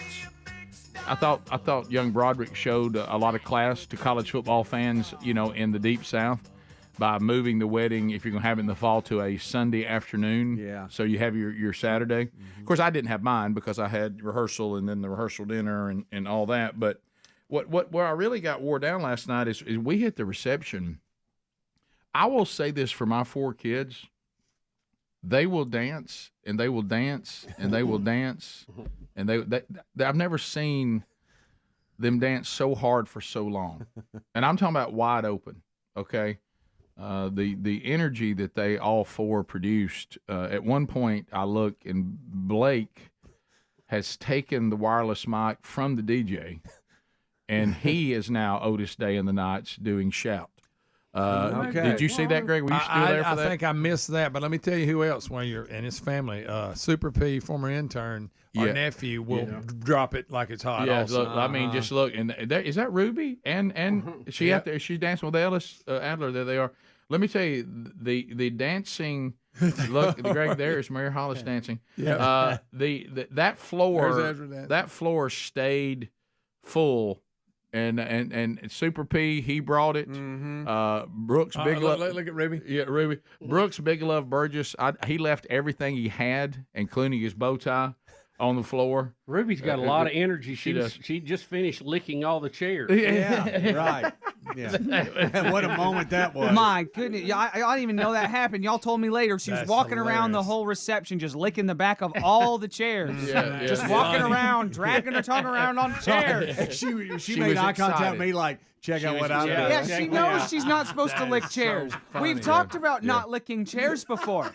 So we have a chair licking problem. Oh, yeah. So there you go. This is about the time I vapored. Did I do a good job of that? Did y'all know? You did. Yeah. Okay. You did a really good job. Yeah, but the dancing, it had gone on for a while, then we kind of slid out. But Have you realize how Super hard it is pretty. you can't vapor? I'd already, 30 days ago, thankfully, I had a wedding with Boomer. Yeah. And I was told by Sherry, the father of the groom does not vapor. No, Rick. And so last night I knew. instinct to do that. Helms, were you here when we talked about that? I tried to vapor in New York. Sherry's like, you can't vapor. you stay here till the reception is over. And we did the and I don't know if I have that. But we did the whole sparklers. Them running out. Look at face. Yeah, at the You end, I had stayed left for the whole rally. thing. But I've got some stuff I'll send you, Adler, too, of like. I mean, it just kept escalating. And Sherry and I, it's funny because Sherry had the attitude, which is fine, and I understand it, that we were going to dance all night long. It was so funny when she began to realize, as I did, that at our age, dancing all night long was not possible. Yeah, it's not. I mean, you talk about Grady the monkey jumping on you during the crap run. Whoa. The monkey jumped on me dancing. More feet get My yellow. feet were hurting so bad. At one point, my kids were like, "Dad, are you all right?" I said, "Don't treat me like I'm feeble." And they're like, "Dad, you're walking like really bad." And I'm like, "Yeah, I'm walking really bad because my feet are killing me." These shoes are killing me. Dad, are you in socks? I am in socks, kids. Everybody just move on. Leave me alone. Right. And so Daddy's fine. Rick, I liked your vest, your black vest. I got to say, you took your jacket off. I was like, oh, vest. Oh, yeah. Nice. Well, when they did the groomsmen, because I was officiating, and then basically they did it for Don, the father of the bride, too, they didn't want us to look just like groomsmen. So we were able to go back old suit and get the vest. Black on white, white on black. Yeah, whatever. and I didn't, and of course, on the sad statement, because I have done a little better, we're walking out, and out in the lobby, they put pictures of, like the Thompsons, he and his wife when they got married, and Sherry and I, we got married, and, along with the whole thing. And we walk out, and there's a picture of Sherry and me with that same cake, topping that is on their cake now. And Sherry looks over and she goes, "Oh my goodness." And I said, "What?" She goes, "You look better at this wedding than you did at ours." And which way to go with that. And I was like, "Wow, thanks, babe." Thank you, I think. Thank you, honey. I think Thank that's you, a babe. thank you. What was that about? Well, it's always better to look better now than you used to in the there you past. go. I think what she was saying is, I think she was a little surprised you married me. She looked over and she's like, "Good night." And I said, "Well, look at the job you've done. It's a credit to you." That was before the beard. Yeah. It was, of course, you got to watch that one now. Watch your party mullet. Watch your cake topper. Watch him now. But that's me. No, but hey, I was coming around though at that point. I was just making the turn. But I found that the We're gonna dancing. talk about I DJ'd your wedding. You're going to talk about that any? No. That is funny. Well, there were so many things. You DJ'd our wedding. Taylor was a ring bearer in the wedding, and there were so many. Here's the cake topper from the wedding. There was a lot of flashback to that. It was, and so we. I danced. The reception lasted till 9. The little couple did their last dance at 8:45, and then they would go out to the car. Sherry and I, we had a strong commitment that we were going to dance and try to hang with our adult children. Mm-hmm. That was a mistake. We made it. I'm gonna tell you, and it was funny when she realized it too. We went as hard as we could go. 8 o'clock, we did not have another hour in us. Just didn't have it. Couldn't do it? Just didn't have it. And I said at this point, I don't even think I can do the slide. And I said it's just You can't even do the slide. right. Can't even do it, right? I didn't realize how many dances still existed. That the group of young Everybody people knows. that they They have still know. organized dancing to a lot of songs. Yes. And a lot of them, and I was kind of upset because Sherry had worked so hard on the wobble, and but just it's like we just didn't have the energy. Yeah. You know what I mean? Okay, this is your shot of them doing the dance here. Yeah. That's yeah, great. Yeah. That's awesome. Yeah, and it was. That's from another angle there. Yeah, that's good. Yeah, I didn't know. Oh yeah, Brody did a little brush off on the little brush off thing that you He see did. the NFL He guys did. do. Oh, Yeah, yeah. okay, that's good. That's awesome right there. Yeah, there they are. We're Bringing just I dancing. mean, they must have practiced a lot. They did. It was like I would come home and this music would be blaring from downstairs, and they actually had. Would y'all like to know who helped them put this dance I together? would, yes. Because y'all all know her, by the way, Missy Kitchens. Really? That's who coordinated that. Wow. Okay. Now I know to the audience they go, okay, but that's somebody that, Okay, shout out to They Missy nailed Lance. the end right here. Boom. Yeah. Nailed it. Yeah, because her daughter was a big Yep. dancer, and she was Yep. all that too. So yeah, and she was a cheerleader at Auburn, and she came in there and said, "I will coordinate this dance for y'all," and she did a good job putting it together. That's great. Yeah. So, and I hope she gets to see the video. I hope Sherry sent it to her to see how her work turned out. but yeah, it got where I lost. On Shout Otis Day and the Nights when my oldest son had taken over the microphone and basically had become the DJ of the event without really clearing that with the DJ, and began to sing it for us as Otis Day. I started jumping real high. Oh. And that was a mistake. Oh, on hard floor. Jumping during Shout will take it out of you. Look, I think jumping anytime will take it out of you. Yeah, so top of the hour, 866 We Be Big is our number. More of the Rick and Bubba Show coming your way, or if you leave us, have a great day, and don't forget all the Rick and Bubba archives available for any part of the show you might have missed. Rick and Bubba, Rick and Bubba.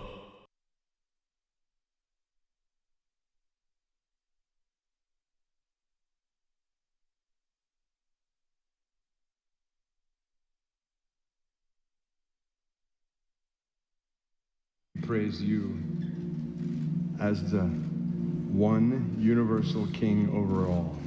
You are our leader and our Lord, and we worship you. There is one God and one Savior, and it's you, and your name is Jesus, and we exalt you, Jesus. And we know we need your mercy. We need your grace. We need your help. We need your wisdom in our country. And so we stand right now on behalf of our president, and we pray for your grace and your mercy and your wisdom upon him. God, we pray that he would know how much you love him, so much that you sent Jesus to die for his sins, our sins. So we pray that he would look to you, that he would trust in you, that he would lean on you, that he would govern and make decisions in ways that are good for justice and good for righteousness and good for equity, every good path. Lord, we pray that you would give him all the grace he needs to govern in ways that we just saw in 1 Timothy chapter 2 that lead to peaceful and quiet lives, godly and dignified in every way. God, we pray for your blessing in that way upon his family. We pray that you would give them strength. We pray that you would give them clarity, wisdom. The fear of the Lord is the beginning of wisdom. Fools despise wisdom and instruction. Please, oh God, give him wisdom and help him to lead our country alongside other leaders. We pray today for leaders in Congress. We pray for leaders in courts. We pray for leaders at national and state levels. Please, oh God, help us to look to you. Help us to trust in your word. Help us to seek your wisdom and live in ways that reflect your love and your grace, your righteousness and your justice. We pray for your blessings on our president toward that end. In Jesus' name we pray. Amen. So there it was. That's that way you don't have anything other than the actual prayer. I don't have any issue with the way it was handled. I don't have any issue with David's letter to his church that followed. It's like some of you want to find something to be upset about with how he handled this. On Great prayer, great explanation of it all. I thought. I mean, I don't see any issue with it either.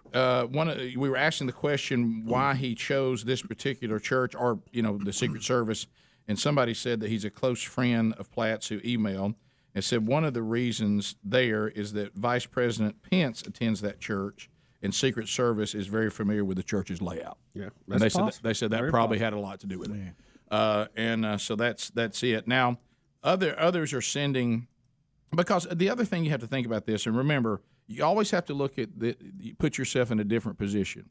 There were some people that were upset that he was there because they don't like this particular president, and the pastor explained to them why he did it from a biblical standpoint.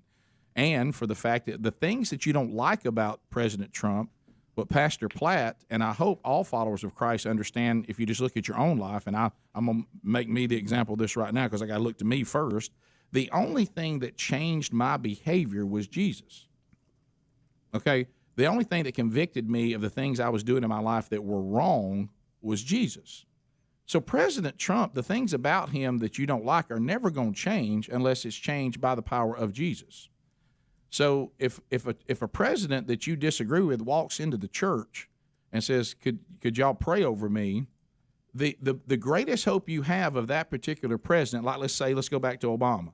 I didn't like Obama's view of abortion. I didn't like Obama's view of many ways to heaven. I didn't like Obama's view on marriage, gender, and intimacy. But I'm never going to argue President Obama out of those things until he comes under conviction that those things are wrong.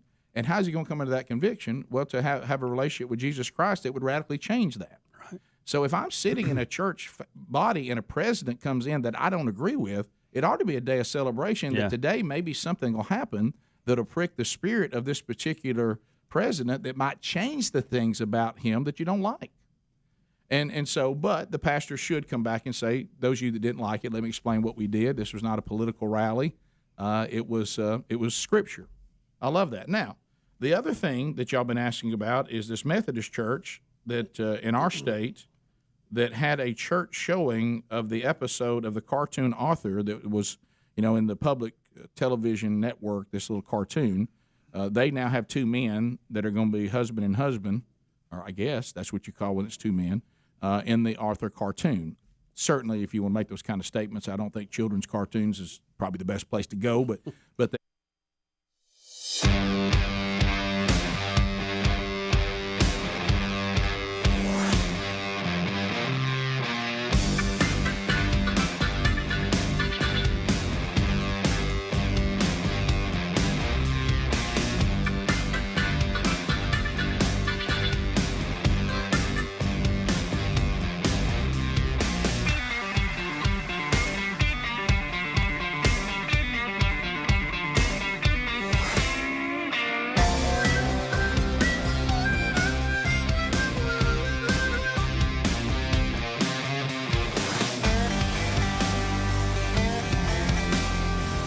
It is 6 minutes past the hour, the Rick and Bubba Show. Thank you for being with us today as we recap the weekend. And, buddy, we've been through a lot of it, if you already missed it.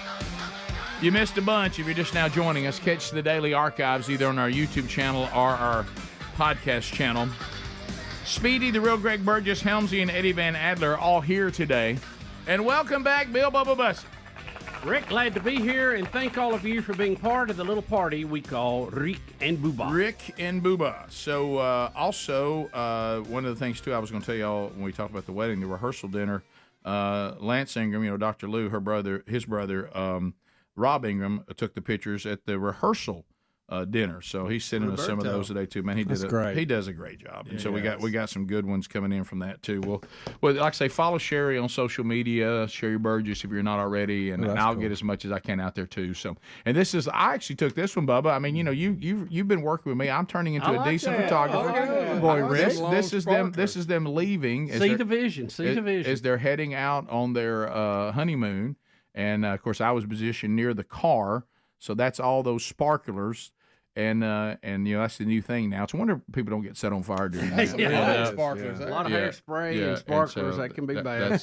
That's them hitting there. It was kind of we talked about, we had so much going on that was lighthearted over the weekend. Speedy, Beth Mowins, we talked about Greg and the crap run, the wedding, and getting to see everybody. And like Greg, it's funny when you see all the people that we work with and the people that we know, and like you said, everybody's kind of dressed up, shining like a new dime. Oh yeah. Everybody has their best on, everybody looking good. Got their Sunday best on. Oh yeah, and Bubba, I thought you looked fantastic. Well, thank you. I mean, look right here. I mean, look like a politician. Look at that son of a gun right there. Think he can give a speech on the budget? Oh yeah. Look at that. Now, you don't see those two men dressed like that at the same time very often. No, you don't. No, you do not. I think if you pan down, Bubba has tennis shorts on. Well, but you know what? What an effort. You know, that's a good color on you, Bubba. You look fantastic. You doing a little better. You've dropped to what, about 20 now? Yeah, about 20. Yeah. You can't tell it. Well, if I could, I can't. I would like to tell a funny if I could, because there was a time where Betty and I both lost. Betty I lost Terry and she lost Bubba. Okay, and Terry had said, "Hey, I'm gonna run to the restroom real quick," and then I got sidetracked and I was signing the guest book or whatever. I come back out and Betty's like, "Where's Terry?" And it's like, "That's a great question. I don't know where Terry is." Right. Reese ran off somewhere. She said, "Well, I can't find Bubba. Can you help me find Bubba?" So I just start walking around. And finally, I get a text from Reese. "Hey, we're at a table outside." So I walk out there, and there sat Bubba, and I'm like, "Oh wow, I didn't know." Okay, so Bubba's out here. So then I made my way back in. I said, "Found him. He's at a table. He's got him a corner seat. He's sitting there holding court." And we hung out with the Bussey family for a while at that table. Got to see the Wingos and the Primes and everybody. Just had a good old time out there. You know, when you're doing this, and like I say, Greg, you've been there twice. You've been there once. It's just mass Speedy, confusion. you don't really get to see anybody. You don't. It's a blur. When There's you're the many family. people that When I you- remember I felt bad that I didn't get a chance to talk to when my kids got married, but you just can't. Can I tell you the number one thing I liked being the family of the people getting married was having a reserved table at the reception. That's nice. That was fantastic, because you ever go to those receptions and they're overwhelmed, you can't find anywhere to sit. And then there's the people that do the. I tell you one thing I cannot. No offense to anyone, don't hear me saying that. And I'm sure in this situation, but I don't know about y'all, and I think it's on me. I'm not a good eating while I stand person. No, You ever because I seen have these it all. people? I have it all Do over little me. high tables you eat on. I don't like do that. that. I like. I don't like. What about when you have to just stand and eat with nothing? You just got Now your that's plate. tough. That's tough. If you got the tall, skinny table, I'm okay. Oh with. yeah, you had something to drink, you got your mess. But you're right. Now, free-handed, no. Yeah, you know the other one I don't like, the famous chairs up against the wall, and you just sit in a chair and you sit in your lap and have to eat. That's I'm just terrible at that. I like the tables and having the chair that Ruby licked, and you Right. sit there. Right. So and Ruby was enjoy licking that. chairs. She was.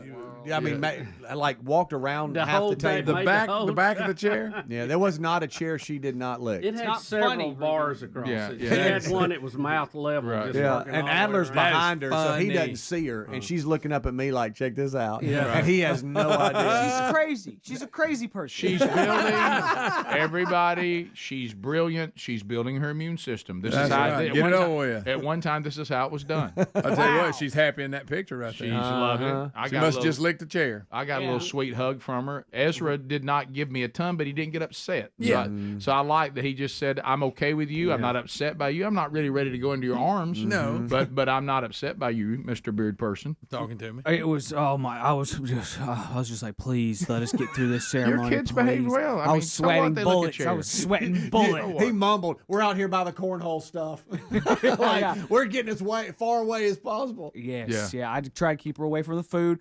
I don't know what the deal is. We went to a birthday party as well this weekend. As soon as Ruby gets to where there's a full spread of food, she gets a deep, disgusting cough for some reason. I'm like, "Please, baby, you didn't have a cough when we were out by the cornhole. Why are you coughing on the cheese? Please stop." My goodness. Do you think she's messing with everybody? She seems to be like, it's like maybe you know how some people like to. It's like she knows what bothers There you go. Adler, Yeah, so yeah. she's doing it. It's like she's out to get germaphobes, and She showed them. Yeah. Have y'all heard the term three-nager? Three-nager? She really is a three-nager. A three-nager. Yes, Funny. it's real. Yeah. I do think I got Rich in trouble. His wife Sherry, it was talking with Terry, and we were all standing there talking. I talked about his love of sweets, and I brought up him down. Yeah. I brought up him down at the farm. Did you? In front of In her. front of his wife? Well, Oh, it was just Speedy. My goodness, what are you gonna do? It was just conversation. She lives with the man and married to him. She knows he loves sweets. And I said, "Hey, I heard you got off in that Rubbermaid looking for them Oreos." And he looked at me. If he could have said Oompa Loompa, I think he might have. But we have that in common because Terry talked about ice cream, and I love ice cream. And he's like, "Hey, what's your favorite ice cream flavor?" We got off into He lit that. up like a little light, Oh, didn't he? you kidding me? He And lit then up Blake like- Prime walked by, and he said, "What, y'all talking about ice cream?" No, we're not, Blake. No. You know, I saw Rich. You remember this? He ate a whole cake one time. I'm talking about a cake. When we were down there at his place. They are getting after it. Yeah, Wow. yeah. Greg, I'm not sure we're supposed to be talking about that, about the cake. Yeah, Well, it's been years. statute of limitations. You're right. Yeah. He ate a whole cake. He ate a whole cake. Entire. I mean, that's impressive. Look, I mean, they just go so. I mean, they dance so they won't stop. Their knees are young, guys. This is late in the Is this where you were trying to jump, Rick? Yeah, I'm done. I'm on the sideline now. I just couldn't go. I mean, if the dance teacher had walked up, look at Brooks bringing it. You see how hard they go? I mean, they go so hard. Like he's running in place. I mean, they bring so much. Oh, that's so funny. Yeah. So they just. I mean, memories right there. Yeah, that's that's funny. it. Right Oh, there. look, Brody's tired. Yeah. I mean, it's just There's nothing left. That's you fantastic. can't beat youth. Oh, that's great. Yeah. So anyway, we'll actually probably limp around most of the week, and then we'll try to get our. But I'll tell you what Sherry and I are doing, and by golly, it's time. All the things we went through, we're going to the beach this weekend. Oh, good for you. That's great. Good idea. We're going to the beach, and we're going to shut her down. That's great. Shut her down. Shut her down. Let me tell you what. Let me tell you what event we're going to be part of this weekend. None. Nunion? Yeah, Nunions. You know it. But it's great. It was a lot of fun. All right, so we'll come back. I know we haven't talked about the Israel attack a lot, and there's a lot on that, but a lot will be happening today. Yes, you're right. We can talk about that too. We also have maybe the dumbest call in college football we've seen in a long time. Oh yeah. Did you see this? I didn't see Lost anything. a game. We'll be back. Rick and Bubba.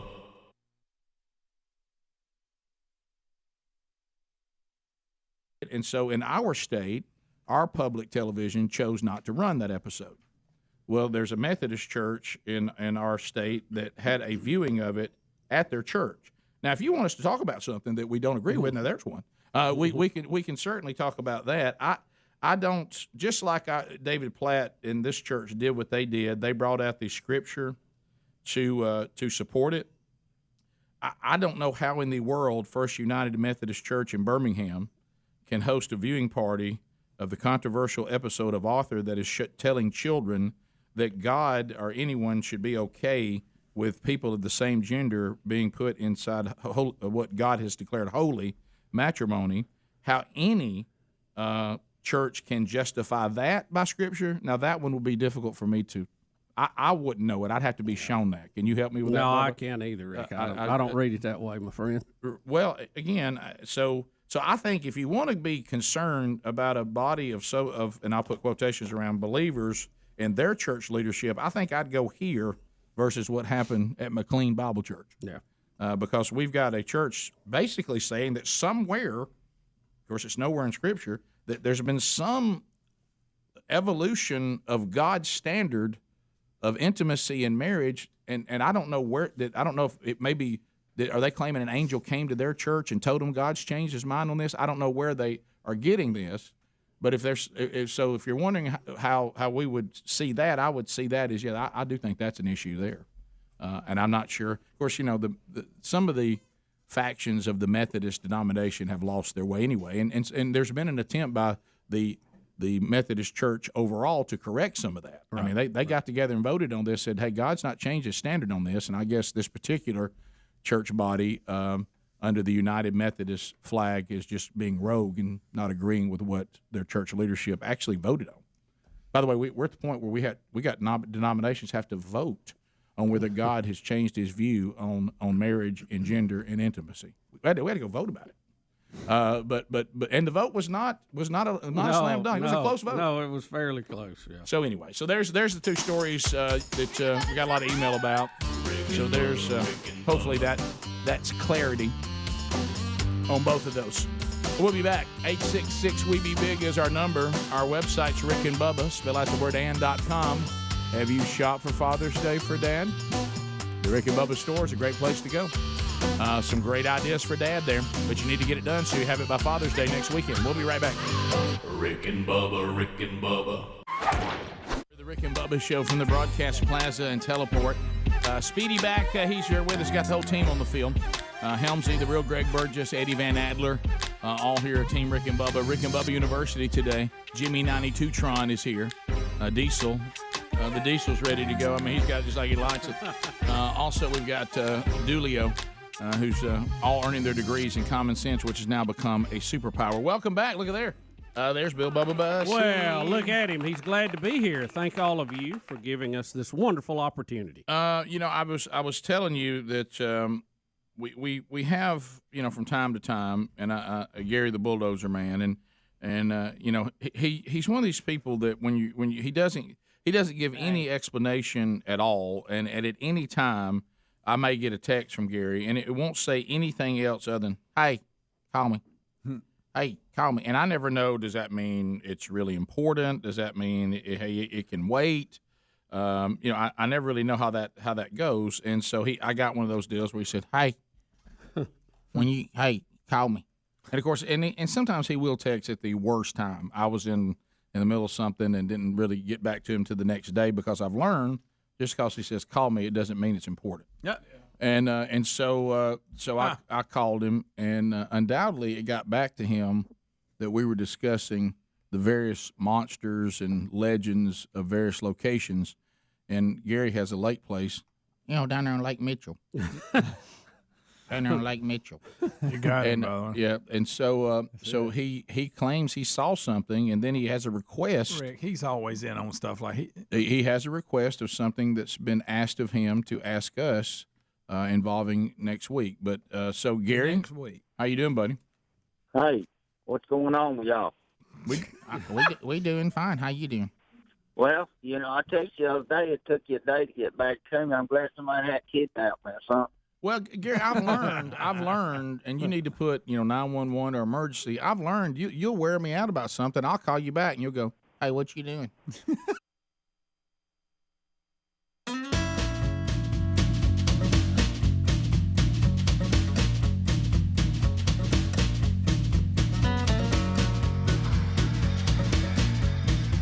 All right, we're back. 20 minutes past the hour. All right, so no, I was Can I tell you something I did at the wedding? I'm kind of ashamed of. I bet not near ashamed of what Jordy Henson did, but go ahead. Yeah, but wow, that Jordy's making a lot of. He's he's something. Well, he's getting a lot of mileage out of that, isn't he? It's Jordy. He was our friend that has been diagnosed with ALS, and we have a weird way of dealing with things. But he now, anytime he wants to do something, if anybody tries to stand in the way of it, he'll go, "Well, I've got ALS." Right, or it's because. Yeah. So what did you do? Well, I had two different people ask me if Gary the Bulldozer guy was there. Oh. And just as a reflex, both times I said, last time I saw him, he was by the charcuterie table. Oh, gosh. And they took off looking for him. Bubba, you did that all night? That's where he would be. Yeah. I did. I couldn't. I'm sorry I did that. I couldn't help it. When they trimmed down and they didn't, invite me or Gwen, I didn't make the cut. And, it is bad when you get down and, because you have to be. Well, I did it vaguely, like I didn't know if he was there or Did not. they rush? How fast did they go over? Well, like they got somebody and went that way. Tapped him on the shoulder. Oh, sorry. He's the one that's sleeveless right over there. Right, that's him right over there. Did you get you any of the cake? No, I did not. Interesting. Well, I mean, just too far away. Well, there was just or people to eat. Look, there was plenty of cake. Fat guys, okay. Yeah. Well, I mean, but when you see you or us and the cake comes out and we don't get it, it makes people be concerned about the cake. Frankly, Rick, what's wrong with the cake? That's a good point. But the cakes were delicious. I did see the cakes; they looked lovely. They were delicious. Quick note about Jordy. Jordy doesn't care about anything, by the way. You think you're telling me that? You can tell Adler does not know my story. But go ahead. So I walk up, I've got Ruby with me, and there's a large group of people that I'm like passing by, and they're like, "Oh look, oh look, her hair's so pretty." And Jordy, yeah, she's got pretty hair just like her daddy. And Jordy's just making fun of me in front of a large group of people. You know why? Adler, I'll be honest with you. You were standing at the lemonade stand. And you were getting you and Ruby something to drink. But I thought it was your wife standing there. Hey, that's all right. And I wasn't the only one at our table that thought that. All right, Jordy. We started laughing and going, "Wow, that's Adler," when you turned around. Yeah, well, okay then, buddy. But I think we all have to ask a question. Well, your hair's longer than your wife. Yeah, you don't see that a lot. But we all do have to ask the question, how Can Jordy play the ALS card and just say and do anything? He's a wild card. I think so Oh, now. I Yeah, think so. He's always been a bit of a wild card, but now he's armed. He bum rushed Greg and Lisa's family picture. Did he? And so then I asked, okay, so now let's take one without Jordy, and then he announced to everybody in that section of the room, is it because I have ALS? I know. Loud. And I was like, no, it's not. And some of Greg's family, they didn't know. Do we laugh at that? Yeah, Or they didn't know. Should we be concerned? I mean, he's gotten to the point now. He goes, "You care if I use your truck this week?" I said, "What are you talking about this week?" "Yeah, could I just have it?" I'm like, "No." He goes, "Why? Because I have ALS."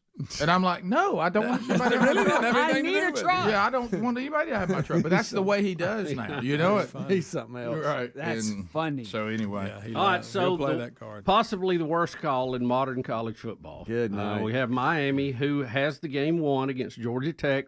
All they have to do is go into victory formation. and this would take them to 5-0. 5-0. They're so somewhere where were they uniform going on. into this? They were ranked They were 17. 4-0. I mean, this is gonna move them up Or would have. to the 5-0s, which are going to be in the top 10 probably. And Rick, they decide instead of the victory formation to run the ball numerous times. But why? Well, watch what happens. Okay, all right. That's a terrible uniform. Oh, it's a horrible uniform. Miami is doing. I don't need a. And fumble. Tackled and the ball popped out. You got to read the clock. Read the card. To me, Georgia Tech has it with 26 seconds. 26 seconds, Rick. All they have to do is take a knee and the game's over. Up in the pocket, gonna loop it. Wonderful down the play field, here. and it Yes. is Gets out of caught. bounds. And that's Rutherford. 15 seconds left. Here's King 10. from the pocket. 7. 44. 6, 5. Gonna loop it downfield. Oh my goodness! Touchdown. How did that Georgia happen? Tech. Rick, don't miss they got 2 timeouts. Did He you see should have somebody- took it down to 1 second, called a timeout, nothing. It'd have been the same thing. Did you He should have yeah. called him over and said, Did you see the guy throw something onto the field immediately when they scored? Oh, yeah, yes. yeah. Bottle several things. Yeah, Yes, don't get this All right here. Okay, why are they doing this? Just take. All right, so when See, does Georgia We Tech's should out of be timeout. kneeling now. Yeah. so the Or way that before, was? I'm sorry, the 2 plays before that. I want to go back. No, we don't have time for that. Or we have, but No timeouts. Georgia Tech has no timeouts. and Miami could have took one. I With know. 1 second on the clock. I'm assuming that they went and reviewed the fumble. Yes. Because Yes, it looked- looks close, but the problem was just like he wouldn't have been down. He never gets a body on the ground. Yeah, when the he ball did. He was comes laying up. on top He of was the laying body. on top of the person's body, right? Yeah, exactly. Yeah. And then 4 DBs get burned with somebody behind. Just take 2 knees or whatever knee, and it's over. So When Miami, the quarterback you go gets to from scrambling, being and for some 5-0. reason they come up, and I don't know why. You- They're you- looking in the backfield. You go from being 5-0 now to 4-1. You drop 8 spots to 25. You're almost out of the top. And now you got to go to North Carolina. And And this they gonna year, get- not going to get easy. I don't understand this. Next time I need to step in, I don't get this reaction here from Coach. okay, all right. And then at the end of the game, a chance to put it away. And should just tell them to take a knee, take a timeout right there, recalibrate. You think? And just take a knee. And so gave them a chance, and they took advantage of it and scored. So It's not a game of chance. it's that simple. Why didn't you guys take a knee on that? You know, when the drive started, it was going to be at 157, and we could burn about 127 off, and then it was recalibrated. I should have taken a timeout right there at the end. Thought he could get the first down, and we talked about 2 hands on the ball, but that's not good enough. Just should have told him to take a knee, and that's it. Fumbled the ball at 25, and they went 75 yards in 2 plays, so no excuse. It was 3rd and 10 on that fumble play. Is that you're saying that you could have gotten the first down? Is that why you guys did it? Yeah, really. What you didn't need. We should have taken a knee. It wouldn't have mattered. No, there was no confusion on there. We were moving the pile. We were, had a pretty good drive going, and just, He got greedy. again, you like to think that. Do you think he was trying to get more points? I don't know. No, that's it. You think they're Where trying they to bust not gonna make an one excuse up the for it. middle? No. Say No, should have I done don't this know or what that. he was That's it. doing. We should have Did he done take it. his headphones sometimes off? Wasn't paying attention? just get carried away with it. Just finish the game and run it. But I should have just stepped in and said, "Hey, just take a knee." You think? So he had an assistant coach call that, and he didn't override it.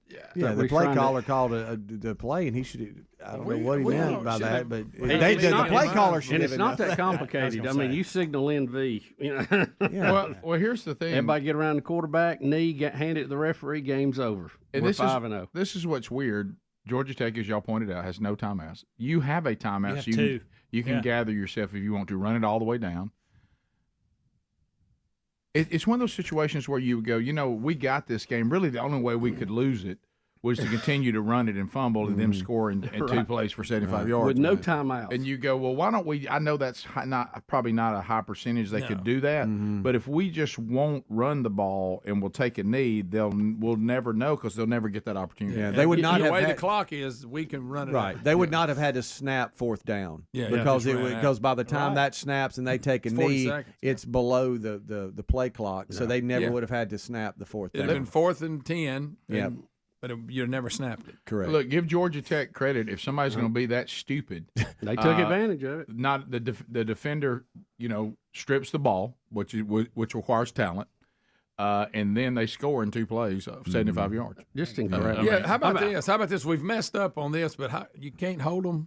Do you think the defense was in shock? yards? Do you think the defense was in shock because they couldn't believe the offense did that? Maybe. And they just they never could recover. They from probably that? never thought they had to go back on the field. That's what I mean. Do you think they went out probably there? already lost their helmets? That's just a great throw. It was. But the other one. And where did Georgia Tech's quarterback transfer from? Is he Texas A&M? Texas A&M. Haynes King, ain't that him? Wow. That's embarrassing. They're not alive. Your phone calls are next. 866-WE-BE-BIG. We'll chat with you on this or any topic, whatever you want to bring up. 866-WE-BE-BIG. More Rick and Bubba coming up right after this. Rick and Bubba, Rick and Bubba. I'm like, well, Gary, what is it? Well, I mean, you got to let me know whether, the level of now, in that particular case, I couldn't call you. I was actually in the middle of something at the time. Yeah, you always in the middle of something. Yeah, well, I know. I'm a busy man, Gary. You talking about dialing 911? No. I'm saying just put in the message, hey, this is Gary. Call me at your 911.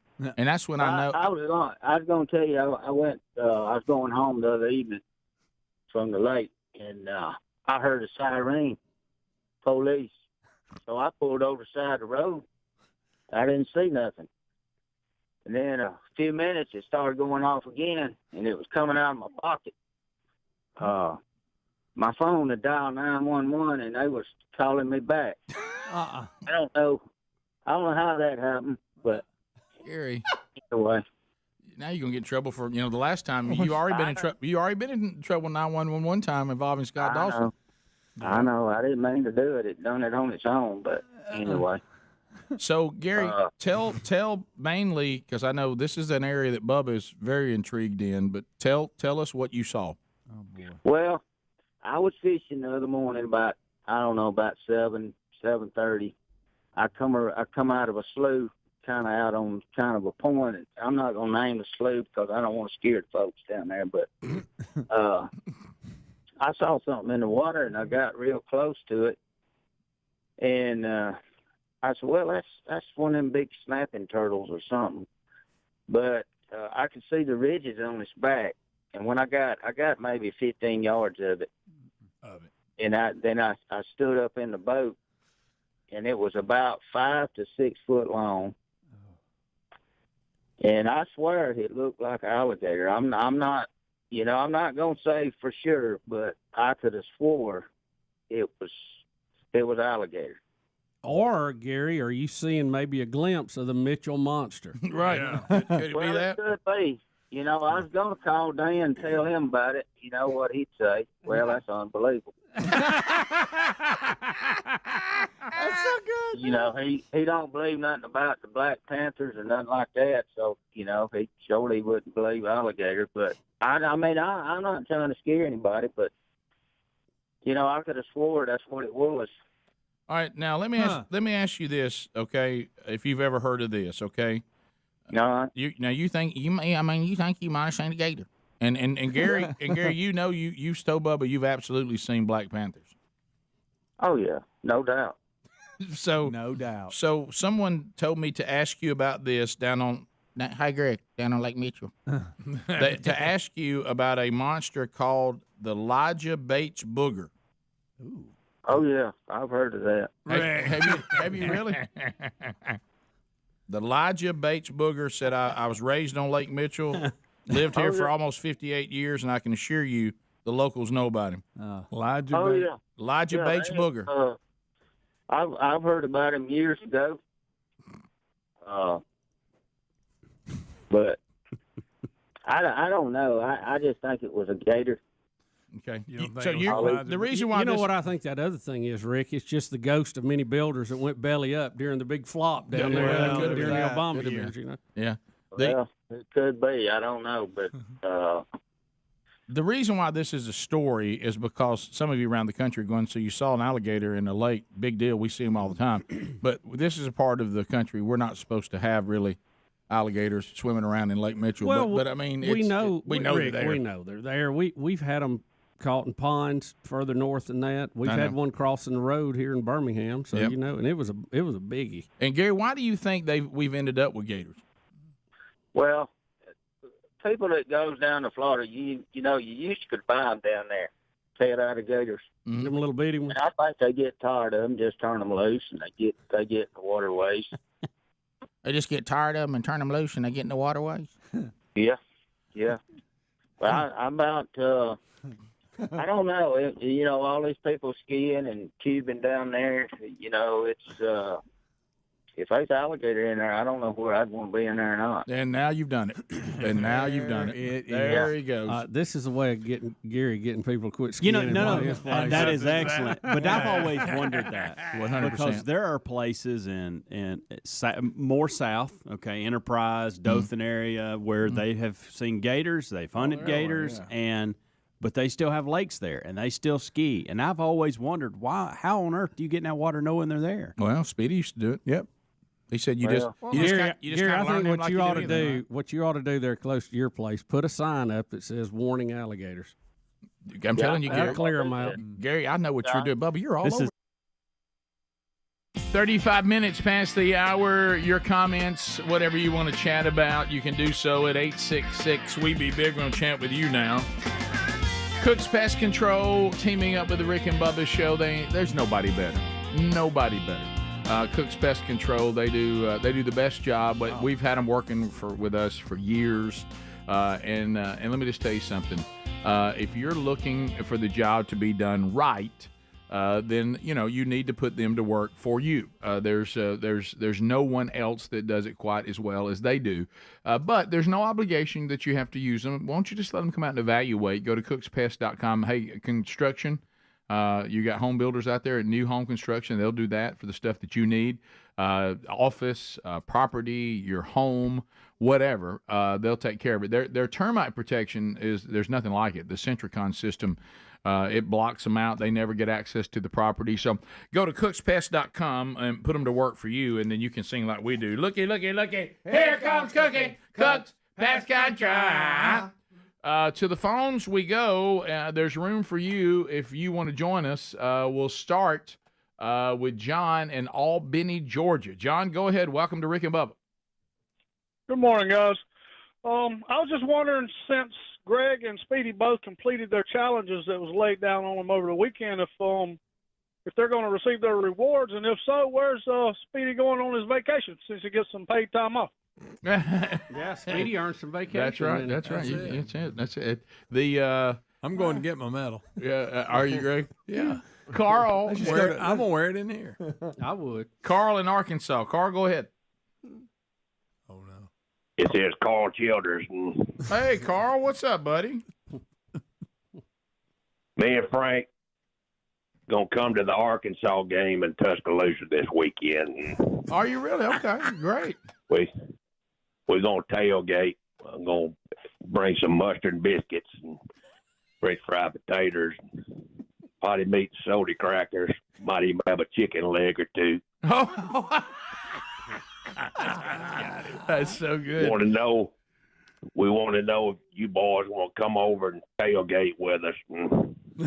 Well, I tell you, Carl, I really would make that effort, I think, but I'm going to be out of town this weekend. Doggone it! I mean, I I kind of have my heart set on meeting you. Well, any of them want to come, or y'all welcome to come. We'll be near the schoolhouse somewhere. And we'll be waiting on you. Okay, Carl. Thanks, buddy. All right, then. All right, then. Okay. Listen, we've had many in the past try that. This guy here, He's got it. He's good. He's got it. Did Arkansas? How did Arkansas do this weekend? Did they play? They come out the gate pretty good and got who would they play? They got Ole beat. Miss. Ole Miss. Yeah, they got beat. They come out pretty like they were going to do something, but Ole Miss. Arkansas is a weird team. You don't. I know, you don't know. You don't know what's going on. It was a back and forth. It was a really good game, but they just. I think I beat 27-20 or something like that. That's in my mind. I don't know why. Greg in Mississippi. Greg, go ahead. Welcome to the program. Hey, good morning. I tell you what happened with the Miami game is they were watching Tom Cruise movies the day before, and they got into all the right moves, and they thought they could beat that coach's decision at the end. You talking about Coach Nickerson? That's right. Is that all the right moves? Yeah. See, I forgot. I can't remember the plot of that movie. Are you talking about Stefan Georgievich? Yeah. Say, Greg, how do you remember love that movie. How in It's the one of my world? favorite movies. How in the world? Down Pipe High School? Come on. Greg. He's got details nobody else can ever remember. Greg, now I get it confused, and I know this is going to upset you, but I get it confused with that movie and the program. I get it confused. It's not. No, I know. I said it would upset you. I don't, you know what they got in common? Football. That's it. Nothing I'm else not is even saying close. that the plot line I get confused. I forget which one All I'm Right watching. Moves is a classic. Which one would you rather watch? The program with James All Caan? the Right Moves. That program's too stupid, corny. Really? Okay. All the Right Moves? Oh, yeah. Come on, Ampipe High School. I don't remember that at all.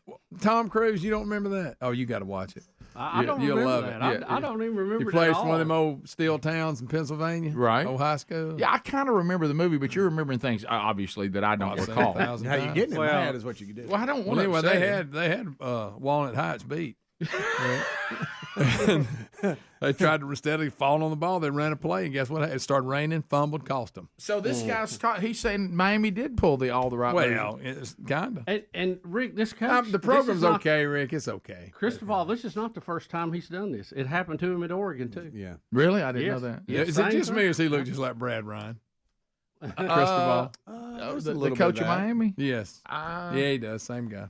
Well, Greg, Hey, I Rick, just can you let us think about it for a minute? You might as well agree with him. He's upset now. No, I can't believe Rick put the program up there with all I the right didn't moves. put. I don't mean the storyline. It's just when I think about there's these. He does look a little bit like Brad Ryan. I can see that. Just like him. Yeah. I don't see it, Greg. Not that much like him. And this He's a view, for white some guy, reason, he right? doesn't Right. look that much. But, Right. But I've seen him plenty of times. Nothing like him. Yeah. Okay. Looks more like Helms than it does So, him. Well, the same haircut. When you go football movies, are you trying to elevate all the right moves It's a good one. in football movies? Yes, it's a good one. You know, there's better baseball movies than football movies. Y'all didn't get Speedy enough on that. tell He me- looks more like him. You know, Rick, I pay a man to do my taxes.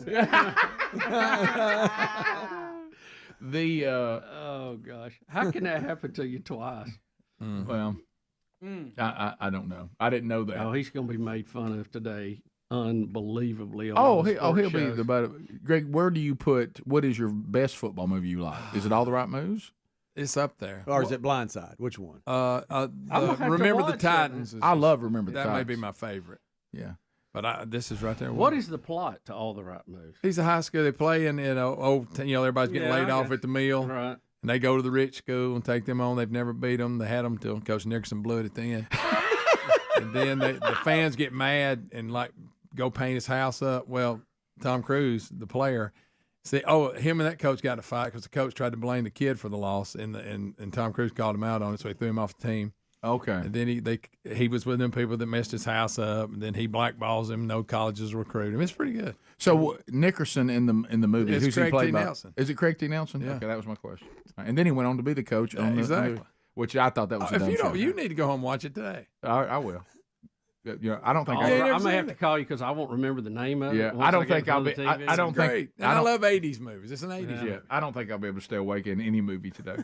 Yeah, Cam, you need a little nap. yeah. You know who else is in it? Sean Penn's brother. Yeah, that was in movies. He plays a big linebacker in it. It's good. Okay. No, it's perky today after his win. You gonna marry the movie? No, It's good. I may have to. I don't know how you're perky, Greg. Seriously, because I don't. You were in the category, and of course, you guys were able to leave earlier than I was, but I became that guy, and this happens to Daddy when in the job that we do.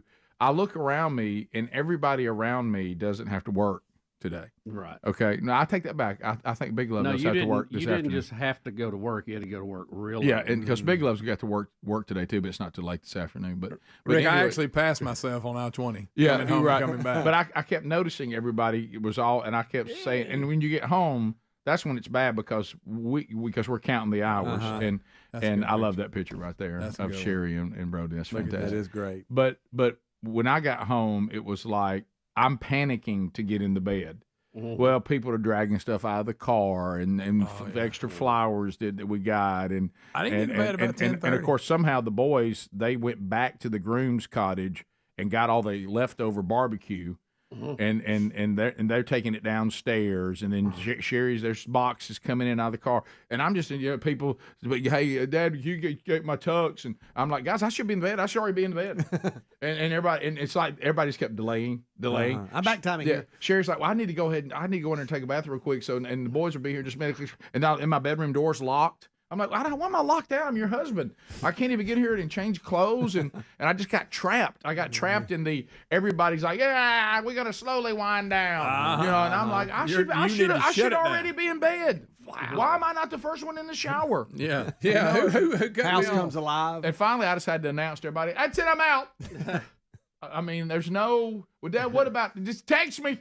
You know how you just start shouting stuff like that? Text me. Dad, tomorrow we're thinking about text me. Just leave me an early morning text. Sleep. And of course I love to get up when I have to get up and I start texting everybody. Hey, I went a lot earlier than you, and I did the same thing. I put my coat on the chair and I headed to bed. Yeah, it was. But when you're in a house when everybody else is doing a slow, they're landing the plane slow, and I'm like, I need a parachute. Y'all are taking this thing in for a really slow landing. I got to get this thing on the ground. We'll be back. 866 We Be Big is our number. More Rick and Bubba next. Rick and Bubba, Rick and Bubba.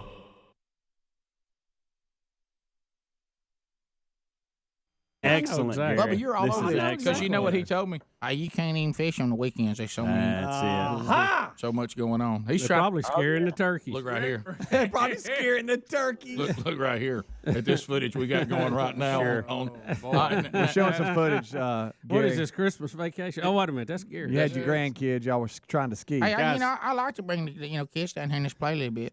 Now, Now, Gary has pulled my kids around in the boat. Yeah. He'll sling you around now. Yeah, he will. Well, when y'all coming back, Helms? Next weekend. Gary, Hey, I wanted to get when you and Sherry was down there, Rick. You and Sherry was down there the other weekend. I was going to try to get her on the tube, and she wouldn't get on. No, because she's wise. She knows what you were going to do. Now, Well- Gary, what was the other thing about next week? You said there's no.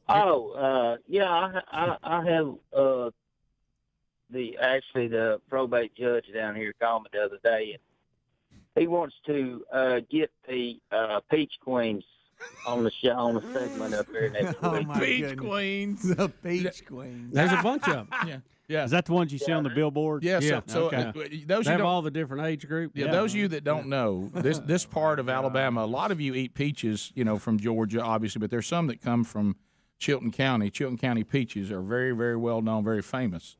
So this part of where Gary's from, where he grew up, and where he now still lives, they have, and it's been an ongoing tradition, and Bubba just said it, you'll see it as they're welcome to Chilton County. They always have the Peach Queens up on the billboard, and the Peach Queens are wanting to come up here and see us. Boy. Oh yeah, they it's kind of a big deal. I think the governor usually comes on the the Peach Jam, which is I think it's going to be on the 22nd. But it's kind of a big deal. for Chilton County. So I think it was, hey, he said, I need to ask you something. The Peach Queens want to come up here and meet y'all. No. And I was like, what did you just say? You know, little Peach Queens. And, so Gary, you get with them, I'll get with Speedy, and we'll have them up here and have a picture made with the Peach Queens. That'd be fun. Okay. All right. You got that? And now that you've run everybody off Lake Mitchell, you need to do something to bring some tourism back. Yeah. Maybe the Peach Queens can pull that off. I wasn't going to say anything about it because I figured there wasn't nobody believe me. But, I know what I saw. But I ain't no need to calling Dan or, the game warden because they wouldn't never believe me. But you know what you saw, don't you, Gary? Oh, yeah. Yeah. Had ridges on his back, didn't it, Gary? I believe more people will believe you than you think. Yeah. Yeah, it really doesn't sound far-fetched to me at all. No. Look right there. Uh-huh. Yeah, I wouldn't think I know Gary'd want to people call that the have- game warden. You know it. I know people that have killed one out of their pond about 10 miles from where you live. So sorry, Gary.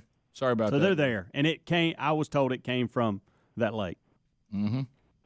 Well, I don't know, but I know what I saw. Gary, thanks, buddy. All right. I'll see you next week. Thank you, Gary. All right, who you bringing up here? I'm bringing in Peach Queens.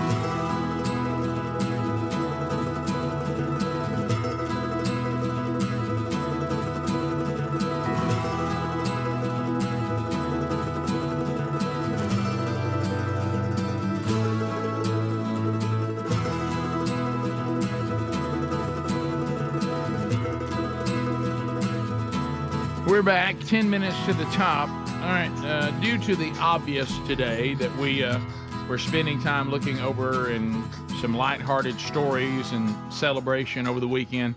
So we haven't spent a lot of time on the attack on Israel over the weekend, and you're in the mode now of waiting on Israel's response, and according to what they've been putting out and what they've been saying publicly, it will be severe.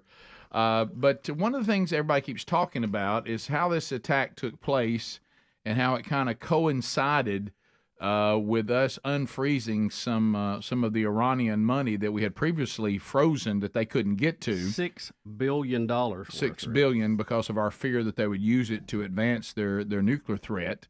And so we have some cuts, and this is in September of this year.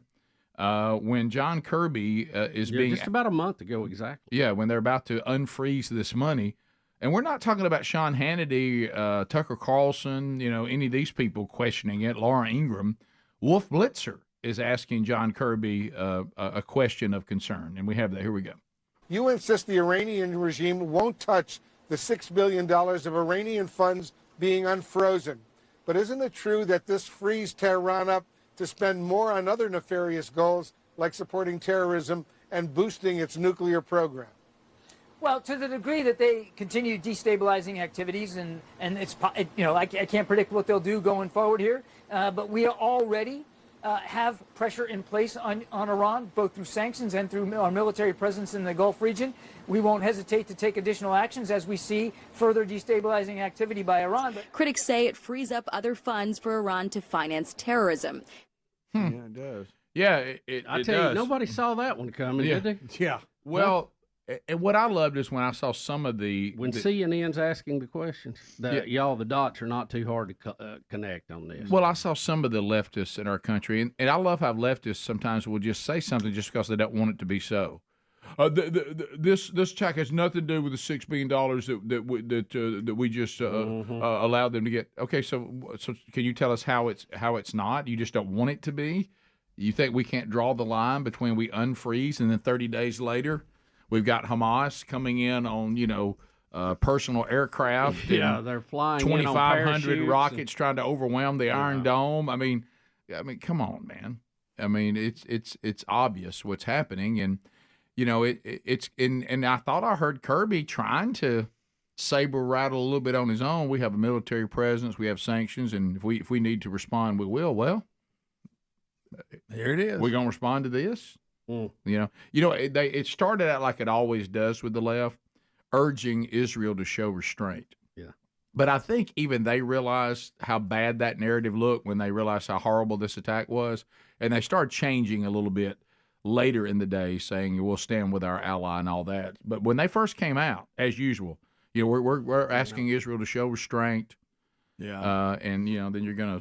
But I don't know what Israel's going to do, but they're gathering up a lot of equipment. What they're saying. Yeah, and calling up a lot of their reserves, and they have already shut water power and blockading the Gaza Strip. So they said that they were going to pay for this. It'll be something they remember a long time, and I don't know what else you can do. You can't let these terrorists set up in there, and a lot of the people that may not be directly involved are allowing them to set up and store these rockets that they're going to fire into Israel. So Israel has a right to defend itself, and that you're going to see that in the next few days. Yeah, well, and you talk about the innocent people that get caught in the crossfire of all this. Well, you saw Hamas killing women and children yesterday that had nothing to do with this. I mean, they're actually deciding to bomb and to invade farm towns and some of these communities that kind of live almost like in a communal setting where they share, resources and all this. You're not exactly going after the Israeli military here. But anyway, but I guess I always don't I try to understand what is. I'm thinking about the folks that are just trying to live their lives, that are they're Arabic, they're the Palestinian, and these terrorist groups keep getting them killed. Mm-hmm. And I'm thinking to myself, what is the gain? I mean, Hamas surely knows they can't defeat the Israeli military with or without their allies. What do they think? Why would you want to go and pick a fight with Israel and give them all they need to show no mercy whatsoever and your total annihilation? Why would you do that? Did Rick, you? I think they're mad. I think they, in their view, think that any Israeli we kill is a good Israeli, and that the Arab world will rally behind us, and somehow we're going to come out of this ahead, when there's no way that's going to happen. Right. So it's maddening, really. Right. It's much like what you saw with Russia's invasion of Ukraine. It made absolutely no sense. Right. They have their trumped up reasons, but everybody's going, that doesn't make sense. And look what they're into now. Yeah, and I don't know. I heard, and I don't know. It can't be confirmed, but I heard one of the narratives over the weekend too, that some of the weapons that Hamas has now may have come from Ukraine, that they bought some from them. But I don't know. But we'll see how it turns out. But if I don't know why Israel would say that our response will be severe, that they will remember it for 50 plus years. It will never be forgotten. It will be overwhelming, and then not do it. They don't. I know there's a lot of people that like to threaten. Our country being one of them, and then not doing anything. The Israelis usually don't threaten and then not follow through. And so I think this is going to be severe. Yeah, I think you're going to see a massive retaliation. It's already pretty severe. They hit them with airstrikes pretty good, and knocked out. They did quite a bit of damage, and their Air Force is The next is quite 48 good. hours, you're going to see a whole lot more, I think. Well, ground troops, you're going to see them go in. Biden, once he woke up around 8 o'clock, he was all over it. Did you hear about this? Listen to what he said. Now it started the night before, like around 11:30 or midnight or something. He said when he woke around 7:30 or 8:30. Listen. I got up this morning, started this at 7:30, 8 o'clock, my calls. Hamas terrorists crossing in Israel, killing not only Israeli soldiers, but Israeli civilians. 7:38, somewhere in there. Okay, way to get after it, pal. We don't wake him up while the attack's going on. Pawpaw should have been in the situation room at 12 p.m. when it started. Right. Don't disturb him. It says here in the notes it started at 11:30 p.m. Eastern time the night before. So we can't have the president up at midnight, ready to go. I don't know. I mean, Euro's a pretty big deal when Israel's being invaded. Yeah, I mean, it is. It's got worldwide ramifications. You're talking about the center of the universe. Mm-hmm. So, but it's. We have a lot more footage. We're not going to be able to get to it today, but I think by tomorrow we're going to have a much better grasp. Yeah, on the whole well, scale they'll of probably it all. know what the response is going to be, but it's. This music festival here that everybody's talking about, which by the way was for peace.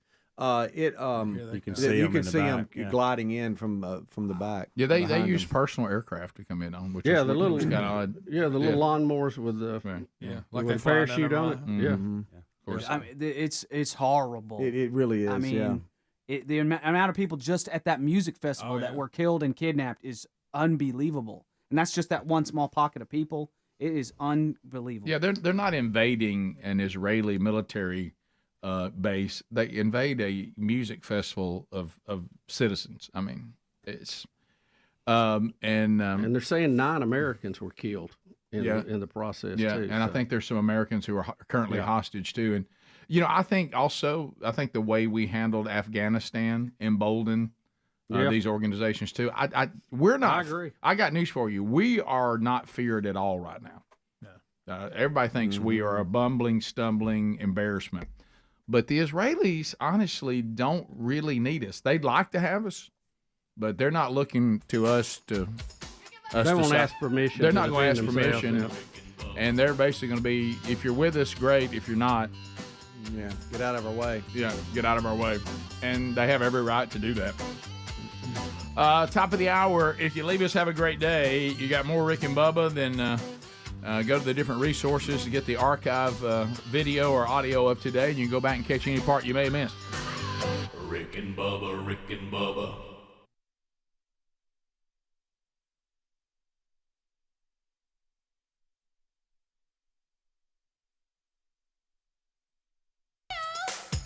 Rick and Bubba, Rick and Bubba. Pass the gravy, please. Rick and Bubba, Rick and Bubba. Ooh, it brings me to my knees. Rick and Bubba, Rick and Bubba. I can't start another. Rick and Bubba, Rick and Bubba. Day without him, brother. Rick and Bubba, Rick and Bubba.